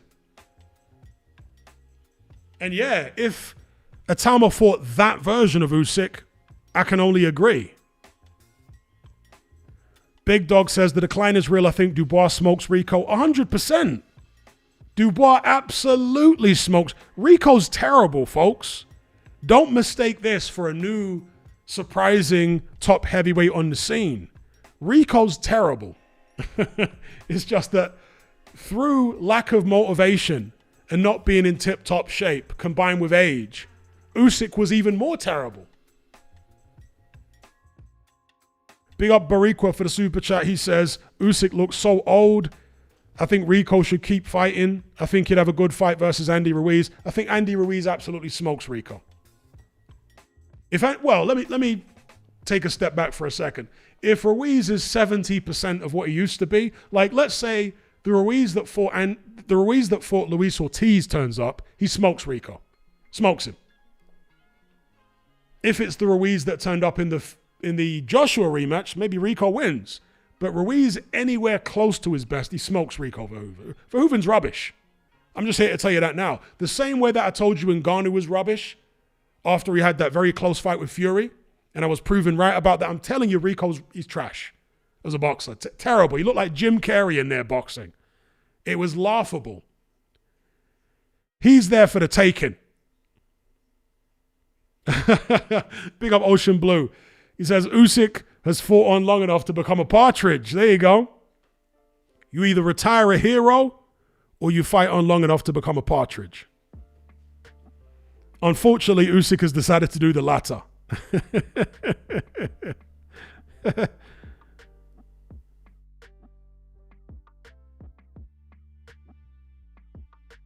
What? Oh my God. Waved is saying the scorecards were 95-95 on 2 and 96-94 to Rico. Matchroom just posted it. That is a scandal. What? What? They had the fight even on 2 scorecards and Rico only up on 1? Shocker.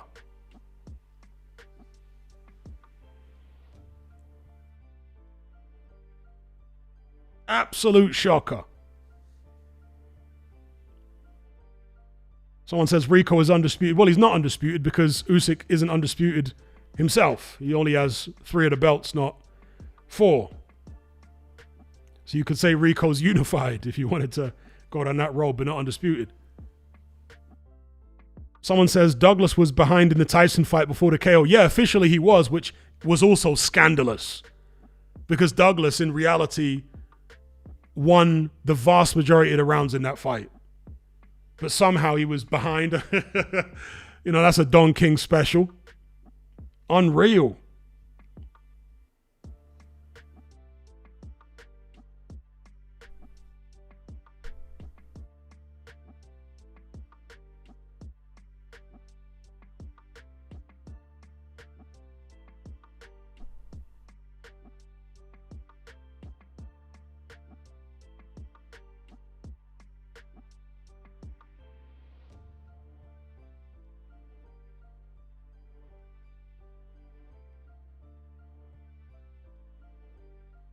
No, I think Rico is trash. If you put Rico in there, for example, against Daniel Dubois, Dubois would absolutely obliterate him. It would be a horrible one-sided drubbing if you put Dubois in. It'd absolutely demolish him. I think AJ would demolish Rico. Rico's garbage as a boxer, but because the margins... the margins in boxing are very, very slim in terms of the speed that you have to move, the quickness of your reflexes, the difference between landing a shot and missing a shot. We're talking about milliseconds. The difference between avoiding a shot and taking a shot is milliseconds. So a top fighter doesn't need to be off by much to start having problems with someone who, at his best, he would destroy. Because if you actually got a fighter who is kind of a little washed up and compared his punching speed and reflexes to when he was in his prime, you'll see that the speeds aren't massively different. Again, you're talking milliseconds, but those milliseconds make all the difference. Big up AJ for the super chat, or 4JJA for the super chat. He says, Coppinger had it 73-79 to Rico after 8. The in-house had it 79-79, which was visible. That's why Peter told Rico it's level, keep attacking. Big up 4JJ for the super chat. Timely decline, big up for the super chat. He says, hey Hatman, it's Glum Coyote here. Salute to you, bouncing between accounts, but horrified.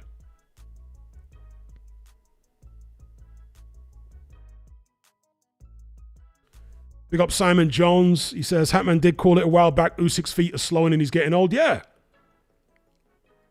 I was surprised that people couldn't see it. You know? Because to me, it was blatant in the Dubois rematch that he was slowing down. Even though he was... But as Dwyer likes to say, knockouts cause amnesia. To me, it was blatant in that Dubois rematch that he was slowing down. And we can all see it now. It's there for everyone to see. Senor says what makes him garbage. His technique, his comical Jim Carrey boxing style. He's hunched over all the time. His footwork is laughable. I mean, moves his feet, but the footwork is laughable. The way he throws his punches, everything is just garbage. He literally looks like Jim Carrey in that movie doing a Charlie Chaplin boxing routine. It looks terrible. And he doesn't appear to have much of a chin. You put him in there against the heavyweight, a top 10 guy who's trained properly and they're fully motivated, he gets totally smoked. Totally smoked. Yes, he is awkward, but as awkward as he is, I'm telling you, just like with Francis Ngannou when he fought Fury, I said he'd get smoked by AJ, and he did. This wasn't so much Rico being really good as Usyk being really bad.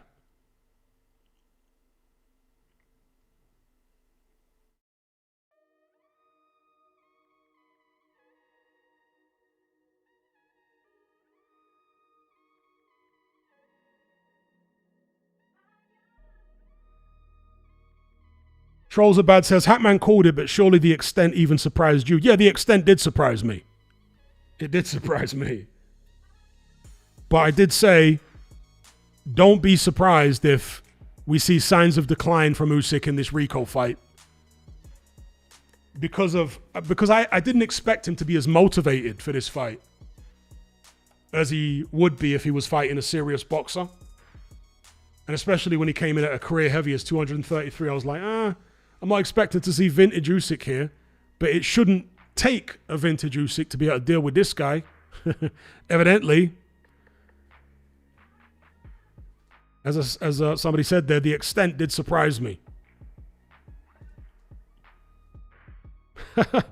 WizKid says, don't push the camels.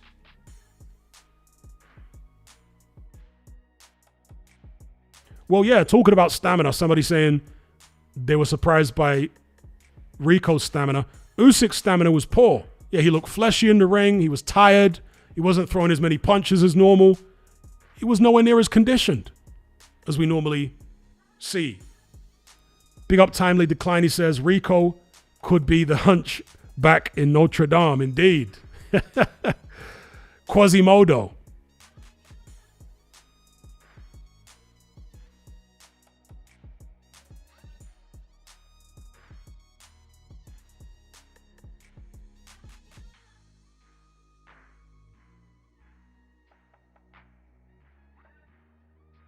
Do I honestly think that Moses would make short work of Usyk? Moses would make short work of that version of Usyk. But if Usyk was to fight Moses, he would be in much better condition than we saw tonight. Make no mistake about that. Usyk would train way harder. He'd be way more up for it mentally. He'd be way more on it if he fought Atalma.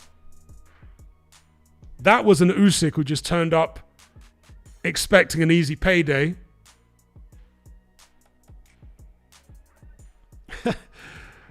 Shout out to Joshua Hooker. He says, I thought he looked like Harrod's Jimmy Smith.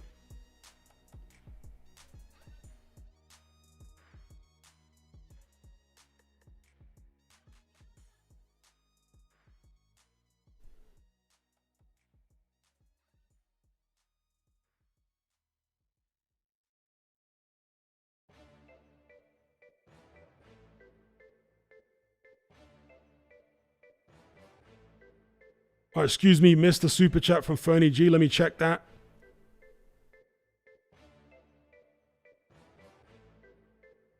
He says, should Partridge adopt the Jim Carrey style?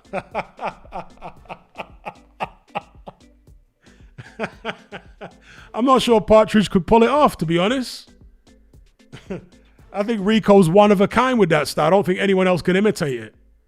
But it's so reminiscent of Jim Carrey. It's crazy. Big up Benjamin Cooper for the super chat. He says, I love Usyk to death, but I think it's beyond evident after this fight that he should call it a career and retire. Yeah.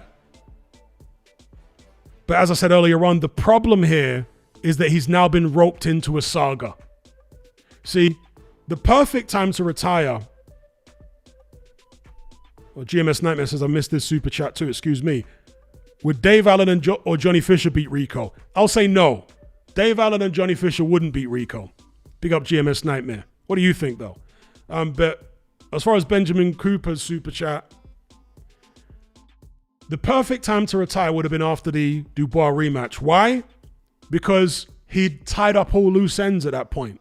Because there were still some people going into that Dubois rematch who were saying that the first fight was controversial because they didn't think that the low blow was a low blow and it was a legit body shot and Dubois should have won by knockout. So there was still a loose end there that needed to be tied up in the minds of some people. Not in my mind. For me, it was a low blow the whole time. But there were, a significant minority of people saying, oh, it was a legitimate punch. So when Usyk gave him that rematch and dealt with him the way he did, everything was put to bed. He should have sailed off into the sunset there and then. Nice and clean. But he got greedy. It happens to so many fighters. He got greedy. And now that this controversial situation has happened with Rico, people are going to want to see a rematch. People are going to want to see him fight Caballero now more than ever because of how vulnerable he looked here. Now he's going to have loads of pressure on him to continue. If he'd retired after Dubois, there'd be no pressure on him to continue, or very little. But to try and retire now, there's too much pressure. There'd be too much backlash if he decided to say, hey, I'm retiring, guys. I'm not going to do the Caballero fight. I'm not going to do the Rico rematch. He's dug himself a hole.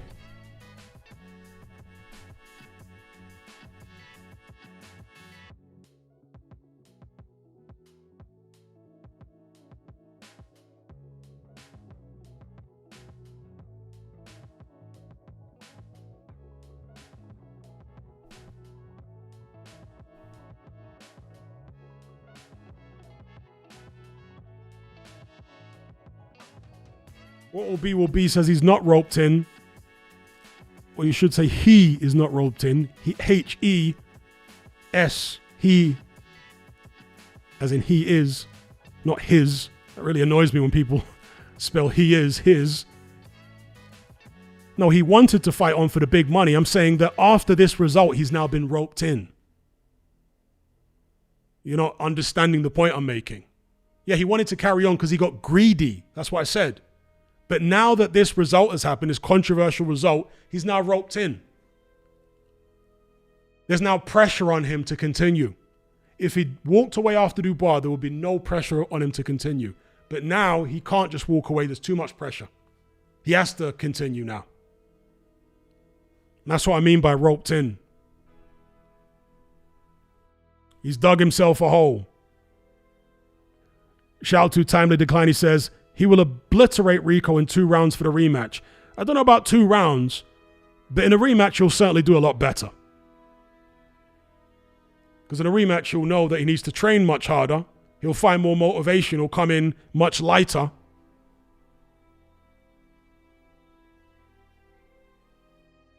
We got Benjamin Cooper. He says 100% Usyk answered all of the critics after the second Dubois fight. It's heartbreaking to think that he's past the perfect moment to retire. Yeah. The allure of extra money was just too much for him, you know? We got Benjamin Cooper. It is sad.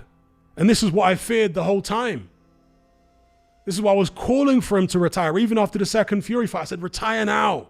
In fact, I was even calling for him to retire after the first Fury fight, but even more so after the second, and even more so after the Dubois fight. Retire now. You're in your late 30s. You've reached the point of diminishing returns. You're not going to gain anything in terms of legacy from this point on. You can only lose in terms of legacy. Man got greedy. Big up TBG. He says, Rico is a very scatty fighter. I can see why Usyk struggled. The guy was fainting with every part of his body non-stop. What type of stamina is that? I keep calling it the Jim Carrey boxing style, because literally he was boxing like Jim Carrey in that movie. Is it Me, Myself, and Irene, where he does that weird boxing style? That's literally the way that Rico boxes. Or like Charlie Chaplin or something. You know what I mean? Just totally bizarre. And yes, Usyk was thrown off by that bizarre boxing style. But if he'd been at his best, he would have dealt with it a lot better than he did. Yeah? The awkwardness of Rico was exacerbated in terms of the problems that Usyk had by Usyk not being in tip-top shape.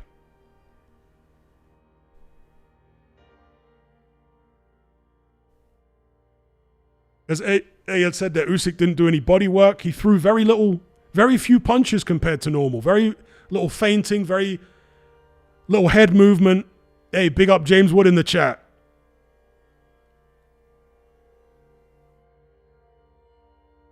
WizKid said it's not sad. He brought this on himself. Well, of course he brought it on himself. But that's why it is sad. To me, it's sad that he got so greedy that he carried on beyond the point that he should have. To me, that is sad.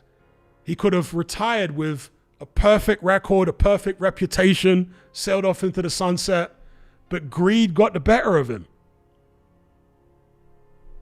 And now he's got a blotch on his record. A blotch which he now has to go and sort out.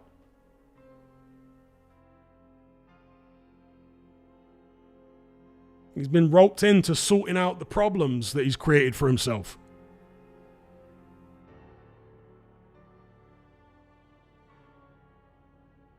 Big up Jamal. He says, Usyk is one of my favorites ever, but I'm worried a lot of casuals would have watched that.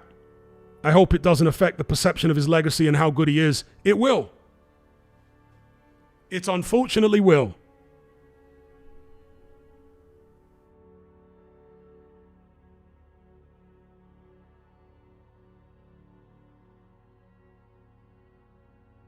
Someone says, why must it be a perfect record? It's fighting. Because Usyk is in his late 30s.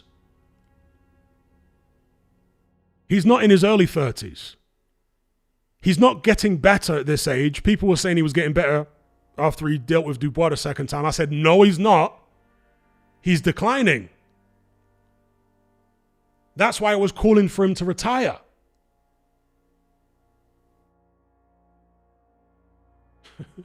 You know? If he carries on, it's only downhill from here. If he was 32, he'd have some years ahead of him and he could go on a bit of a heavyweight run. But at 37, 38, 39 now. That's why if he'd retired, it would have been perfect. Carrying on, it's sad. Because now you can only damage your reputation. You can't enhance it from that point. If he was 32, he would be in a position to enhance it if he was in the same position as he is now. Big up Timely Decline. He says, is the Ian Curtis style adopted by Rico epileptic? Yeah, he did look a bit like he was having an epileptic fit. I mean, I literally laughed all the way through round 1, maybe even round 2, because the style was so bizarre.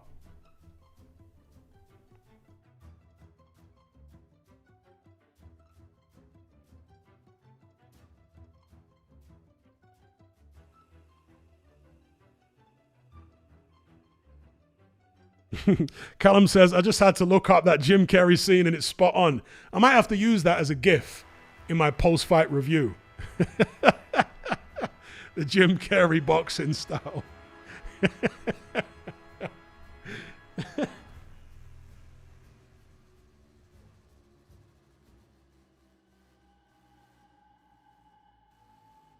Donald says, do you think Usyk's legs have started to go after seeing this fight? I was saying Usyk's legs have started to go before seeing this fight. I said Usyk's legs have started to go after the Dubois rematch. I did a whole 1-hour video about it on my Patreon page saying Usyk is declining. In fact, do I have the thumbnail up here? I don't think so. But I literally did a 1-hour special film study analyzing Usyk's fights on my Patreon page right after the Dubois rematch. And I said, Usyk's legs are not the same. He's not as fast anymore. He's not as mobile. He's clearly declining and getting old. So this only reinforces what I already thought. And I said before this fight, don't be surprised if the decline in Usyk becomes more obvious in this fight or maybe in a fight after this. In the next couple of fights, people are going to see the decline. It's going to become more obvious to people. As somebody said after his fights with Fury, and I mentioned this as well, Usyk's decline has been somewhat masked by Fury's decline. Yeah? Fury's declined a lot. It was bizarre to me that nobody was also pointing out that Usyk has declined as well.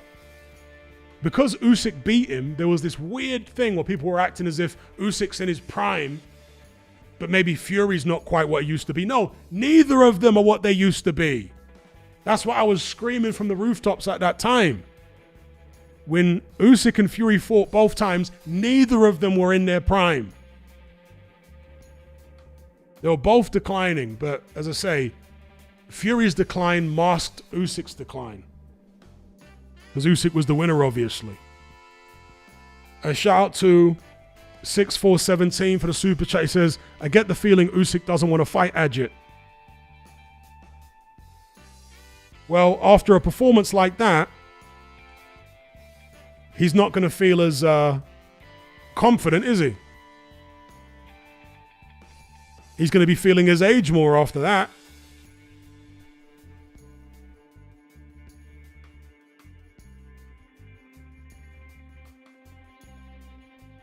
What will be says he's a grown man, it's up to... Yeah, of course it's up to him. I'm not saying it's not up to him, but it's still sad from a boxing perspective. I'm not saying it's sad for his health. I'm just saying it's sad, it's unfortunate that he's ruining his legacy because of his greed. Yeah, that's why it's sad. Because what happened here is not a representation of how good Oleksandr Usyk is. That's why it's sad. But people are going to think it is. Casuals, oh, so Usyk can't be that good. I've just seen somebody there in the comment section. Oh, this is why I don't rate his heavyweight resume. Are you having a laugh? He doesn't have the deepest heavyweight resume, but he's done fantastic at heavyweight. Done up AJ, done up Fury, done up Dubois. It's a short but impressive heavyweight resume. Beat Chisora as well, when Chisora still had a bit more left in the tank. But what happens is one bad performance and all of a sudden people want to trash the whole legacy. This is why it's sad. This is not a representation of how good Usyk is, this Verhoeven fight. This was Usyk well under par. But in boxing, there's an old adage, you're only as good as your last fight. It's sad that people will remember him for this instead of remembering him for the highs. Yeah, he's brought it on himself, his own greed. Shout out to Lone Wolf Boxing. He says, Usyk is great. One of my favorite fighters ever, but enough is enough. He should have retired after Dubois too. Go now undefeated, because if Rico can do that, God knows what the young Lions can do. Indeed. And that's why so many people after that performance were saying, Itama smokes him. Itama's going to be thinking he smokes him now. In fact, Frank Warren might be saying, you know what? let's get a timer in with Usyk before the end of the year. Let's try and sort things out with Turkey. he might double cross Ajit, who's one of his own fighters, and say, no, let's get a timer in with Usyk. And to be fair, Partridge, remember Partridge when he said this last year sometime? He said, what Atama did to Dylan White, he would do that to all the old heavyweights, including Usyk. Funny enough, he didn't mention his own name, but he said Atama would do that to all the old guard. He'd do it to AJ, he'd do it to Usyk, he'd do it to all of them. Fury's looking like he was ahead of the curve now, isn't he, when he said that back then?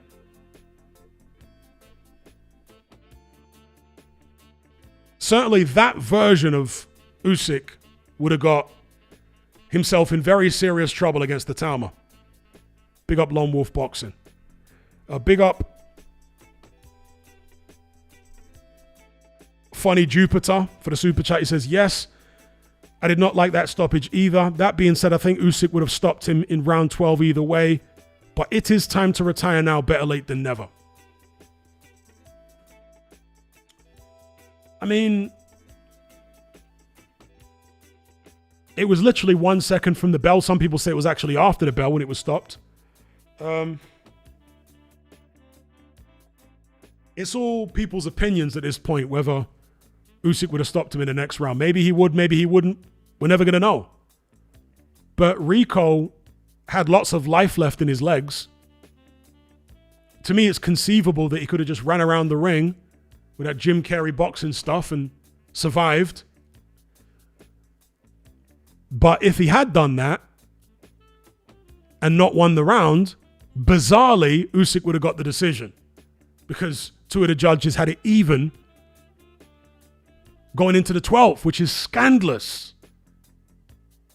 So if Rico had run around the ring trying to survive in the 12th and just gave it away, Usyk would have taken a majority decision or a split decision because Rico was ahead by a couple points on one of the cards. So Usyk would have taken a split decision anyway. But not because he deserved a split decision, you understand. But because somehow there was some horribly, horribly biased officiating going on. Shout out to Ibrahim for the super chat. He says, Hatman, you are right all along. All this talk about Usyk still being at his peak was rubbish. Crazy it took this fight for them to notice. Yeah. But again, I don't want to misrepresent what I've previously said. I did not expect this Rico fight to be this tough. So I want to make that clear. In no way did I think that Usyk would be pushed to the brink in this fight. Okay? What I did say after the Dubois fight is that Usyk is in the decline. He's declining. And I even said that after the Fury fights, that Usyk is not in his prime at all. And I also said that don't be surprised if you see signs of decline in the Rico fight from Usyk. I just didn't think it would be this bad as far as how much he would struggle. So big up Ibrahim for the super chat. Much appreciated. Yeah, I agree with what Blue said there. Usyk has been declining since the second AJ fight. I 100% agree with that. The best Usyk has looked at heavyweight was in the first AJ fight. And that was covered in that video I did on my Patreon page, Usyk Signs of Decline. That was the best Usyk we've seen at heavyweight, was the first AJ fight. He wasn't as good in the second AJ fight as he was in the first one. Wasn't as sharp. His movement wasn't as good. Okay, AJ improved in the second fight, but yeah, Usyk wasn't as good. He wasn't as up for it because he'd already beaten the guy and beaten him comfortably.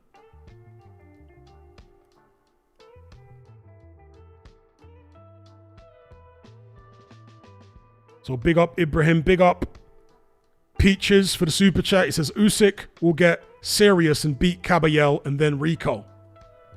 Well, he has to now. If he wants to salvage his reputation, he has to do that. No choice.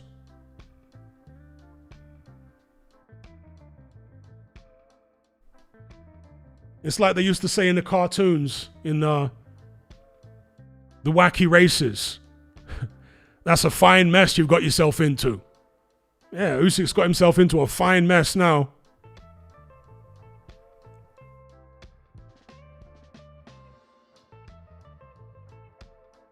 Big up, is it Voldemir?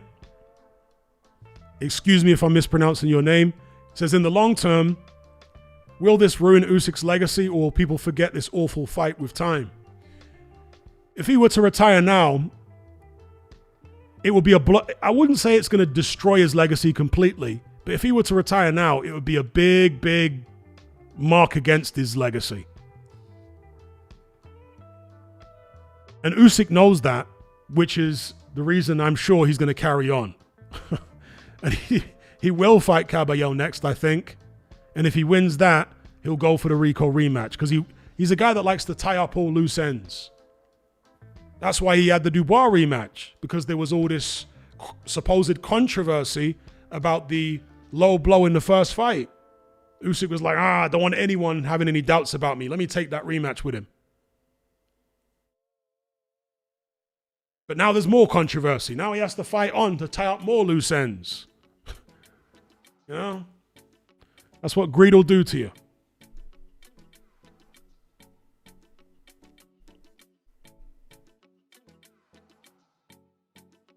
Shout out to, I'm struggling to pronounce your name, sir. Is it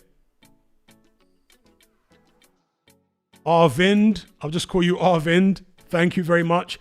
Gonna start watching kickboxing now too. Shout out to Arvind for the super chat. And this is a question for people that are familiar with Rico as a kickboxer. Is his style as bizarre and awkward in kickboxing as it is in boxing? Because in boxing, his style is just way out there.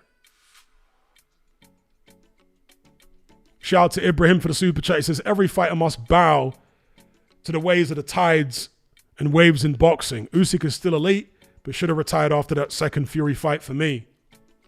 Can't argue with that. Big up Ibrahim for the super chat.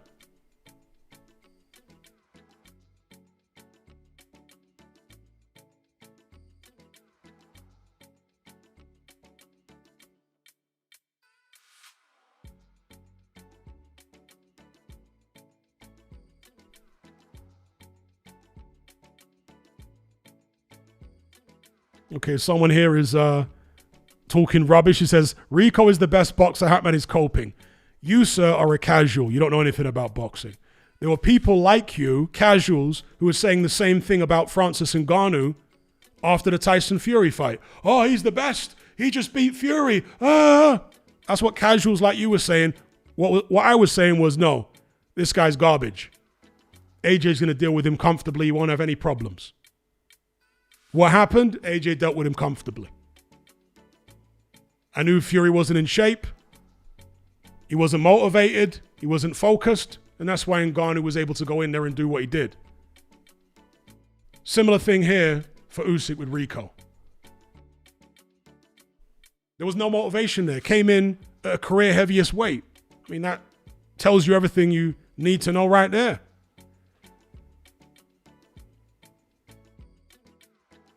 Something that Scream says,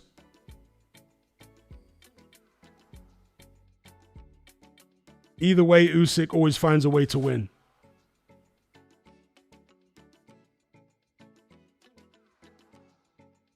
Someone says, was Usyk out of shape? By his standards, yes, he was. I mean, where was his stamina? Where was his work rate? Of course he was. Usyk normally comes on strong late in fights. Well, okay, he got the stoppage, but for most of the second half of the fight, he was getting pieced up and he looked tired. Of course he was out of shape. He was a career heaviest 233 pounds. That's 10 pounds heavier than he was for the first Fury fight. Of course he was out of shape. How can you be as motivated against some kickboxer that's had one boxing match in his whole life? How could you possibly be as motivated for training against a guy like that as you would be for Undisputed against Fury or his first heavyweight title fight against... You're not going to be. That seemed obvious to me before the fight. I was saying he's not going to be as motivated against a guy like this as he would be against a real boxer. So no, he wasn't in shape by his standards at all. Big up Peaches for the super chat. Usyk is a pound-for-pound legend. He'll pass this final test.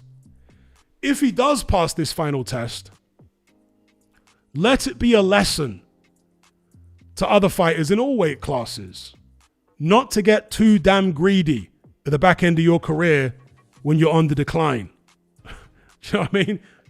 Don't get greedy. Bow out at the correct time.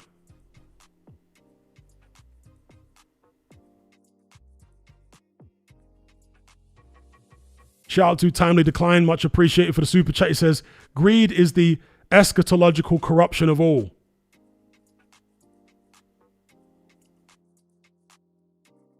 I guess that's kind of a play on the saying that the love of money is the root of all evil.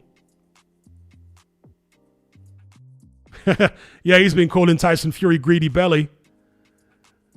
It's like Usyk became greedy belly for a night.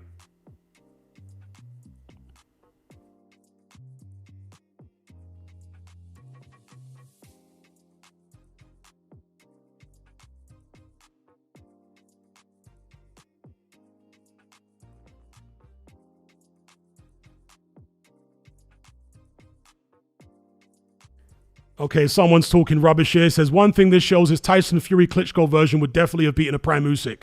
Absolute rubbish. Why does it show that?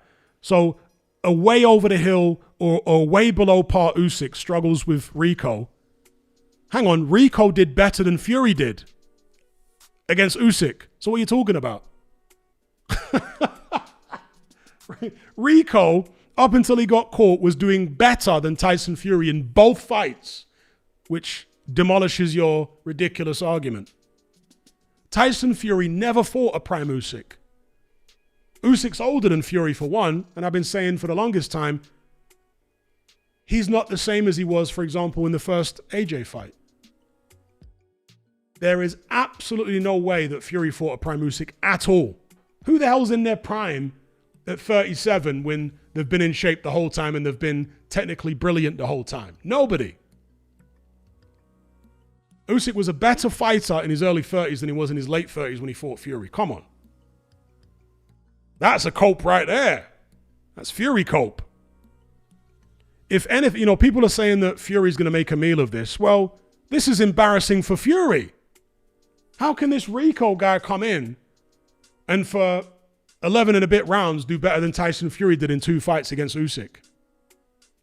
Fury, who's supposed to be this master boxer, he loses on points twice. Rico's in there winning most of the rounds. Boxing like Jim Carrey. It's embarrassing for Fury. It's embarrassing for Dubois. It's embarrassing for AJ. The idea that this proves Fury would have been, that's just, honestly, Fury fanboy nonsense. Shout out to D-Man for the super chat. He says, I hope Moses doesn't fall into the same cockiness trap. At the end of the day, these guys are all human beings, and it's hard not to. It's hard not to. When everyone's patting you on the back and telling you you're amazing, it's hard not to start resting on your laurels.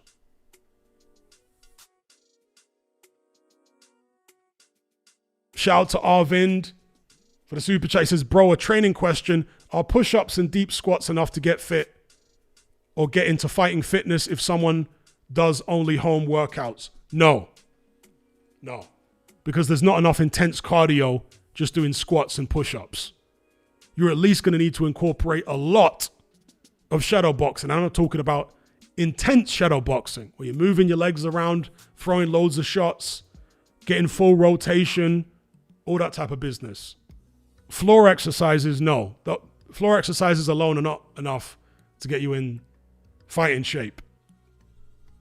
Ideally, you need to be hitting something as well, particularly a heavy bag. But if you don't have access to that, at the very least, you need to be doing a lot of shadow boxing.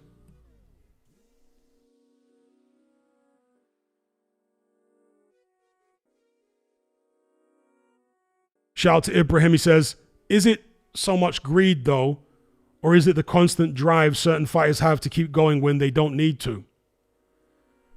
I mean, that's a good question. It's probably a bit of both. It's probably a bit of both. But if you look at the fights that Usyk was taking, I'd have to say it's more greed. Because on paper, the Rico fight wasn't any kind of challenge. That's a fight that he took out of pure greed. You know? So, at least for that one, it's a greed thing. It's not a competitive drive thing. In my opinion, anyway. If it was a competitive drive thing, he wouldn't have even entertained Rico. He would have gone straight into a Catterall fight.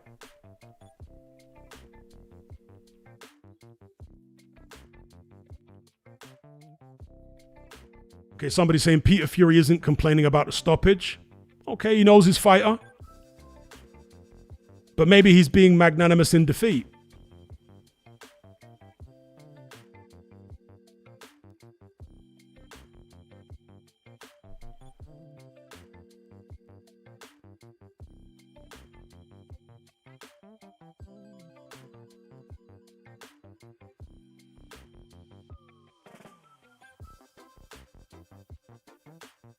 KSA Knowledge says, bro, your views on Mayweather getting taken to the cleaners by the you-know-whos.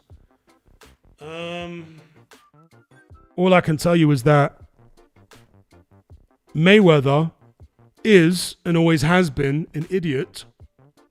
He only appeared to be smart because he was a sock puppet for Al Heyman. Once he no longer had Al Heyman as his advisor, it all went very downhill, didn't it? Because Mayweather, outside of a boxing ring, has always been an idiot. So that's my take on that. As far as the you-know-whos, well, he's been supporting the you-know-whos for years. He's been supporting them for years. If he's turned against them to try and sue him, they're going to deal with him. Shout out to Funny Jupiter. He says, what advice would you give to Usyk Hatman? Retire or risk trying to squeak out one more good performance? For me, it's time to retire now. He's at a crossroads at this point. Because it's a risk either way. If he retires now, he's going to get loads of mud thrown on his name, loads of dirt kicked on his name, retiring after that performance. And it might be years and years and years. I mean, he may never get people to forget about that mark on his legacy. So that's one side of the risk. The other side, the other risk would be to try and right the wrong, but have it backfire and lose to either Catterall or Rico in a rematch. So it's a risk either way. Personally, I think he needs to carry on now. Because those fights, to me, are still winnable. I think Catterall's still winnable. If he can motivate himself to close to what he was, let's say, in the second Fury fight, he can beat Catterall, in my opinion, still. And he can certainly beat Rico in a rematch if he comes in serious next time. It's possible he could lose in either of those fights, but for me, that's the risk that is more worth taking, because I think he does have the ability to right the wrong. But like I say, it's a lesson learned. If he manages to do it, it's a lesson learned. Not for him, but for everybody, for all fighters. It's a lesson learned not to carry on too long.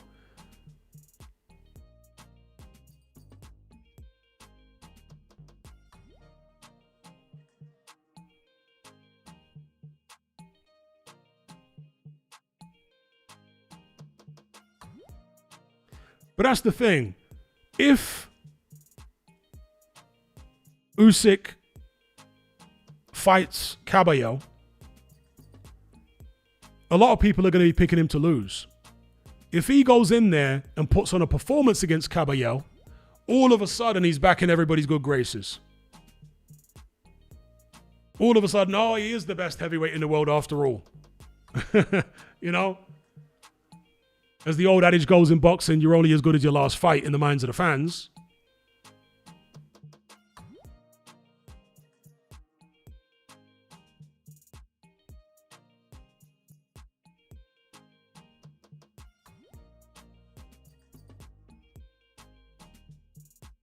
Yeah, exactly that, Kieran Malcolm. Lennox Lewis got a lot of stick for not rematching Vitaly Klitschko, and it took years for him to really get over that hump, for people to die down in their criticism about not taking the Klitschko rematch. Even now, there are still some people online that criticize him for it. But yeah, for the longest time after he retired, he was catching hell for not rematching Klitschko. And it'd be even more hell for Usyk if he retired now without rematching Rico or fighting Caballero, because of the fact that Rico has no business coming anywhere close to beating Oleksandr Usyk. Do you know what I mean? So this is a guy with one professional boxing match on his record. How the hell you're not going to rematch that guy? That's what people would say. Rico is no Vitaly Klitschko.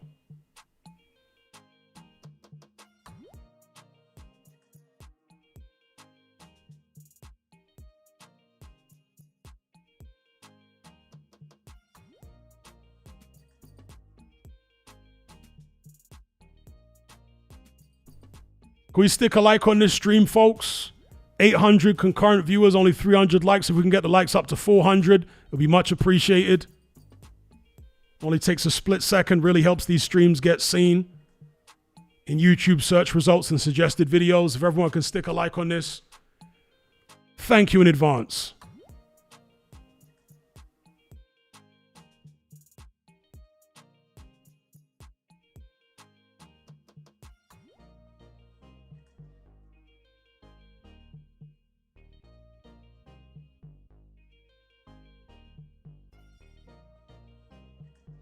DLM says Frank should put Itama in with Rico. Itama absolutely smokes him. That'd be some comical business if Itama fought Rico.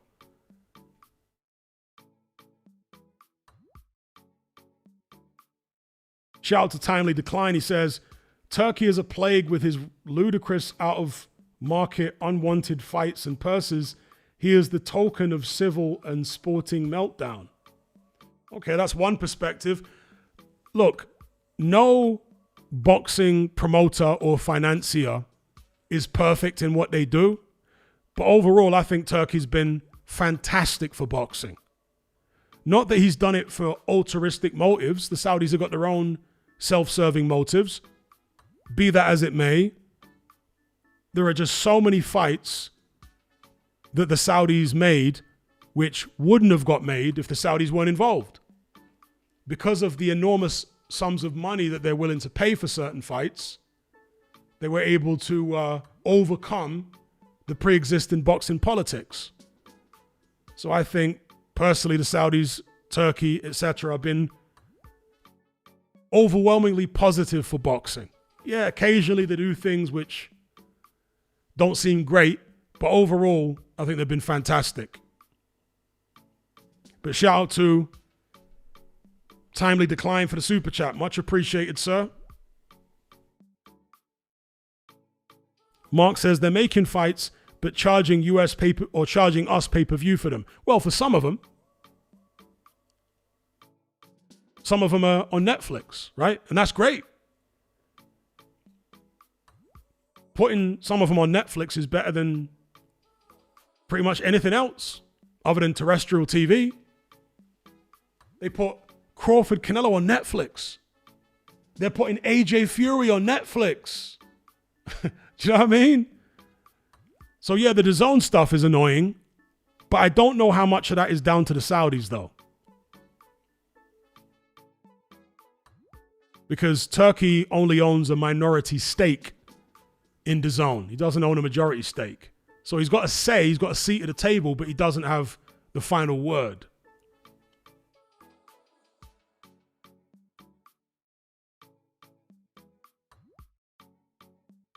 The stuff on Netflix is fantastic for boxing. I'm surprised, to be honest, that AJ Fury is on Netflix. I'm surprised that DAZN would let such a massive fight like that go, but I guess the amount that Netflix are willing to pay DAZN makes it worth their while. I agree with King Khan. I want all the fights on Netflix.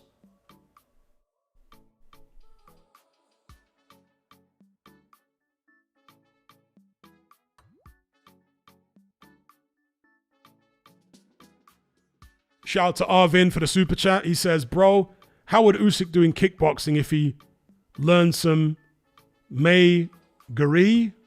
I'm not familiar with these terms, so excuse me. And Mawashi Gari roundhouse kicks. I've got no idea. I wish I could give you a satisfactory answer, but I know next to nothing about kickboxing. So unfortunately, I can't really say much about that. All I can say is that Usyk does have somewhat of a wrestling background, as I understand it, as a lot of the old Eastern Bloc guys do. Some of them have got kickboxing backgrounds as well. I know Vitaly Klitschko started out kickboxing. Alexander Povetkin started out kickboxing.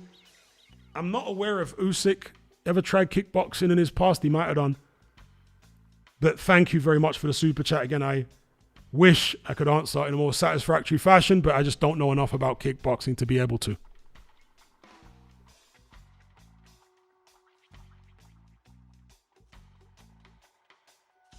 Thoughts on Hamza Shiraz's performance?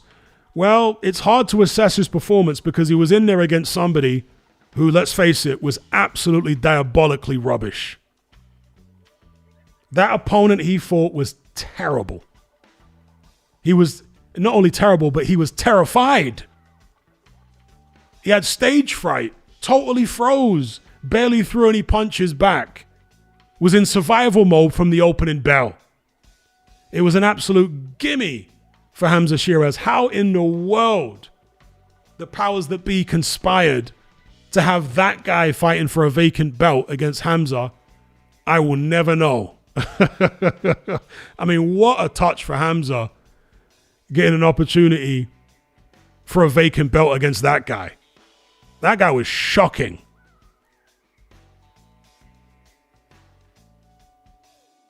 KSA says, to be fair, even Hamza admitted that himself. Wait, he would have to. That guy was terrible. In the words of Conor McGregor, who the is that guy? Yeah, who the hell is that guy? Talk about obscure. Guy was awful.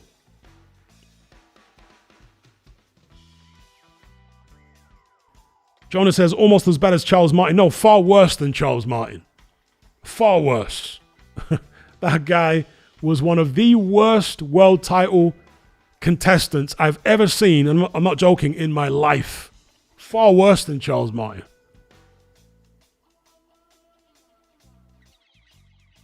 Shout out to Funny Jupiter. He says, fair points. If Usyk has one more good performance in the tank, then rolling the dice of fortune one last time against Caballel may be worth the risk. Shout out to Funny Jupiter. Much appreciated on the super chat. Last Son Superman says, did he throw a punch? Somebody said when I was doing the live commentary for it that he threw a total of 17 punches in the fight. Even that seems high to me because I don't recall 17 punches. But he was a diabolical world title contestant. Terrible, terrible, terrible.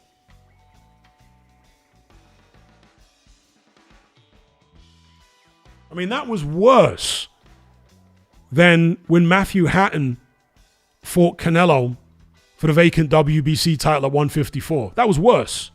Matthew Hatton had never fought at 154 before, and he wasn't even a top fighter at 147, which was his division, but he still put up a much better performance than that guy that Hamza fought. Yo.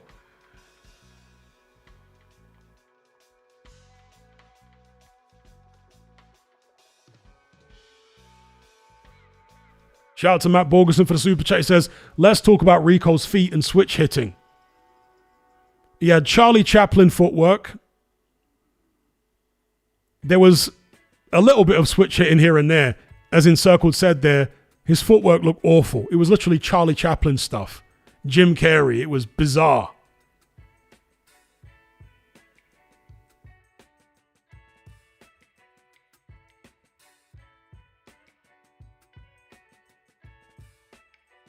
Even though I'm an action star, sometimes I'm an act bizarre.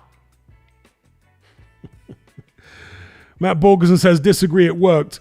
Well, yeah, it worked because Usyk was so under par. But I'm telling you, if you put Rico in against a heavyweight that actually turns up in shape and fully motivated, you'll come to realize how terrible the footwork actually is.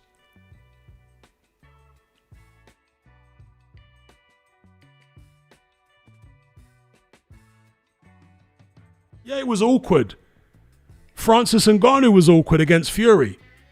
But I told you all along that he had enormous holes in his game, which AJ would easily exploit. And that's exactly what happened. Okay, when AJ fought him, I said, that's not even a fight. That's comfortable for AJ. Fury just didn't turn up in any kind of condition. Any top heavyweight would have punched holes through Ngannou. He just caught Usyk on, he just caught Fury on the right night. And that's the same thing with Rico. He just caught Usyk on the right night. Usyk had his Fury Ngannou moment. Rico's style is full of an unbelievable amount of holes.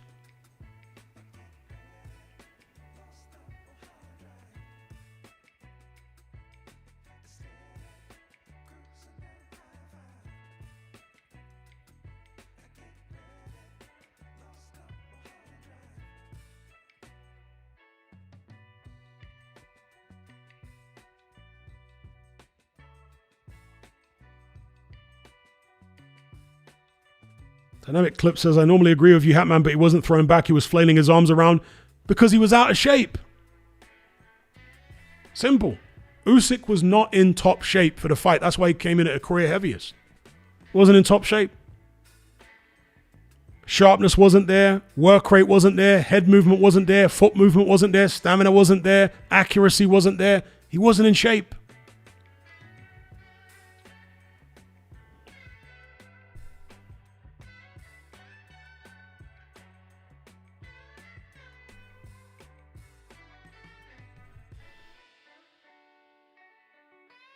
Shout out to Arvin for the super chat. He says, bro, feet switching. I've seen it before too. It's called Thai, Sabaki, and karate. Don't know if kickboxing has it too.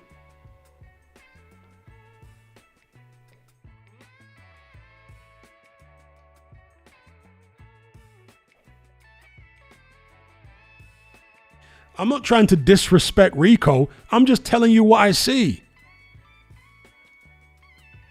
Again, look at what I said after the Ngannou fight with Fury. I said the same thing. People will say, oh my God, Ngannou's one of the best heavyweights in the world. Now look at what he did to Fury. I said, no, he looked rubbish.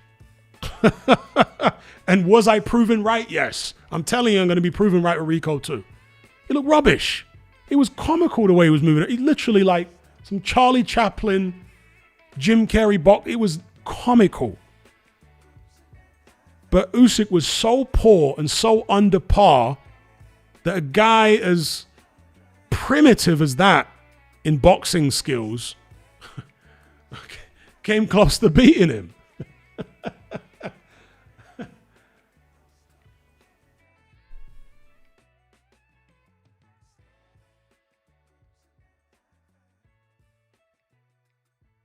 Shout out to D-Man. He says, boxing was so close to getting embarrassed.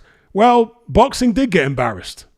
It would have been the ultimate embarrassment if Rico had got the result, the official result. But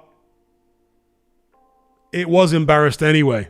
It was embarrassed because of that controversial stoppage. It was embarrassed because Rico was clearly, never mind what the judges said, but clearly beating Usyk soundly.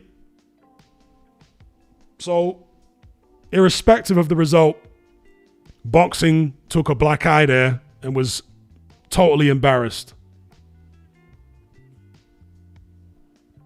I'm telling you now, top heavyweights from all over the world are going to be clamoring over each other to get to Rico. I'm telling you now, loads of them are going to start calling Rico out. You watch, because they can see what I can see.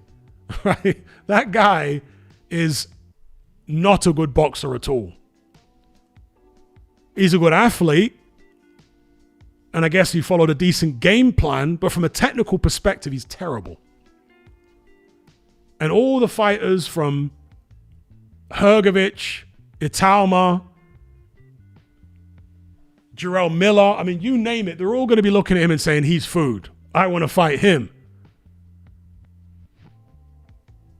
They're probably not going to get the fight. It'll be, if Usyk gets past Caballero, if that fight happens, it'll be the Rico rematch in Holland. But there'll be loads of heavyweights throwing their name in the hat to fight Rico. I'm telling you now. They're going to see exactly what I can see. And they'll be like, oh my God, I'll make mincemeat of this guy. He makes so many mistakes.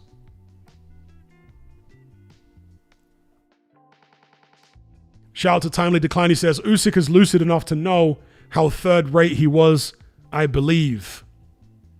Oh, without a shadow of a doubt, Usyk will know that was a diabolically bad performance. There you go. Vin Beefle says, Adelaide already called Rico out. I'm telling you, folks, all these heavyweights are going to look at Rico like food after that performance. They're going to know exactly what I believe I know, which is that it wasn't a case of Rico being really good. It was Usyk being terribly bad on the night. Out of shape, unmotivated, etc. Matt Borgerson, big up for the super chat. He says, Turkey was literally whispering in the ref's ear in round 10. I'll have to go back and have a look at that.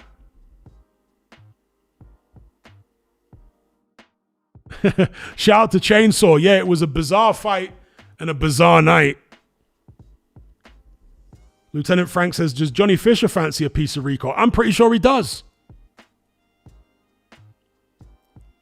I wouldn't pick Johnny Fisher to beat Rico, by the way. I pick Rico over Fisher. But Johnny will fancy it because he'll look at how novice-y and amateurish Rico's boxing style is, and he'll think, well, I'm a bit more polished than that in terms of technique. Shout out to D-Man for the super chat. He says, do you think Rico is susceptible to the uppercut with the hunchback? Yes, he is. And that's ultimately what dropped him in that 11th round was the uppercut. Well, that's the thing that started all the problems.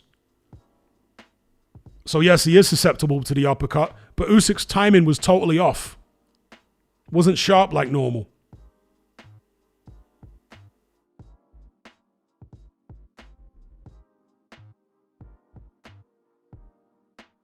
Shout out to TBG. He says, Usyk is one of my GOATs, but he's going to rectify the perception of his legacy amongst casuals, beat Caballero, and then end your career with a Rico rematch.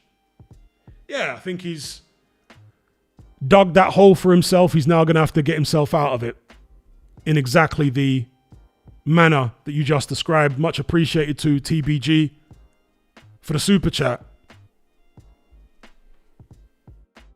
Oh, excuse me, D-Man says I missed his super chat. Let me get that. Oh, I actually just read that, D-Man. Maybe your stream is behind. I did mention the uppercut. Yes, he's susceptible to the uppercut. That's what caused the end of the fight, basically. Usyk finally landed with a sweet uppercut, hurt him. And, well, you could say managed to get him out of there, but a very controversial stoppage in the minds of many.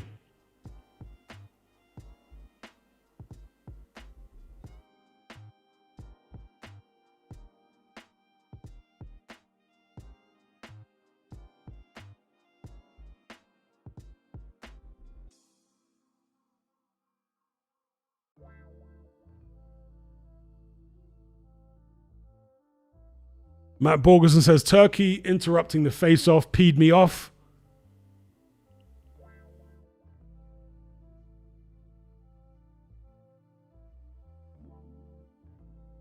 Okay, Marek still doesn't understand yet. Yes, it was effective against Usyk in the fight. We all saw that. But Usyk wasn't in shape. That's the point I'm making. Usyk wasn't anywhere close to his best. That is why it was effective against him. Because it was a way below par version of Usyk. Career heaviest. The stamina wasn't there. The work rate wasn't there. His reflexes weren't as good as normal. He wasn't moving his feet. He wasn't moving his upper body like normal. His timing was off. It's as if people are ignoring the fact that Usyk was not at his best. And they're saying, no, it's all down to how good Rico, how effective Rico was. Rubbish. It's not a coincidence that Usyk comes in at his career heaviest and then that performance happens. It's not a coincidence. And I said before the fight on many occasions, don't be surprised if we see some signs of decline from Usyk in this fight because of the age. And also, I expected that he wouldn't be as motivated for... How could you possibly be as motivated for this as you would be for a Fury or an AJ or a Dubois? You couldn't be. He's a human being. You can't... You know, Usyk is a maniacal trainer. When he goes into the gym, he trains like some kind of possessed individual. He trains to the point where it's agonizing getting up every day to put himself through that torturous training. That's the way the guy trains. But in order to train like that at 39, you're going to need somebody in front of you who appears to be a serious challenge. Yeah? To put yourself through that kind of torturous training. But he didn't have that. So how in the world is he going to be as motivated against the Rico as he would be against... He's not going to be. And I said this before the fight. It's not me being clever after the fact. I said it before the fight. That's what you seem to be totally missing. That was not Usyk at his best. Do you really think that was Usyk at his best?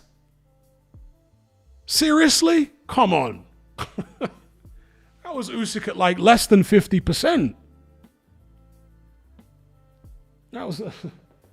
yeah, Usyk at less than 50%. He was kind of embarrassed by Rico, who was shuffling around and...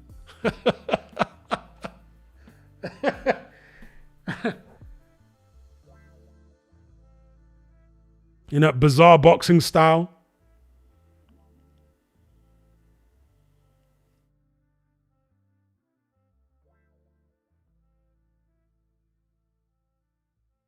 Merrick says, no, that's true. Usyk didn't seem good himself. He was terrible.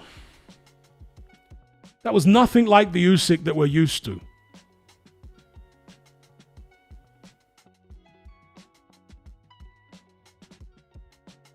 Chainsaw says, why do you reckon Usyk was not as sharp as usual? Well, it doesn't matter what Usyk says about discipline. The scales told the story. Man came in at 233. So he can say all he wants about, it's about my discipline. Bro, he's a human being, you know? He has emotions. He has a mind which is going to determine, the way he feels about a particular fight is going to determine how intensely he can train. Shout out to Funny Jupiter. He retracted the message there, but thank you for the super chat.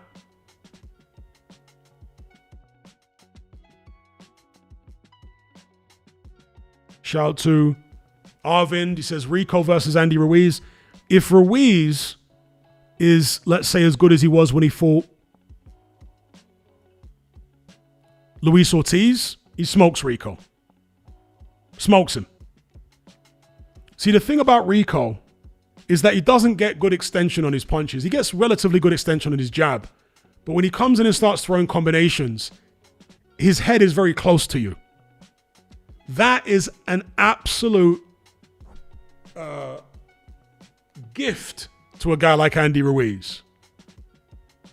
If you're going to beat Ruiz, your head needs to be far away from him when you're punching.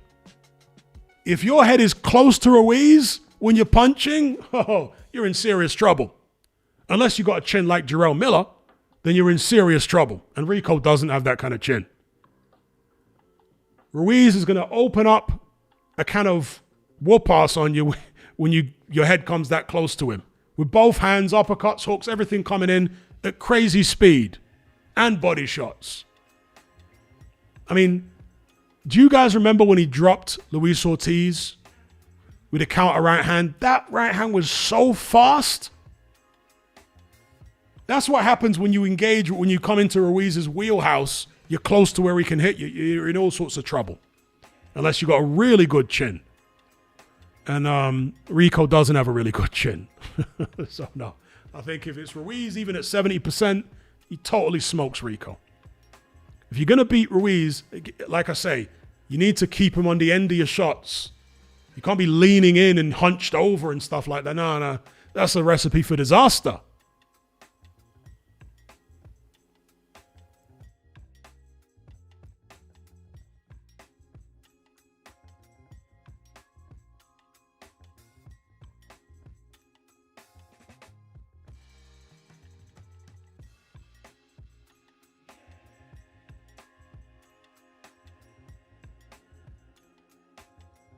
No, I don't think this necessarily means that Fury would have done better against Usyk if he had Peter Fury in his corner. No, I don't think so.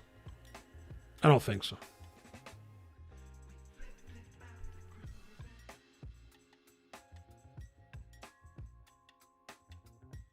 Shout out to Pro Cala for the super chat. It says, you think Usyk will have that fire in a Rico rematch? Yes, we'll definitely have more fire. More fire. We'll definitely have more fire in the Rico rematch, yes, for sure. Because he's embarrassed now. The embarrassment of what happened tonight will give Usyk a lot of motivation.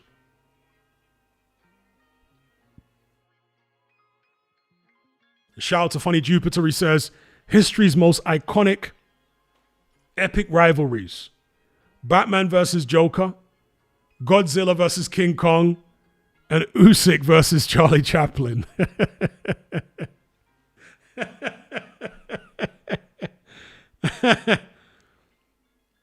Luke says the same fate awaits Lomachenko.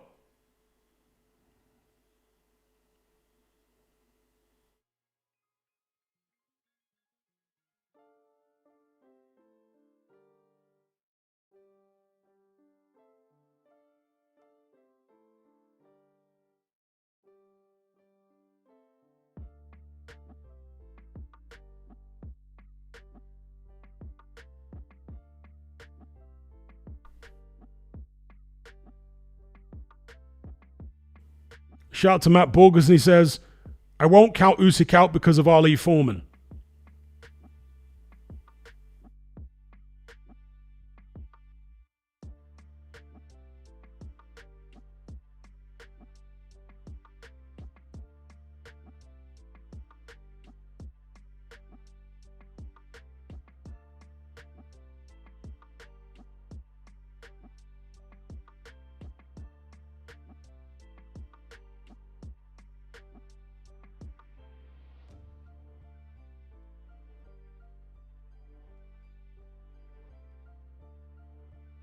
Do I think Usyk has it in him to physically act upon the added fire in the rematch? Sufficiently to beat Rico? Yes, I do.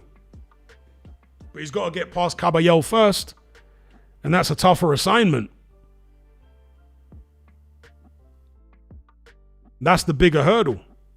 Not just getting past Caballero, but the training camp. Because these training camps are brutal. They're brutal for a young man. Imagine how brutal they are for a 39-year-old man.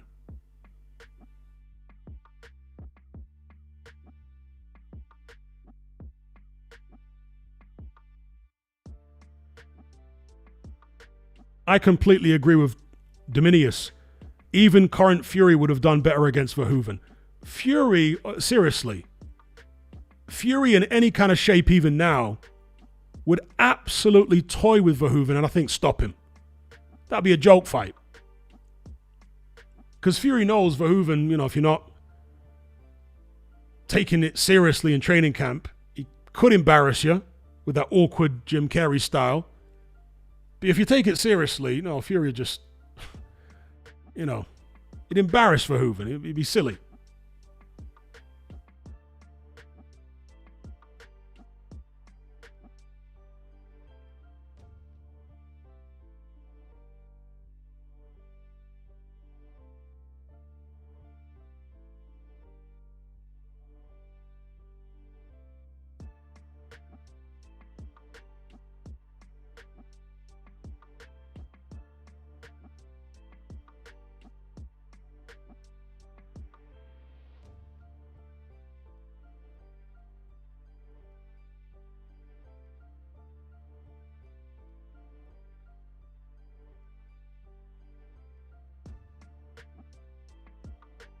All right, peeps. I'm going to shut this one down. Been streaming for over 5 hours. Damn, one of the longest streams I've done ever. I don't think it's the longest. I think I actually streamed for 7 hours before.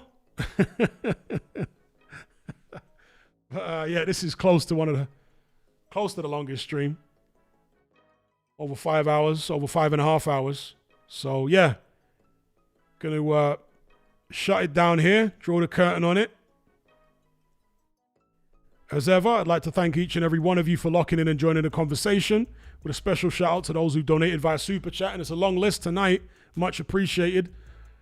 Matt Borgerson, Supersized Fries, GMS Nightmare, Luca, Nathan. Who else we got here? Andrew Morris, FIFA Jr., Copezilla, Kira Malcolm, The Box,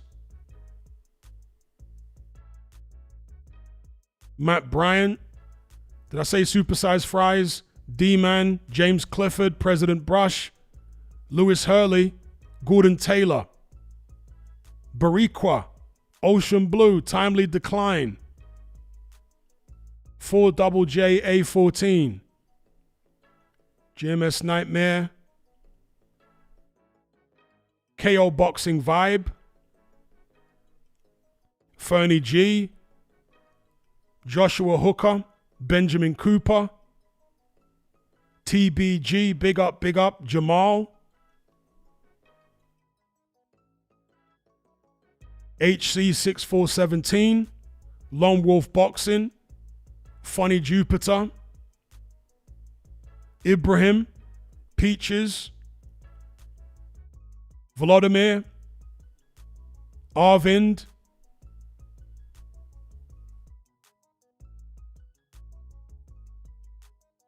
was there anyone else there? Just scrolling through. We got Matt Borgerson again, TBG, Pro Cala, big up Pro Cala. All right?